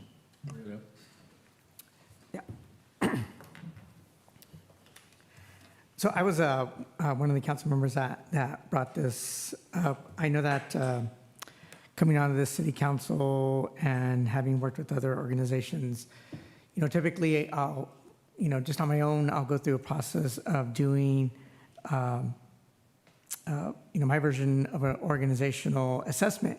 And so when I came onto this council, I think one of the first things I did was I asked to have meetings with each one of the county department heads I wanted to get a better understanding of like their educational background, their work experience. I wanted to get a better understanding of their staff size, the roles and responsibilities of each department. So that's, if it was police department, if it was our HR, I just wanted to know, like, what do you do? What's your staff size? How does that work? And then I also did that with the position of the city manager. Like, what resources does he have? What does his team look like? And so in those conversations, I try to get an understanding of what the workload looks like for a city manager. And so a lot of it has to do with having to know about all of these things, right? Having to know about roads, traffic, sidewalks, fire, police, ambulance. Our city manager, that's what we require of that city manager to know. And then we have a structure of employees and working professionals that advise them on these things, all relating to the city of Salinas. So it's very high level in terms of what our city manager does. So as I went through the list of committees, commissions, and boards, right, because we're part of that team as well, when I look at fireworks, when I look at the car club subcommittee, I'm like, are those things that need to be on top of the priority list? And so those were ones I was like, immediately willing to let go. For me, as I take a look at us as our local governing body and governmental agency, and as I look at like our future growth areas, what came to my mind is, well, what things can we take off the city manager's plate to make time for some of these high-level areas, right? So as we're getting into our future growth areas, right, we're gonna need roads, we're gonna need houses, we're gonna need places where people can go get gas, where people can go shop. We need to make sure that we have parks. There's gonna be a point where we will likely need a police substation, fire department. When I take a look at our local ambulances, they park in very strange places, right? We want to have roads where our ambulances can jump onto those roads and quickly respond to like a 911 call. And so again, when I look at like the fireworks subcommittee, I was like, okay, is that something that is a priority, or is that something that may fall under like our fire department, right? Since fireworks, we know that there's an issue with fireworks in the city of Salinas, and we know that the one agency that probably works on that the most is our fire department, and then probably second to get the phone call will be police department. As a council, it's very important that we protect the office and the position of the city manager by making sure that we don't bombard him, because he's our content expert. Like, if I don't know something about the Coalition of Homeless Service Providers, my point of contact is our city manager. And so us serving on that board, as important as it is, right, following the chain of command, I'm going to contact the city manager first and try to figure out, well, what is it that we actually do as a member of, for example, Community Human Services. Very important agency, right? Very important agency, what they do. But I just thought, like, well, doesn't the County of Monterey have something very similar? And wouldn't we rather partner up with the County of Monterey that has this larger bird's eye view of this work? So felt like we kind of put the city manager on the hot spot.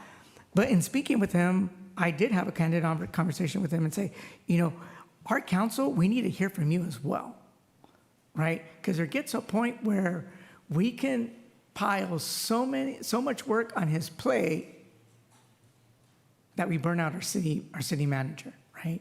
And then our city manager, who turns to our city attorney for advice, every day it's additional work. So imagine Councilmember Barrera, you're on the library committee, and that meets Monday at 9 a.m. Do you have time to sit on other committees, commissions, and boards? Yes, you do.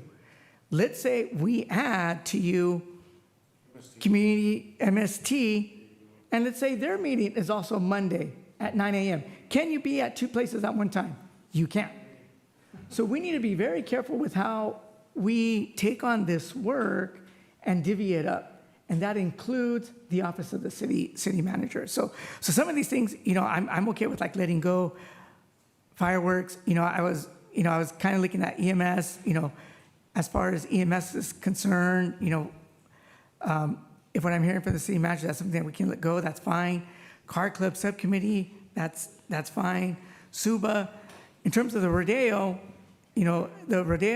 I'm fine whether we are or we're not. And so I want to hear from my other council members how they feel. And I think the other one is probably even like the Police Activities League, very important. But then again, we have our Salinas Police Department, who probably works most closely, or would work most closely with like our Police Activities League. So I'll conclude my comments there. Thank you. Thank you, Rita. Gloria? Well, I don't have a problem on letting go of the Fireworks Committee because we have a very competent chief. And he knows how to work those fireworks. Then as far, he knows how to do it. He's done it for years. As far as PAL, I have not been to a meeting because I don't know if they've had one. Have they? Oh, they don't? Okay. Well, I guess we're not invited. Then going back to community human resources, I attend those meetings right now, and I've been learning a lot, and I run over there to Delray Oaks, and then I run back to come back to go to a meeting in Gonzales, Solid Waste. So I do 2 regional meetings same day. That's fine. Then let's go to SUBA. Okay, I understand.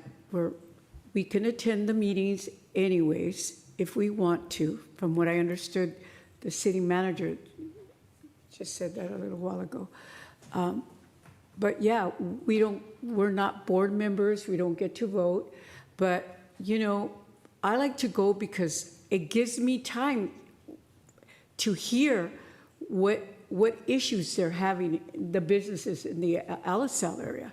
So to me, I will continue to go as time permits and to hear the businesses and to be, come back and talk to my city manager on any issues that they might have. They can do the same thing. They do it.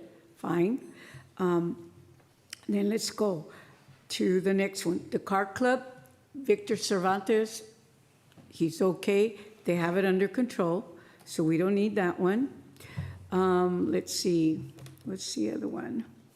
Well, the other committees, the Rodeo Committee were appointed by the mayor, and we have not had a meeting. And from sitting on the Rodeo Committee in the past, when they wanted to bring something forward or had an issue, they would call a meeting. But we haven't had one yet. So that's all I can say on that. And let's see, anything else? I don't think so. The other ones look like they're regional meetings. And the other ones, I think it's important, the regional soccer. You need to still meet there, I think. And yeah, so I'm okay with the rest of them. Those are my comments. Thank you, Gloria. Margaret? Okay, I just wanted to mention on the finance that I think the meeting date and time needs to be corrected. Let's see. I'm kind of in favor of keeping the Education Outreach Subcommittee. I think that's something we should continue for a while and maybe decide later on down the road, because it is a priority of ours to keep that partnership going. I had a question on the state and federal legislative. So ad hoc is typically as needed, correct? But in the report, it says quarterly as needed, and on the sheet here, it says monthly to be determined. So I just wanted some clarification on that one. I know, Renee, you're working on that one. So, yeah, we can clarify it if needed. I think part of it is looking to bring a legislative platform and begin to have some more work on.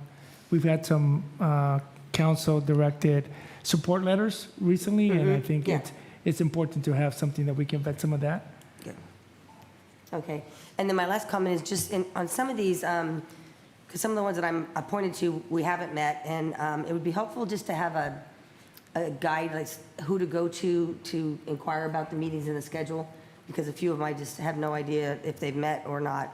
The Salinas Downtown Community Board, that one I don't know anything about, and but I do go to the Salinas City Center meetings occasionally just to stay caught up in what's going on in my district. But that one I just don't know who's in charge or anything. So if we could get some more insight on that.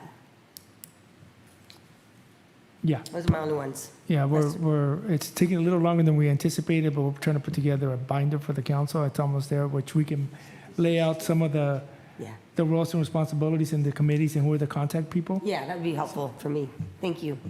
No more comments. Okay. I would, I think, given the strategic plan update we went to, I think education was kind of reinforced as kind of a strategic priority that we need to be talking to them. So just kind of going through the list, I think maintaining that's probably a good idea.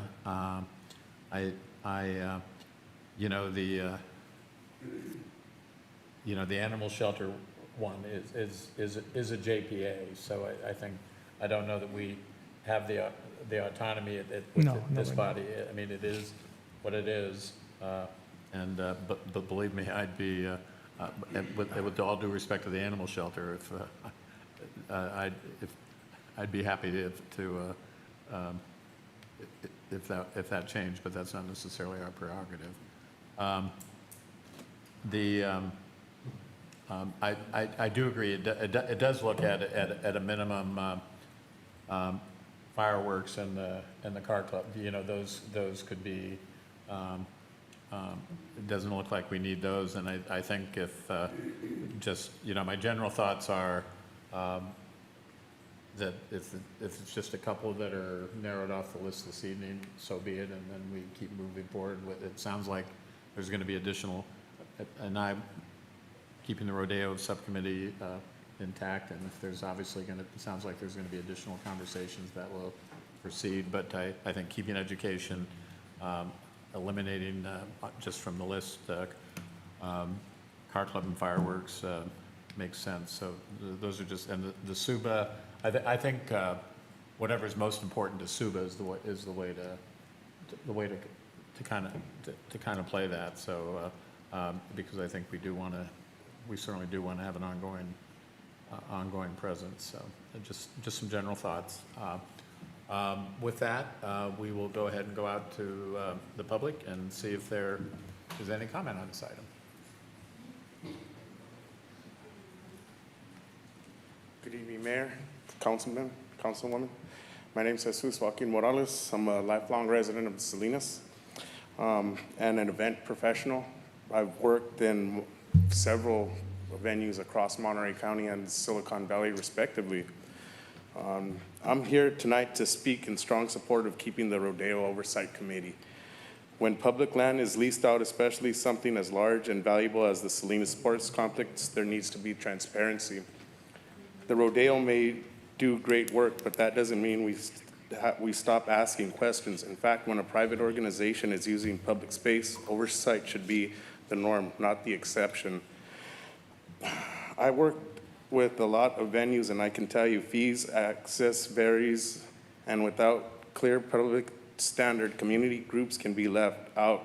The Oversight Committee helps make sure that this doesn't happen in Salinas. Sorry about that, I'm a little bit tired right now, but this is and this isn't about attacking anyone. It's about protecting the public's investment and making sure everyone, schools, nonprofits, youth leagues, has fair access to facilities that belong to all of us.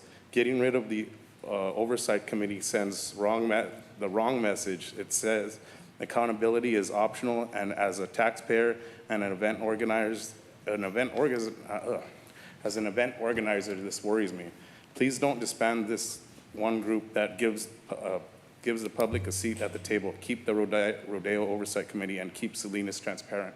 I just want to, don't do what the city of Santa Clara did with the Santa Clara Convention Center. It's like, now, San Francisco 49ers are in the house and they get to do whatever they want. We don't want to lose that, our building. And when Eugene Sherwood gave it to us in 1868, it was for all of the city of Salinas and its citizens. Just keep that in mind. Thank you. Thank you. All right, anyone else from the public on this? All right, anyone on Zoom? We have two, I think, on Zoom. Okay. All right. Joan, we'll go ahead and start with Joan, 2 minutes. Yes, can you hear me? Yes, go ahead. Oh, good. Yes, thank you. Wow, what a meeting. Thank you all. When I heard for you folks say that nobody but Andrew Sandoval is saying anything about the Oversight Committee, December 19th, 2023 was my first letter to the mayor talking about how imperative it is to have the Oversight Committee. And, I hope that, I'm sure that inadvertently over the years miscommunication has occurred because the city of Salinas is not getting the appropriate amount of revenue from the ticket sales. Like with the Blake Sheldon concert, I heard the city manager said we're going to get $1. Well, page 4 of the contract, 4.2, ticket sales surcharge, quote, year 2009 is 11 years from the second lease, therefore per ticket surcharge is $2, end quote. Plus page 5, January 1, 2024, it goes up to $2.50. Plus section 4.3 shows an additional $1, which equals $3.50 per ticket. So I don't know why that I'm hearing that we're only going to get one ticket when I am quoting from this contract that it should be $3.50. We're just trying to keep everything fair with everyone. You cannot just do away with the Oversight Committee because it says page 11, section 8, Oversight Committee, that 3 city representatives shall be the City Council's Rodeo Subcommittee appointed by the Mayor of Salinas. And then the Oversight Committee, it goes on and on. But this is the section of the Oversight Committee, even though they said City Council's Rodeo Subcommittee, okay?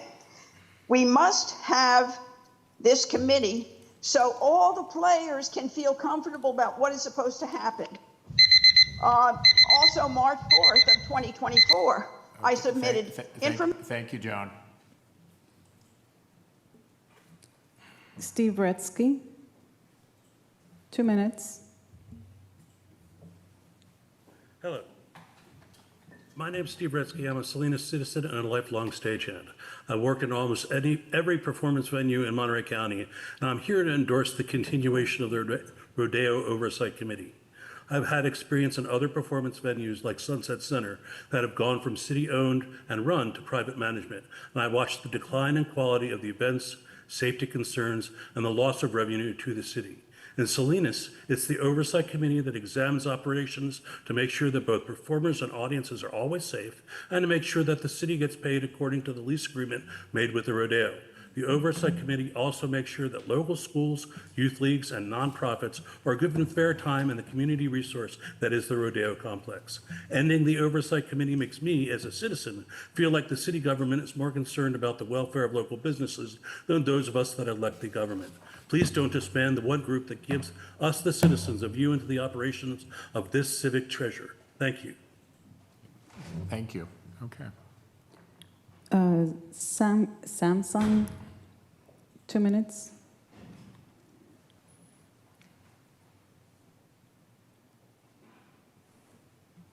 Hi, can you hear me? Yes, go ahead, 2 minutes. Hi, this is Chris Barrera. Okay, thank you. This is Chris Barrera. It seems like the city council wants to scale back a little bit. Some of it I agree with, some of it I don't. The educational and outreach committee, that one really doesn't make sense. to discontinue, you are our city leaders. You're supposed to be the role models for our kids. Representation is everything, and to have that relationship with the school district is extremely important. Second, the PAL committee. The history of PAL should say it all, and we need to keep that oversight committee. And regarding the Rodeo committee, I received plenty of complaints about things that are not too fair, regarding Mr. Rojas, certain promoters that want to have events there, including Joaquin and Steve. And that is true. The city of Salinas is supposed to be getting a surcharge of $3 or $4 per event, not just during the rodeo week. So I think transparency and accountability is extremely important, that they follow their contract, which they are not right now. So with that, thank you very much. Okay, thank you, Chris. All right, okay. We will come back to council and look, Renee, did you want to? Yeah, maybe I can make a suggestion based on the conversation and discussion. What I would recommend of the committees that we would disband would be the Car Club Subcommittee, the Fireworks Subcommittee, and the EMS Greater Salinas Regional Council Subcommittee. We would maintain SUBA for now. We would maintain the Education and Outreach Subcommittee, and there would be no change there would be no changes to the Rodale composition right now. We did not recommend anything on that, and that we would also eliminate the Litter and Debris Subcommittee. So we would eliminate the Fireworks, Litter and Debris Subcommittee, the EMS Regional Council, and the Car Club Subcommittee. Those four. And we will maintain all the others. Did I get them all right? And rename the charter Yeah, rename the charter decorum to committee. the Decorum Subcommittee. Second. I'm not making a motion. You know what So I found moved. out? You know what I found out at Finance So Committee? moved. I can actually make a motion. So I will make that motion that Second. precedes your, no, you're a third. Oh, I'm the first? Okay. No, you're a third. Okay. Tony's the second, and I got to be first.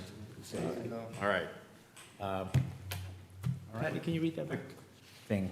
If I might make a proposal for a friendly amendment / comment, and I'll start off with the comment and then see if the friendly amendment passes through. So on the Education and Outreach Subcommittee, the city manager just explained to us that he is engaging with the superintendents with the purpose of kind of working towards a JPA, right?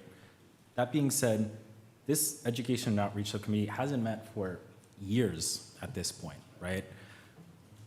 I would find it more valuable to continue, just get rid of the subcommittee, give the city manager the time that he needs to work with our superintendents and bring back whatever form of governance they come back with, right?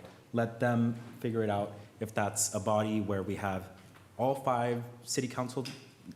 all council members and then, different representatives from the respective school districts, then, whatever staff professionally recommends, I would rather pursue that. On the Rodeo, PAL, and Regional Soccer Complex Board, obviously there's different nuances in that we're on the Rodeo for oversight purposes. For the Regional Soccer Complex Board, we're there because they asked us to. And for PAL, it's also for lease purposes.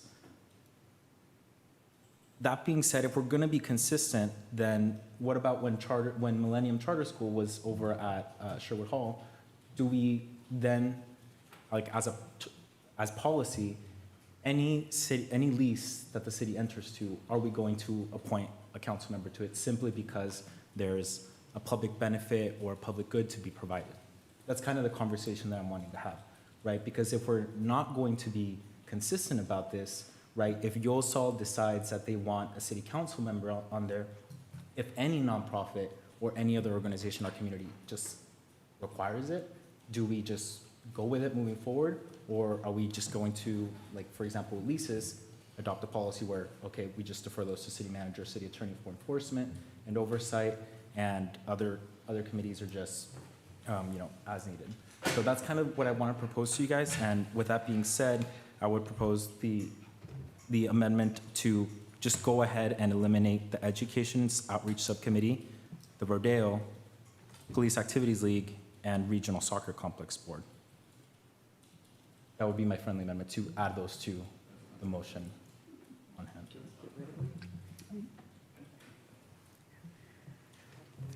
I don't think so. They're trying. Come on, Mayor. No, I'll respond, but I want to just make sure I'm clear. on You can just say that again, Councilmember Barajas, because you mentioned how, which is not part of the discussion tonight. So I was a little confused as to why you're bringing that one up. So if you could just restate what it is you were trying to accomplish with your friendly amendment, that may be helpful. Okay, so the discussion I'm bringing up is, obviously, we have a few different organizations here that we have a relationship with for either oversight purposes or kind of for lease agreements, or simply because they asked us to. What I'm kind of asking is, if we're going to do this, then I just want us to be aware that, and would hope that we're consistent on it, right? If we go ahead and approve all these committee appointments, if an organization like YOSAL, the Alisal Center for the Fine Arts, name your group in whatever part of the city, if they come to us asking for, an appointment, are we just going to automatically give it? Because that's kind of what we're doing now, right? Where any lease agreement, if someone is going to come and use Sherwood Hall for an extended period of time, are we suddenly going to request that as policy? I believe I am on record as stating publicly, I would never want to meet you in a policy blind alley. But in this case, and I respect where you're coming from, if I understand this correctly, because, and I don't think any of the things you brought up get precluded from talking and being discussed in the future. But I think for the purposes of, consolidating the list and moving forward and continuing to entertain those conversations, because we don't know what the future holds, I would respectfully not accept the friendly amendment. In a very friendly fashion, I would not accept the friendly amendment. Okay. And would look to call for the question. I'd like to make a substitute motion. Okay. And just to be clear, we are keeping the regional soccer, right? Because I just received a public comment from Jonathan Deanda, the Salinas Regional Sports Authority, which what appears to be a support of continued partnership. Yeah, my substitute motion is, and with that also, we are keeping the Education Committee, is my understanding, right? Right. All right, yeah, my only substitute motion, just because I have some concerns about possible financial issues with the Rodeo Oversight Committee, I would just like to make a substitute motion to have Gloria de la Rosa, Councilmember Barajas, and myself appointed to the Rodeo Oversight Committee. And the reason being is we have made significant progress on oversight of the rodeo. We've also recovered over $100,000 of taxpayer funds from the rodeo as a result of the in-depth, conversations we've had. I mean, we didn't just, anyways, that's my substitute motion. Second. So let's call for the question. On the substitute motion, yes, Mayor. All right, call for the question. Calling for the vote on the substitute motion, Councilmember Barajas, No? Councilmember Barrera, Yes. Councilmember Dorigo, No. Councilmember De La Rosa, No. Councilmember Salazar, No. Councilmember Sandoval, Yes. Mayor Donahue. No. Motion So fails. now we go to your first. Okay, so now we go to the original motion, call for the, Calling for the vote on the original motion, Point of information, sorry. Did the motion also include the restoring the mayor's appointment power instead of, is that the path that we were going with? Okay, just for clarification. Okay, No, that was not in the motion. so we can take that as separate motion. I think the original motion was simply the appointments and the board structure. I So was we just can- asking for clarification. We can on do my that end. as a separate motion. I think that'll keep it clean. So Councilmember Barajas? Yes. Councilmember Barrera? Yes. Councilmember Diorigo? Yes. Councilmember De La Rosa? Yes. Councilmember Salazar? Yes. Councilmember Sandoval? No. Mayor Donahue? Yes. Motion passes. So Mayor, with that, so I will understand, who's your rodeo committee right now? As it's written. For the public, can you just say who they are? So Jose Luis, Margaret, and Gloria are the three they're the three people on the committee. So would it be fair to ask, and I'm gonna look to Mr. Callahan here. I'll give him another headache. Has Councilmember Sandoval done anything to say why he's being removed from this committee? If he just said he saved this city 100,000? So by approving this list of subcommittees and the representatives which were listed on this, pursuant to the existing resolution that you have, council, by approving it, you approved those appointees. And so I understand that Councilmember Sandoval made a substitute motion which did not get a sufficient number of votes. And so the motion that was passed has those three council members appointed to that rodeo subcommittee. And so we do need to entertain that second question, which was presented in your council report with respect to the appointment authority of the mayor. And so, Patty, I don't know, I'm sorry, City Clerk, if you. Thank you.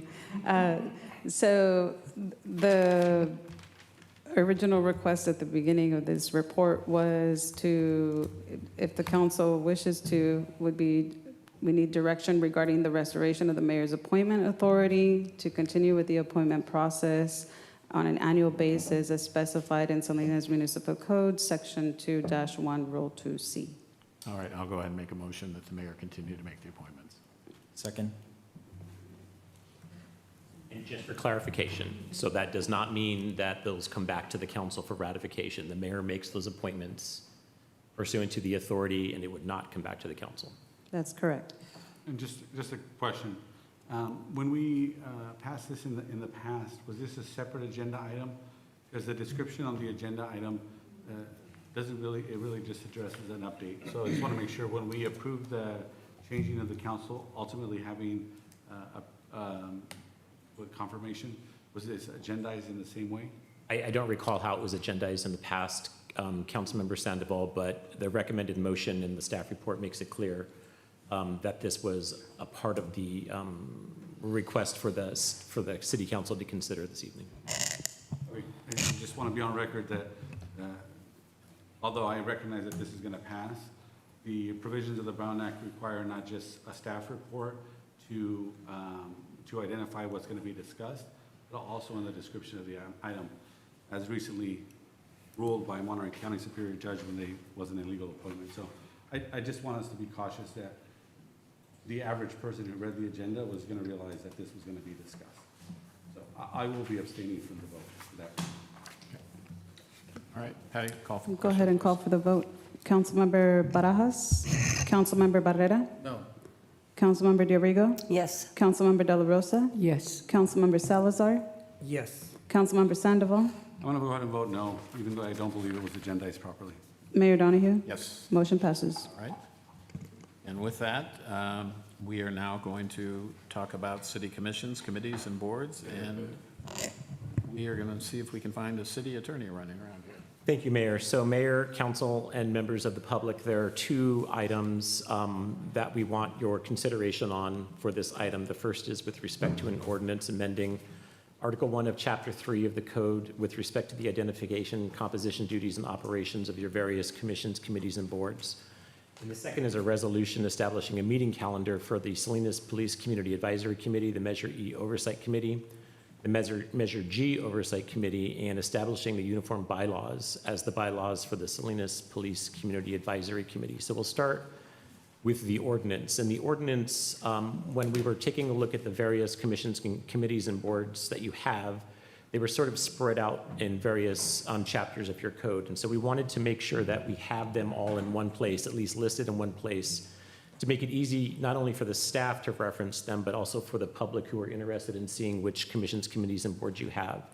And so attached to the report, you have a proposed ordinance amending Article 1 of Chapter 3 to list out in Section 3-01.01 all of the existing commissions and committees and boards that you have. They're all now listed in one place. With respect to the composition and terms of those various commissions and committees and boards, we wanted to remove the requirement, or we're recommending that we remove the requirement that your appointees need to be voters. That is consistent with the trends we see in state law, and also frees up a number of folks who may not be registered voters, but who may otherwise be qualified to serve.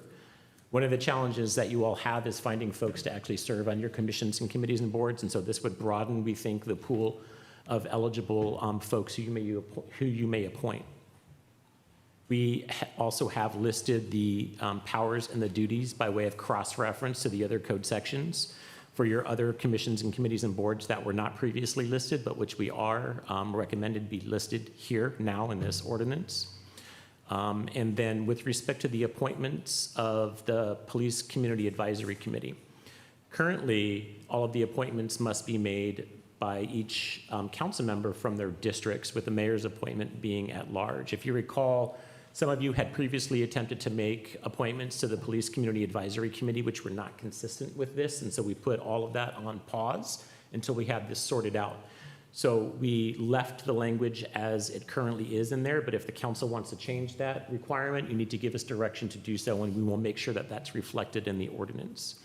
So those are the only pieces of the ordinance that we have for your consideration this afternoon. And now with respect to the resolution. So the resolution calls out a few things. It calls out that the Measure E and the Measure G oversight committees would meet on a quarterly basis. This would be July, October, January, and April. The city manager or the finance director may set additional meetings as needed, but we wanted to bring consistency to the practice with respect to those two committees. There was also some discussion about combining those two committees into one.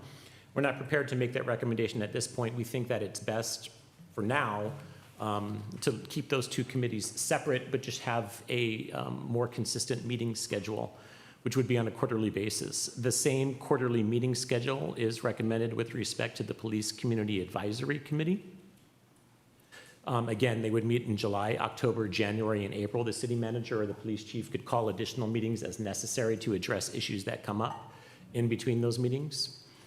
The PCAC currently has its own separate set of bylaws, which were last updated in 2010, and which have some provisions which, in my opinion at least, would potentially lead to a Brown Act violation, and also which probably shouldn't be in a set of bylaws. And so we're recommending that the PCAC also be subject to your uniform bylaws, again, to bring consistency in practice among all of your commissions, committees, and boards.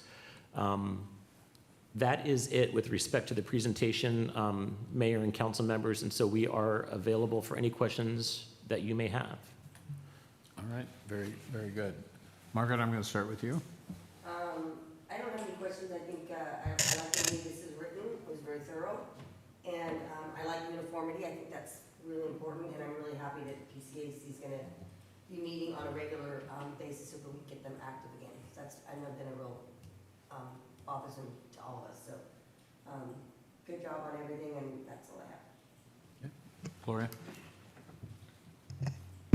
No, I'll echo Margaret, and yeah, we need to move forward on these committees. They need to start meeting, even if it is quarterly. Aurelio? Yeah, ideally, I would rather see the PCAC meet on a monthly basis.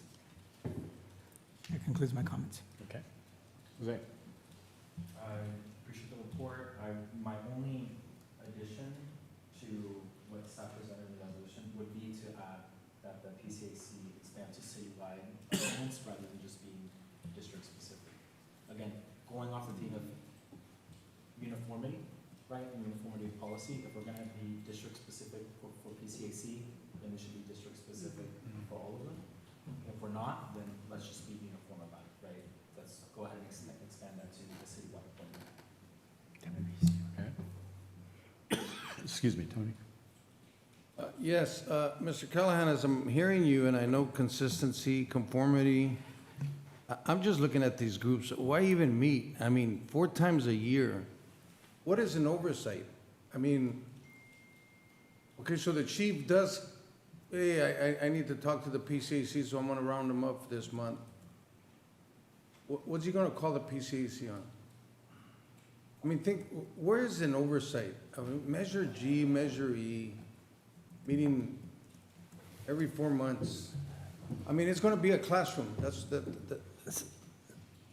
So I can provide a response to the measure Well, ones. Hold on, Mr. Mendez, I appreciate what, but,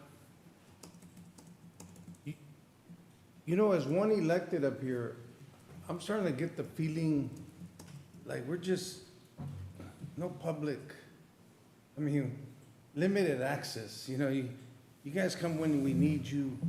We need to hear these people. You know, there's a lot of, there are issues that happen, and yeah, there's staff time, there's a lot of time, but we're in the people business here. And I think with the, you know, I've asked 6 individuals in District 2 for PCAC, and I think they're highly qualified for that. But they'll give me a great excuse why they don't want to be part of it. 4 times a year, they're gonna forget about the meeting, or maybe there's something else is gonna happen, and that, if it's consistent, as Mr. Callahan is talking about consistency, if I know I have to meet the first Monday of the month for something, chances are I'm gonna remember that, and I'm gonna be prepared. You know, having a relationship with the police department is so critical, and I think it's important when we're gonna make a decision, whether it's to buy more police cars or whatever it is, to be able to have a group of individuals that have studied the issue and give us a recommendation. I know they can't, they're an oversight, we have to make the final decision, but to hear their input, I think it's critical. Mr. Mendez? Yeah, so a couple of things. I'm going to separate the police advice, that one, and talk about the tax measures. So the tax measures, they're general purpose revenues, they're sales tax. So we get sales tax on a quarterly basis. We present a financial report to the council, a mid-year report. We don't present it a month into it because really nothing has really happened. We've had expenditures but not revenues. So the quarterly meetings for the sales tax are consistent with how the revenue comes in and where we're hitting some of our major expenditures because they are sales tax generated. So for those, I think a quarterly meeting makes sense. Now, if you want to go monthly meeting, we can, but there's not going to be a lot reported because particularly the first few months of the year, all you're having is expenditures. So I think part of that nuance is how are we presenting the information? And Mr. Salazar, we get some really great questions, and can we present better information? So I think that one, it's not about not meeting, it's about when is it relevant to me because we have the right information. The police one is we can meet monthly and we can talk about how, so that's, to me, that's different because that's sort of more expenditure generated. Police doesn't really generate any revenue. And so there might be we were trying to make it much more functional. But if the council feels that we need to touch points on a monthly basis, I think that's very appropriate. So I just kind of want to separate that one compared to the other ones. The other one is revenue generated, and we get revenue on a quarterly basis. Our sales tax comes in. So meeting on a more frequent basis, we're not going to have a lot of information to report up front. So that's the nuanced difference that I just want to present. I'm glad that you agree with me on the PCC once a month. So let me ask you, Mr. Callahan, I know we're talking about either district appointments or, what do you call it? Thank you, citywide. Advantages, disadvantages? Well, what we've heard is it's challenging sometimes for council members to find folks from within their districts to serve on these various commissions, committees, and boards. And so by changing it to at-large, again, that broadens the pool of prospective candidates that you may appoint. I think that's a good benefit. Perhaps one negative is you don't have someone specifically representing each district from within the city. But I think the great thing would be that you actually have individuals that want to be part of that. Absolutely. Yeah, thank you, sir. The second and the third, thank you. Andrew? But just to be clear, my confusion, this is only for the PCAC, like our Arts Commission and our, those are also at large? That's correct. Okay. I know that I had talked with the city manager in the past, and I know a lot of other cities do it where they compensate their commissioners. It may not be a significant amount. I think the city of Monterey may do $25 or $30. Has there ever been a discussion about something like that, city manager? Not since I've been here, we haven't had a conversation. I've had that conversation in other areas that I worked at, but not here. I don't know whether the city attorney, whether we discussed this in We the have past. not, no. But we could certainly, if that was the council direction, we can bring back some suggestions, but What are your thoughts on that? I think the school of thought now, when you start talking, if you want to be consistent with going outside of district appointments, because you want to allow for more participation sometimes, to make it easier for people to participate, I think we're moving in that, cities are moving in that direction. Just because it's sometimes difficult mileage, or if somebody has to pay for, daycare or whatever. I mean, it's not a lot, but it does provide an opportunity for maybe more people to participate. So I think we would have to have that conversation about what's the appropriate level, how do we set that up, what do others do, so we can work through that. I think there is some basis to do it, but it really would be a council sort of direction. Yeah, I mean, sometimes people have to, our meeting's at 4 o'clock, so sometimes they have to leave work or miss work. Sure. I don't think it's an unreasonable request for us to look at that. I think our PCAC may have met maybe 2 times, 3 times in the last year. I was looking at and I agree that those should be monthly, but I do want to ask a little bit, just so the public knows, can I get a short history about the PCAC and what the scope of it, what's the purpose of it? So the PCAC was formed back in February of 1994, and this is all in the staff report.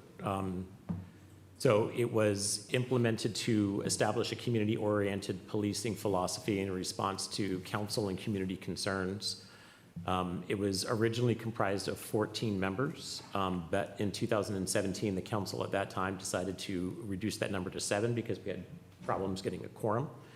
Still have problems getting a quorum, but the number is now 7. But the council at that time in 2017 decided to leave it with council members making appointments from within their districts rather than being at large. So that's a really short background on the PCAC. I'm not sure if you wanted some more, council member. No, I think that's great. Yeah, I support the staff recommendation, and with that, I'd like to just make a motion that we accept staff report, but with the amendment that we have PCAC meetings monthly, and it gives staff direction to come back with possible compensation for our commissioners. Not that they have to accept it, it's just like council member pay. I mean, you don't have to accept it if you don't need it, but some people, they need it to participate, So anyways. Okay. Thank you for the motion. We'll put that on hold until we hear from the public, but that one's on the table. And I 5.5 hours. That, This is the reason I came. I came here. I'm blaming you. You sent me that email. So, they're going to discuss that tonight. Oh my God. Maybe I don't actually get to talk. No, I get to take my turn real Oh, quickly. Jesus. No, don't go away. I think you'll want to hear this.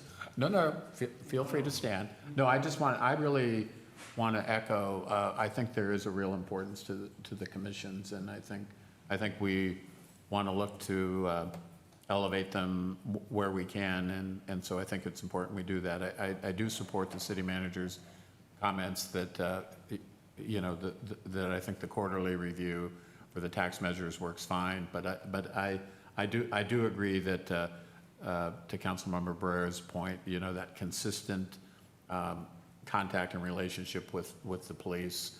I think it's important to the folks who participate in that particular body. So I think more frequent meetings I think does make sense. That was it. Can I ask one quick clarifying question? Sure. Sorry. Yeah, it'll take them a while to walk to the podium, so ask her. Oh, my God. Well, stay ready. Stay on All ready. I mean, we're all out of whack anyway. We've got a motion, we've got a question, and he's waiting, so. Oh my God, I'm blinking out right now. Or go to All right, Peter? Hey, there you are.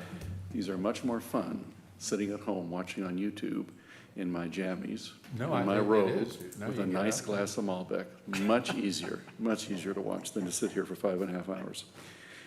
All right, the only reason I'm here is because I've served on the Measure E oversight and I've served on the Measure G oversight, and they're basically the same. The Measure E was sunsetted and was renewed as a permanent half cent, and then Measure G is due for renewal, whether it's going to, renew term certain or permanent, who knows. But they're basically the same. They cover the same things. And when the staff makes a report, because I looked at both of them from the last meeting, and the staff report was exactly the same. And so if you're trying to reduce staff time, I'm not quite sure why you don't combine them. So the Salinas Unified High School District has what's called the Independent Citizens Bond Oversight Committee for the Measures. I'm not understanding why we can't have a sales tax oversight committee for both measures. I'm not understanding why we have to have them separately. So if you're having difficulty finding 7 people and you're having difficulty coming up with a quorum, I think one of the committees, I can't remember which one, didn't meet the entire year because they couldn't find enough people to serve. So if you're having difficulty finding 14 people, it seems logically that it'd be more easy to find 7 people. And if the 2 measures are relatively similar and the staff has a similar report, why are we duplicating it? So all you need to do is say, yes, Peter, you're right, and we're going to vote accordingly. Thank you, Peter. Yes, committee member. All right, anyone else from the public? Eric?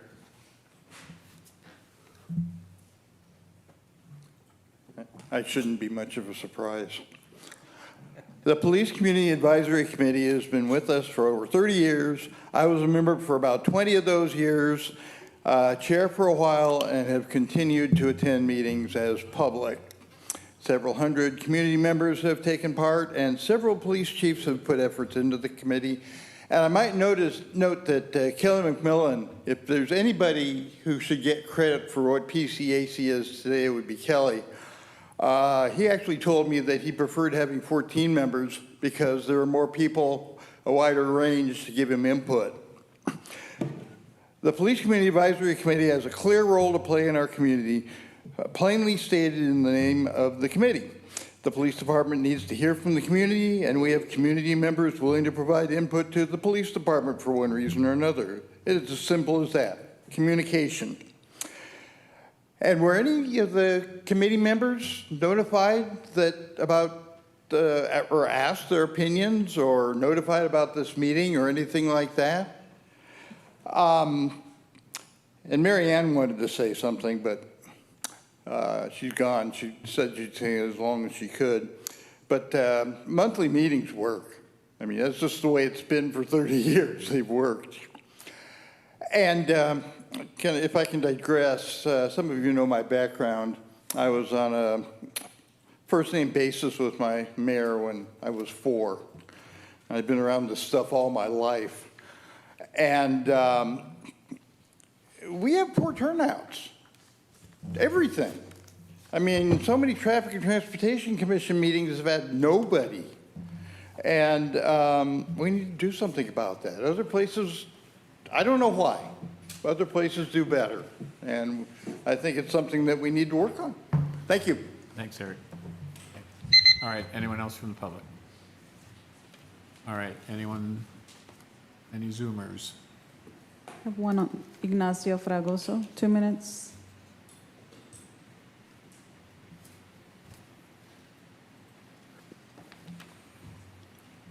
Ignacio? Ignacio, 2 Hello? minutes.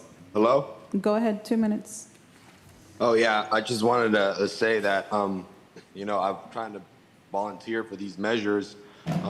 Like I've said multiple times, but I really want to work on reducing our public debt. So if these measures are going to be in place, I'd like to be working on them and just try to make sure all our money is being used efficiently.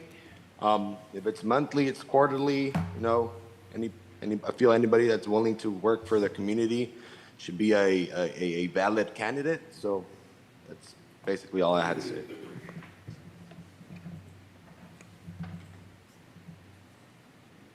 Okay, thank you. All right. Chris?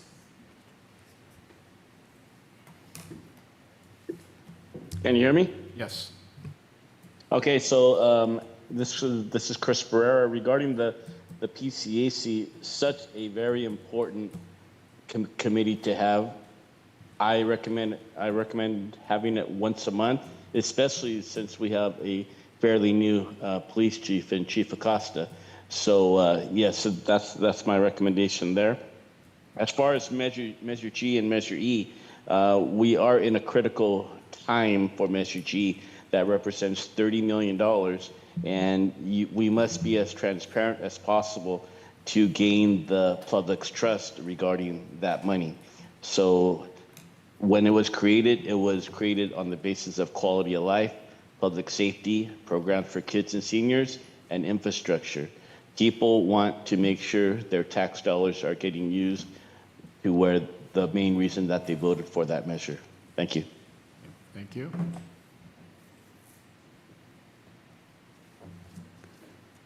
Liz, 2 minutes. Good evening, everyone. I heard Councilmember Barajas proposed to make the Police Advisory Committee an at-large commission.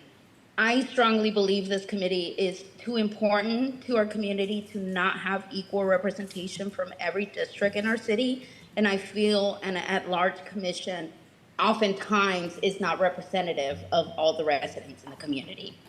As a former commissioner myself, I understand firsthand the significant time and dedication required for, meaningful engagement in these roles. During my service, I met regularly with my council representative to review agenda items and provide district-specific insights. Earlier this year, I was removed from my commission position by Councilmember Barajas without really an explanation or an acknowledgement of my service. Despite the experience, my commitment to our community remains strong, which is why I've already applied for the Police Advisory Committee. I respectfully ask, why would we search citywide for committee members when you have qualified, experienced applicants right here in your district who understand the unique needs of our community? Thank you for your consideration.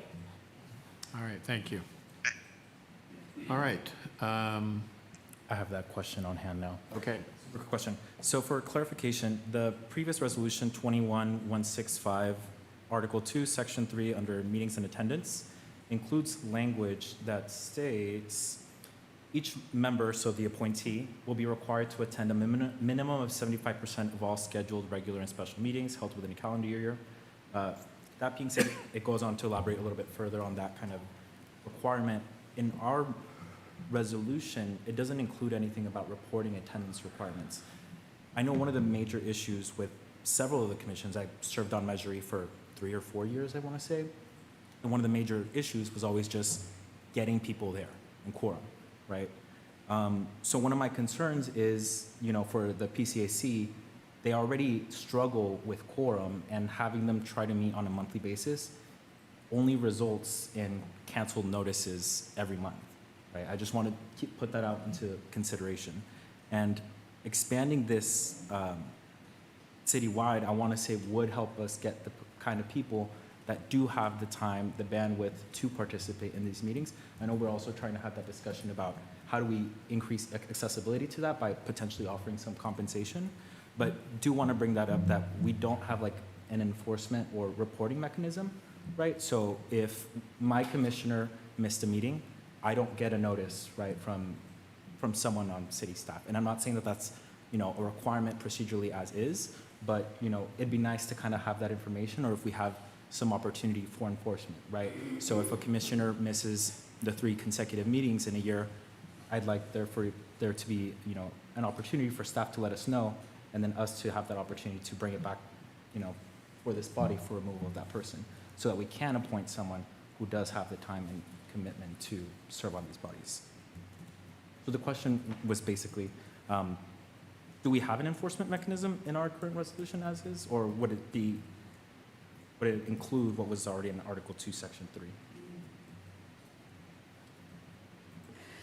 So I believe the enforcement mechanism that you may be referring to, I think that gives the council the authority to remove council members if they're not attending, and that's already going to be called out in the ordinance amendment, which I believe it's already in there.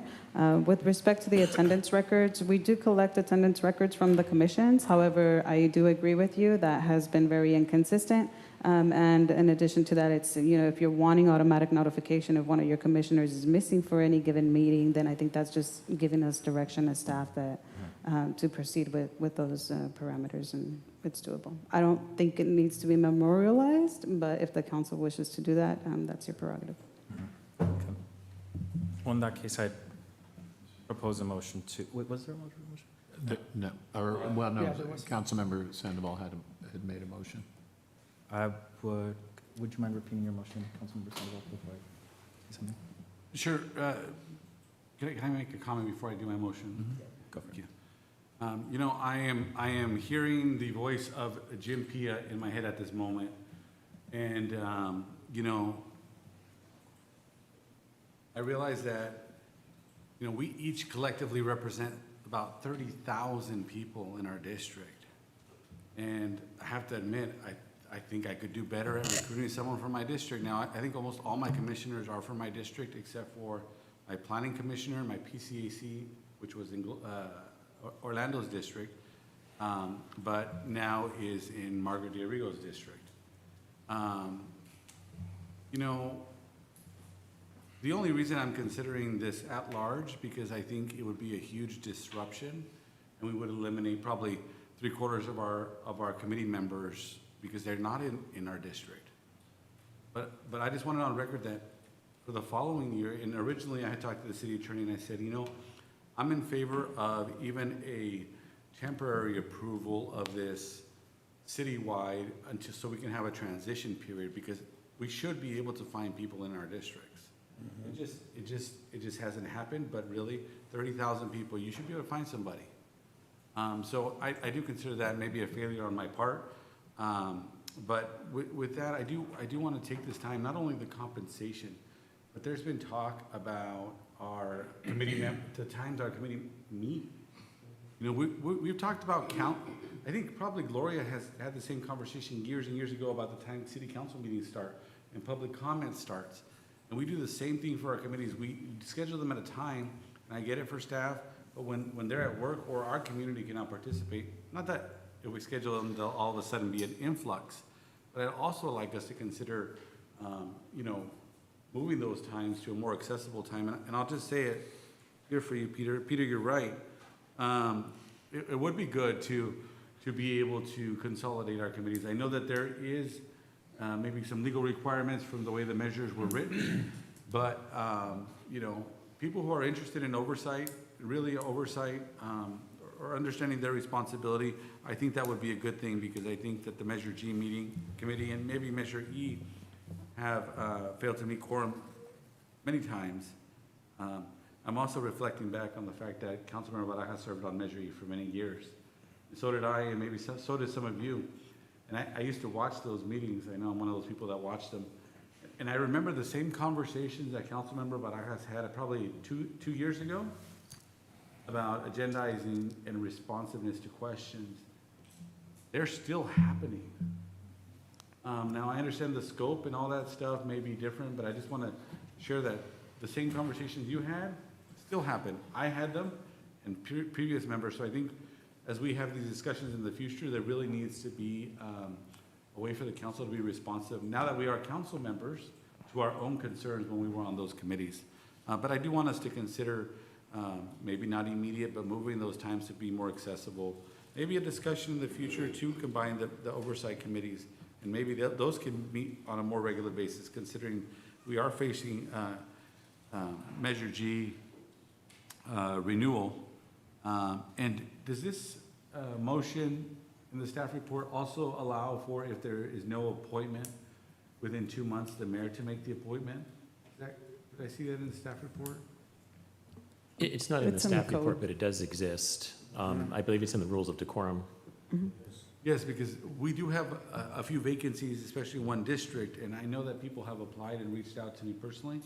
And one, I'd like to thank Councilmember Barajas for putting the historic resource, because there are people who reach out to me, and if we are getting applicants and we as council members are not appointing them, then I think it's incumbent about the mayor to make that decision. Hey, we have an applicant.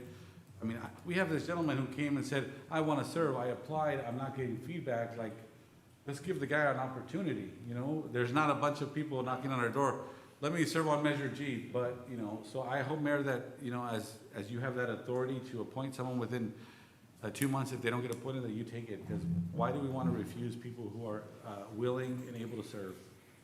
So I'll make the motion, and I'll hear what Councilmember Barajas has to say.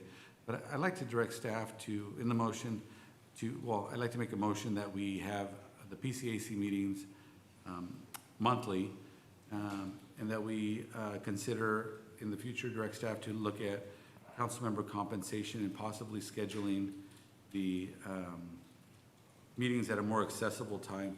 And just a discussion, I don't know if it'll be legal the way the ordinances are written, that we do combine Measure E and Measure G. Just a thought.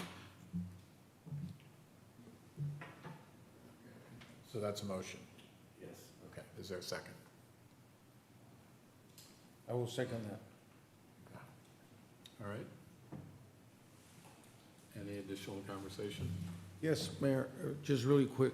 I know a lot of times we put the load on the staff. It is our responsibility to make sure that our commissioners and committee members are being present. If they're not, we need to address that. Because you know what, when there's no meeting because of lack of quorum, that falls back on us. Not on the city clerk or none of the staff. We need to stay on top of that. Thank you. Fair comment, thank you. All right. All right, I don't know if I might be able to make a substitute motion, which would be to have the PCAC meet monthly, and then in terms of Measure G and Measure E, that those be quarterly based on what I'm hearing from the city manager. I didn't hear Measure G and E, so, but I'm making that a substitute motion. That's your motion, right? No, I think that was the motion. I didn't hear G and E. That's why I was bringing that up. Yeah, no, okay, but the idea is the tax measures meet quarterly. Correct. And PC, that one would be monthly. Correct. So that's in the original motion. The meeting frequency I for didn't- Measure G and Measure E is already called out as quarterly on the resolution and the staff Okay, report. okay. The one thing that isn't being captured yet is the appointment as part of the motion, so whoever's making motions, we just need to clarification as to whether we're going to proceed with the PCAC appointments as it stands right now by district, or if we're going to change that to at-large. So we need clear direction on that. For now, at large, in the future, I'd like us to move towards districts. Okay. Or could you just do it at large for now? No, we have to change it to at large. Yeah. Yes. Okay. If I might propose a friendly amendment to Councilmember Sandoval's motion. Agree with everything you just said, but the only thing would be to have the PCAC meet on a quarterly basis. And if give it a chance to see if they're actually able to get quorum. If we need community, and perhaps direct the PCAC, if the appointed members see the need for monthly meetings, have them give us that recommendation. If there's actually enough substance and update to be given on a monthly basis. I hate to say it, but I don't accept your friendly amendment. Okay. Okay. Looks like we can call for the question. I think we should get clarification on the motion, please.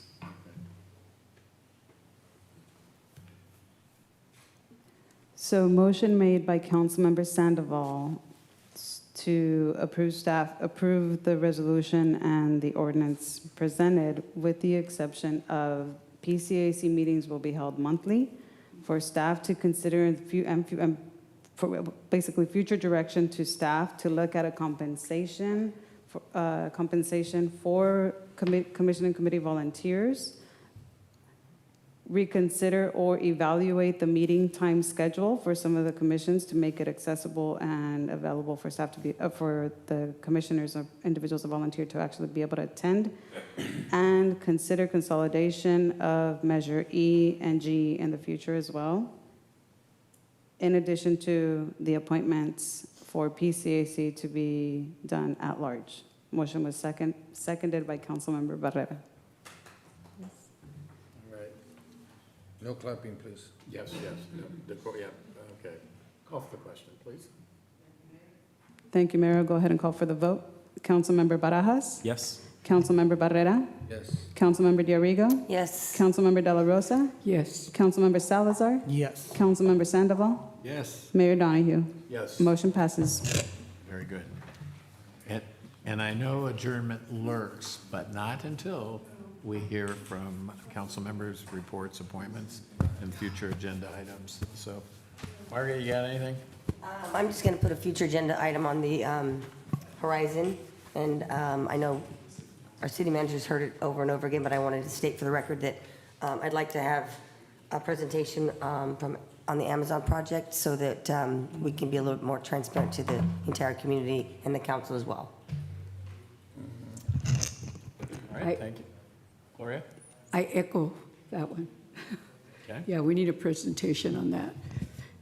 And yeah, I attended the Solid Waste Executive meeting last week.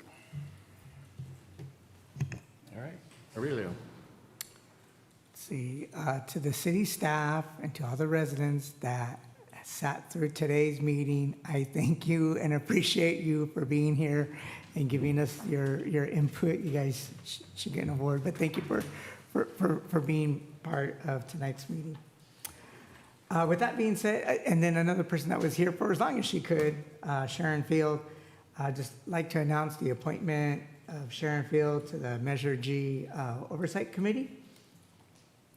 Also just want to share, I was able to attend the morning portion of the 16th Asian Cultural Fair in Salinas in our own Chinatown on April 26th.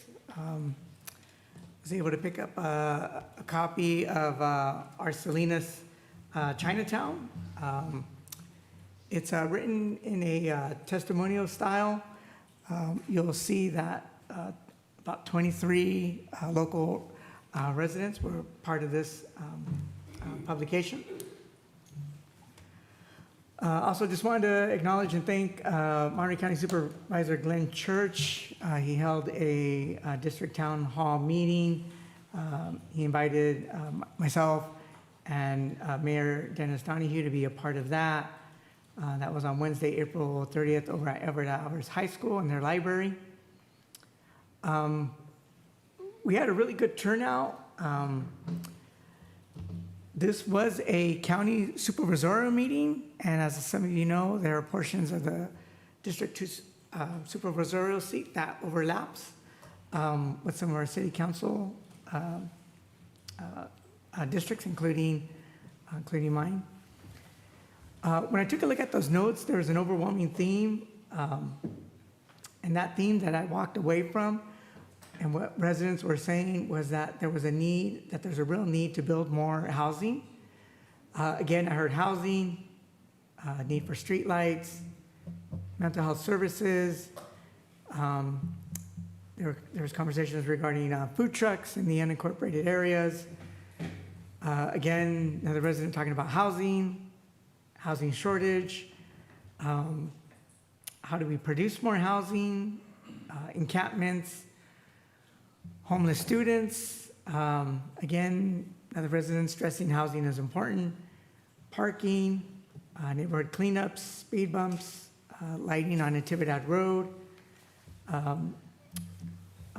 These were all pretty much comments that I took away from those that were from my district. And we did have quite a few people that were from outside of the district and from North Monterey County who were also present. Also had the opportunity to speak and meet with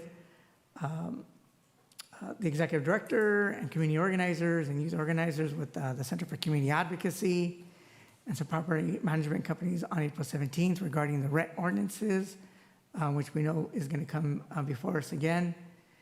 And then I know he had to leave earlier, but Jose Guerra with the Montebella neighborhood just had I know that he made a comment that he hasn't heard back from us, but I did have an opportunity to speak with him. Normally when we talk, he'll share with me all things relating to the Montebella neighborhood. Again, not in my district, but I just wanted to lend him my ear.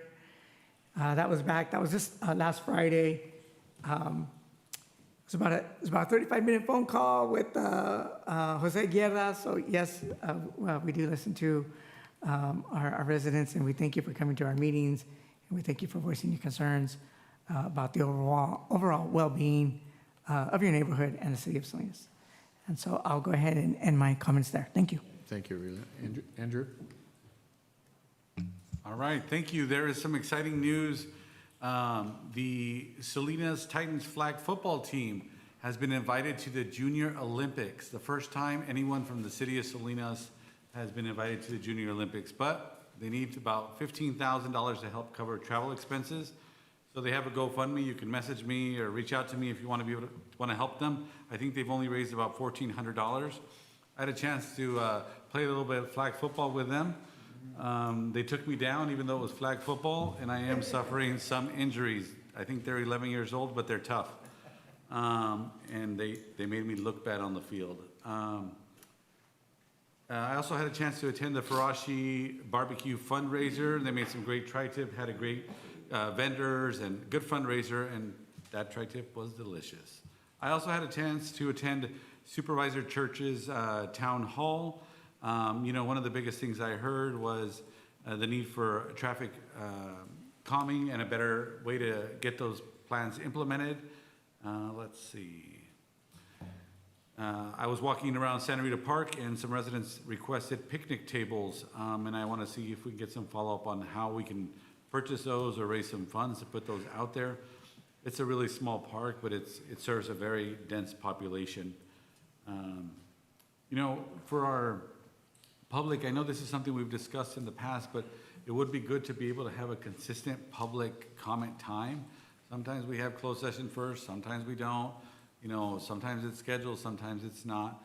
So I think if we can just schedule public comment, that way people know when they can participate. Also, I had a chance to attend a TRIO graduation event, and the TRIO program is something that helps first generation and low-income students get to and through college. It was great to see kids have an experience, going to the East Coast and all over the place, experiences that they shared they could never have without the TRIO program. It was great. A lot of students made it to prestigious colleges, which they shared that they would never be able to do without the program. It was a great celebration until the very last moment. And the very last moment talked about the president's 2026 budget plans to completely eliminate the program. And then it took a somber approach. And so they encouraged people to reach out to their federal representatives to support TRIO funding. Our students deserve more opportunities, not additional barriers. I had a chance to attend the Rotaract meeting at Alvarez High School. Those students are doing international projects. Not only do they help raise money for guide dogs, but they've done projects in Guatemala. Big shout out to Mrs. K, who has been running that program for a long, long time. And those students have really grown. I had a chance to speak with them, and they get opportunities that other students don't. So I appreciate her leadership and mentorship for those kids. I attended May Day, the International Workers' Day. We showed up united. It was such a large, diverse crowd. We had people from SEIU, Unite Here, Monterey Bay Central Labor Council, UFW, UFCW, BHC, Centro Binacional, CCA, and many, many more, healthcare workers, nurses, city and county employees.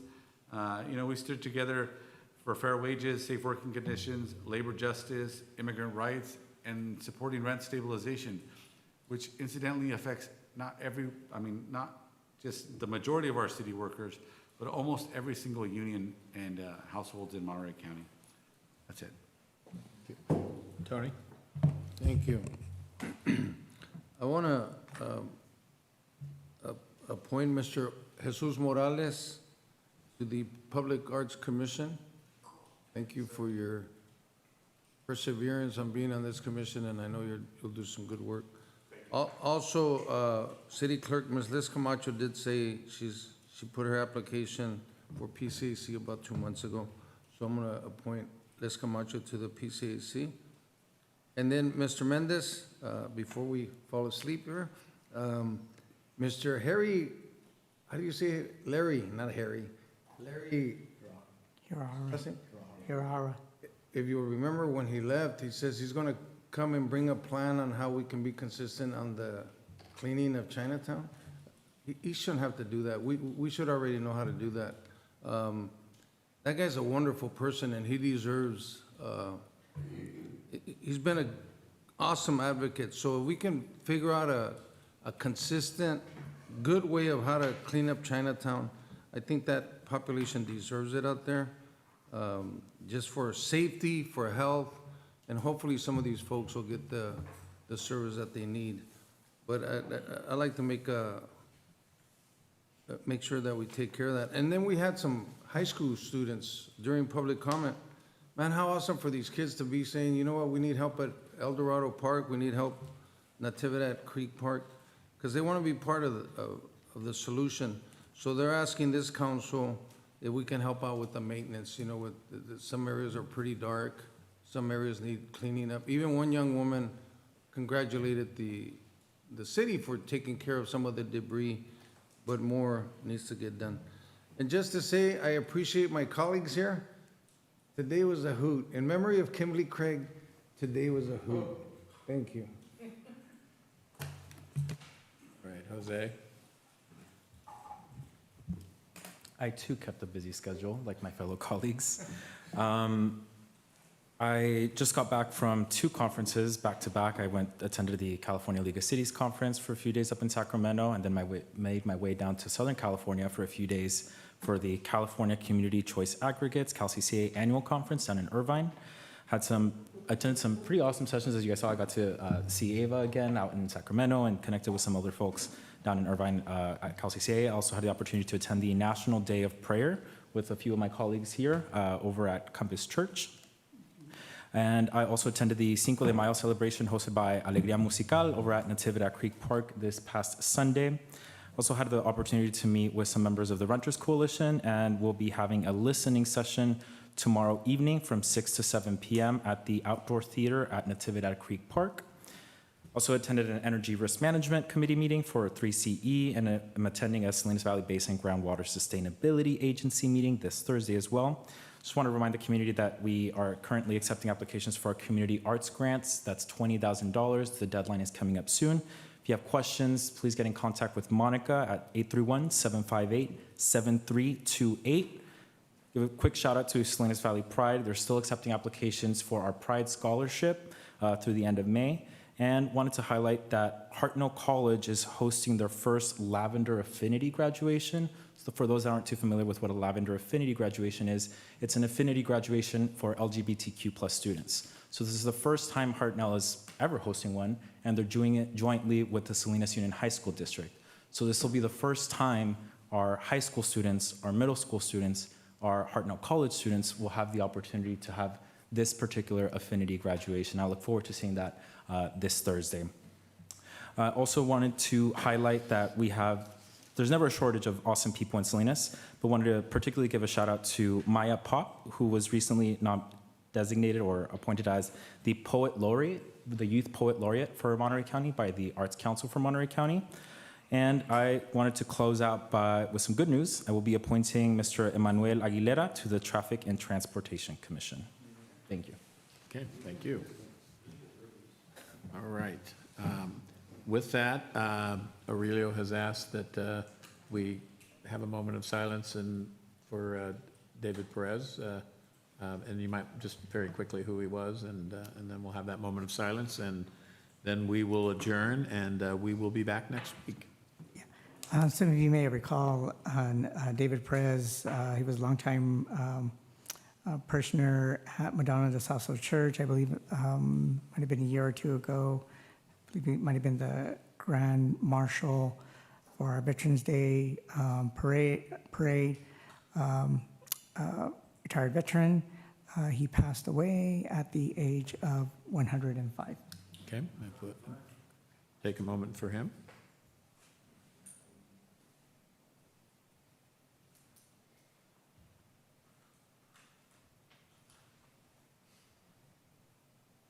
Okay, thank you, and thank you, Aurelio, for that.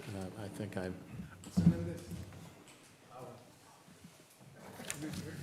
we're adjourned.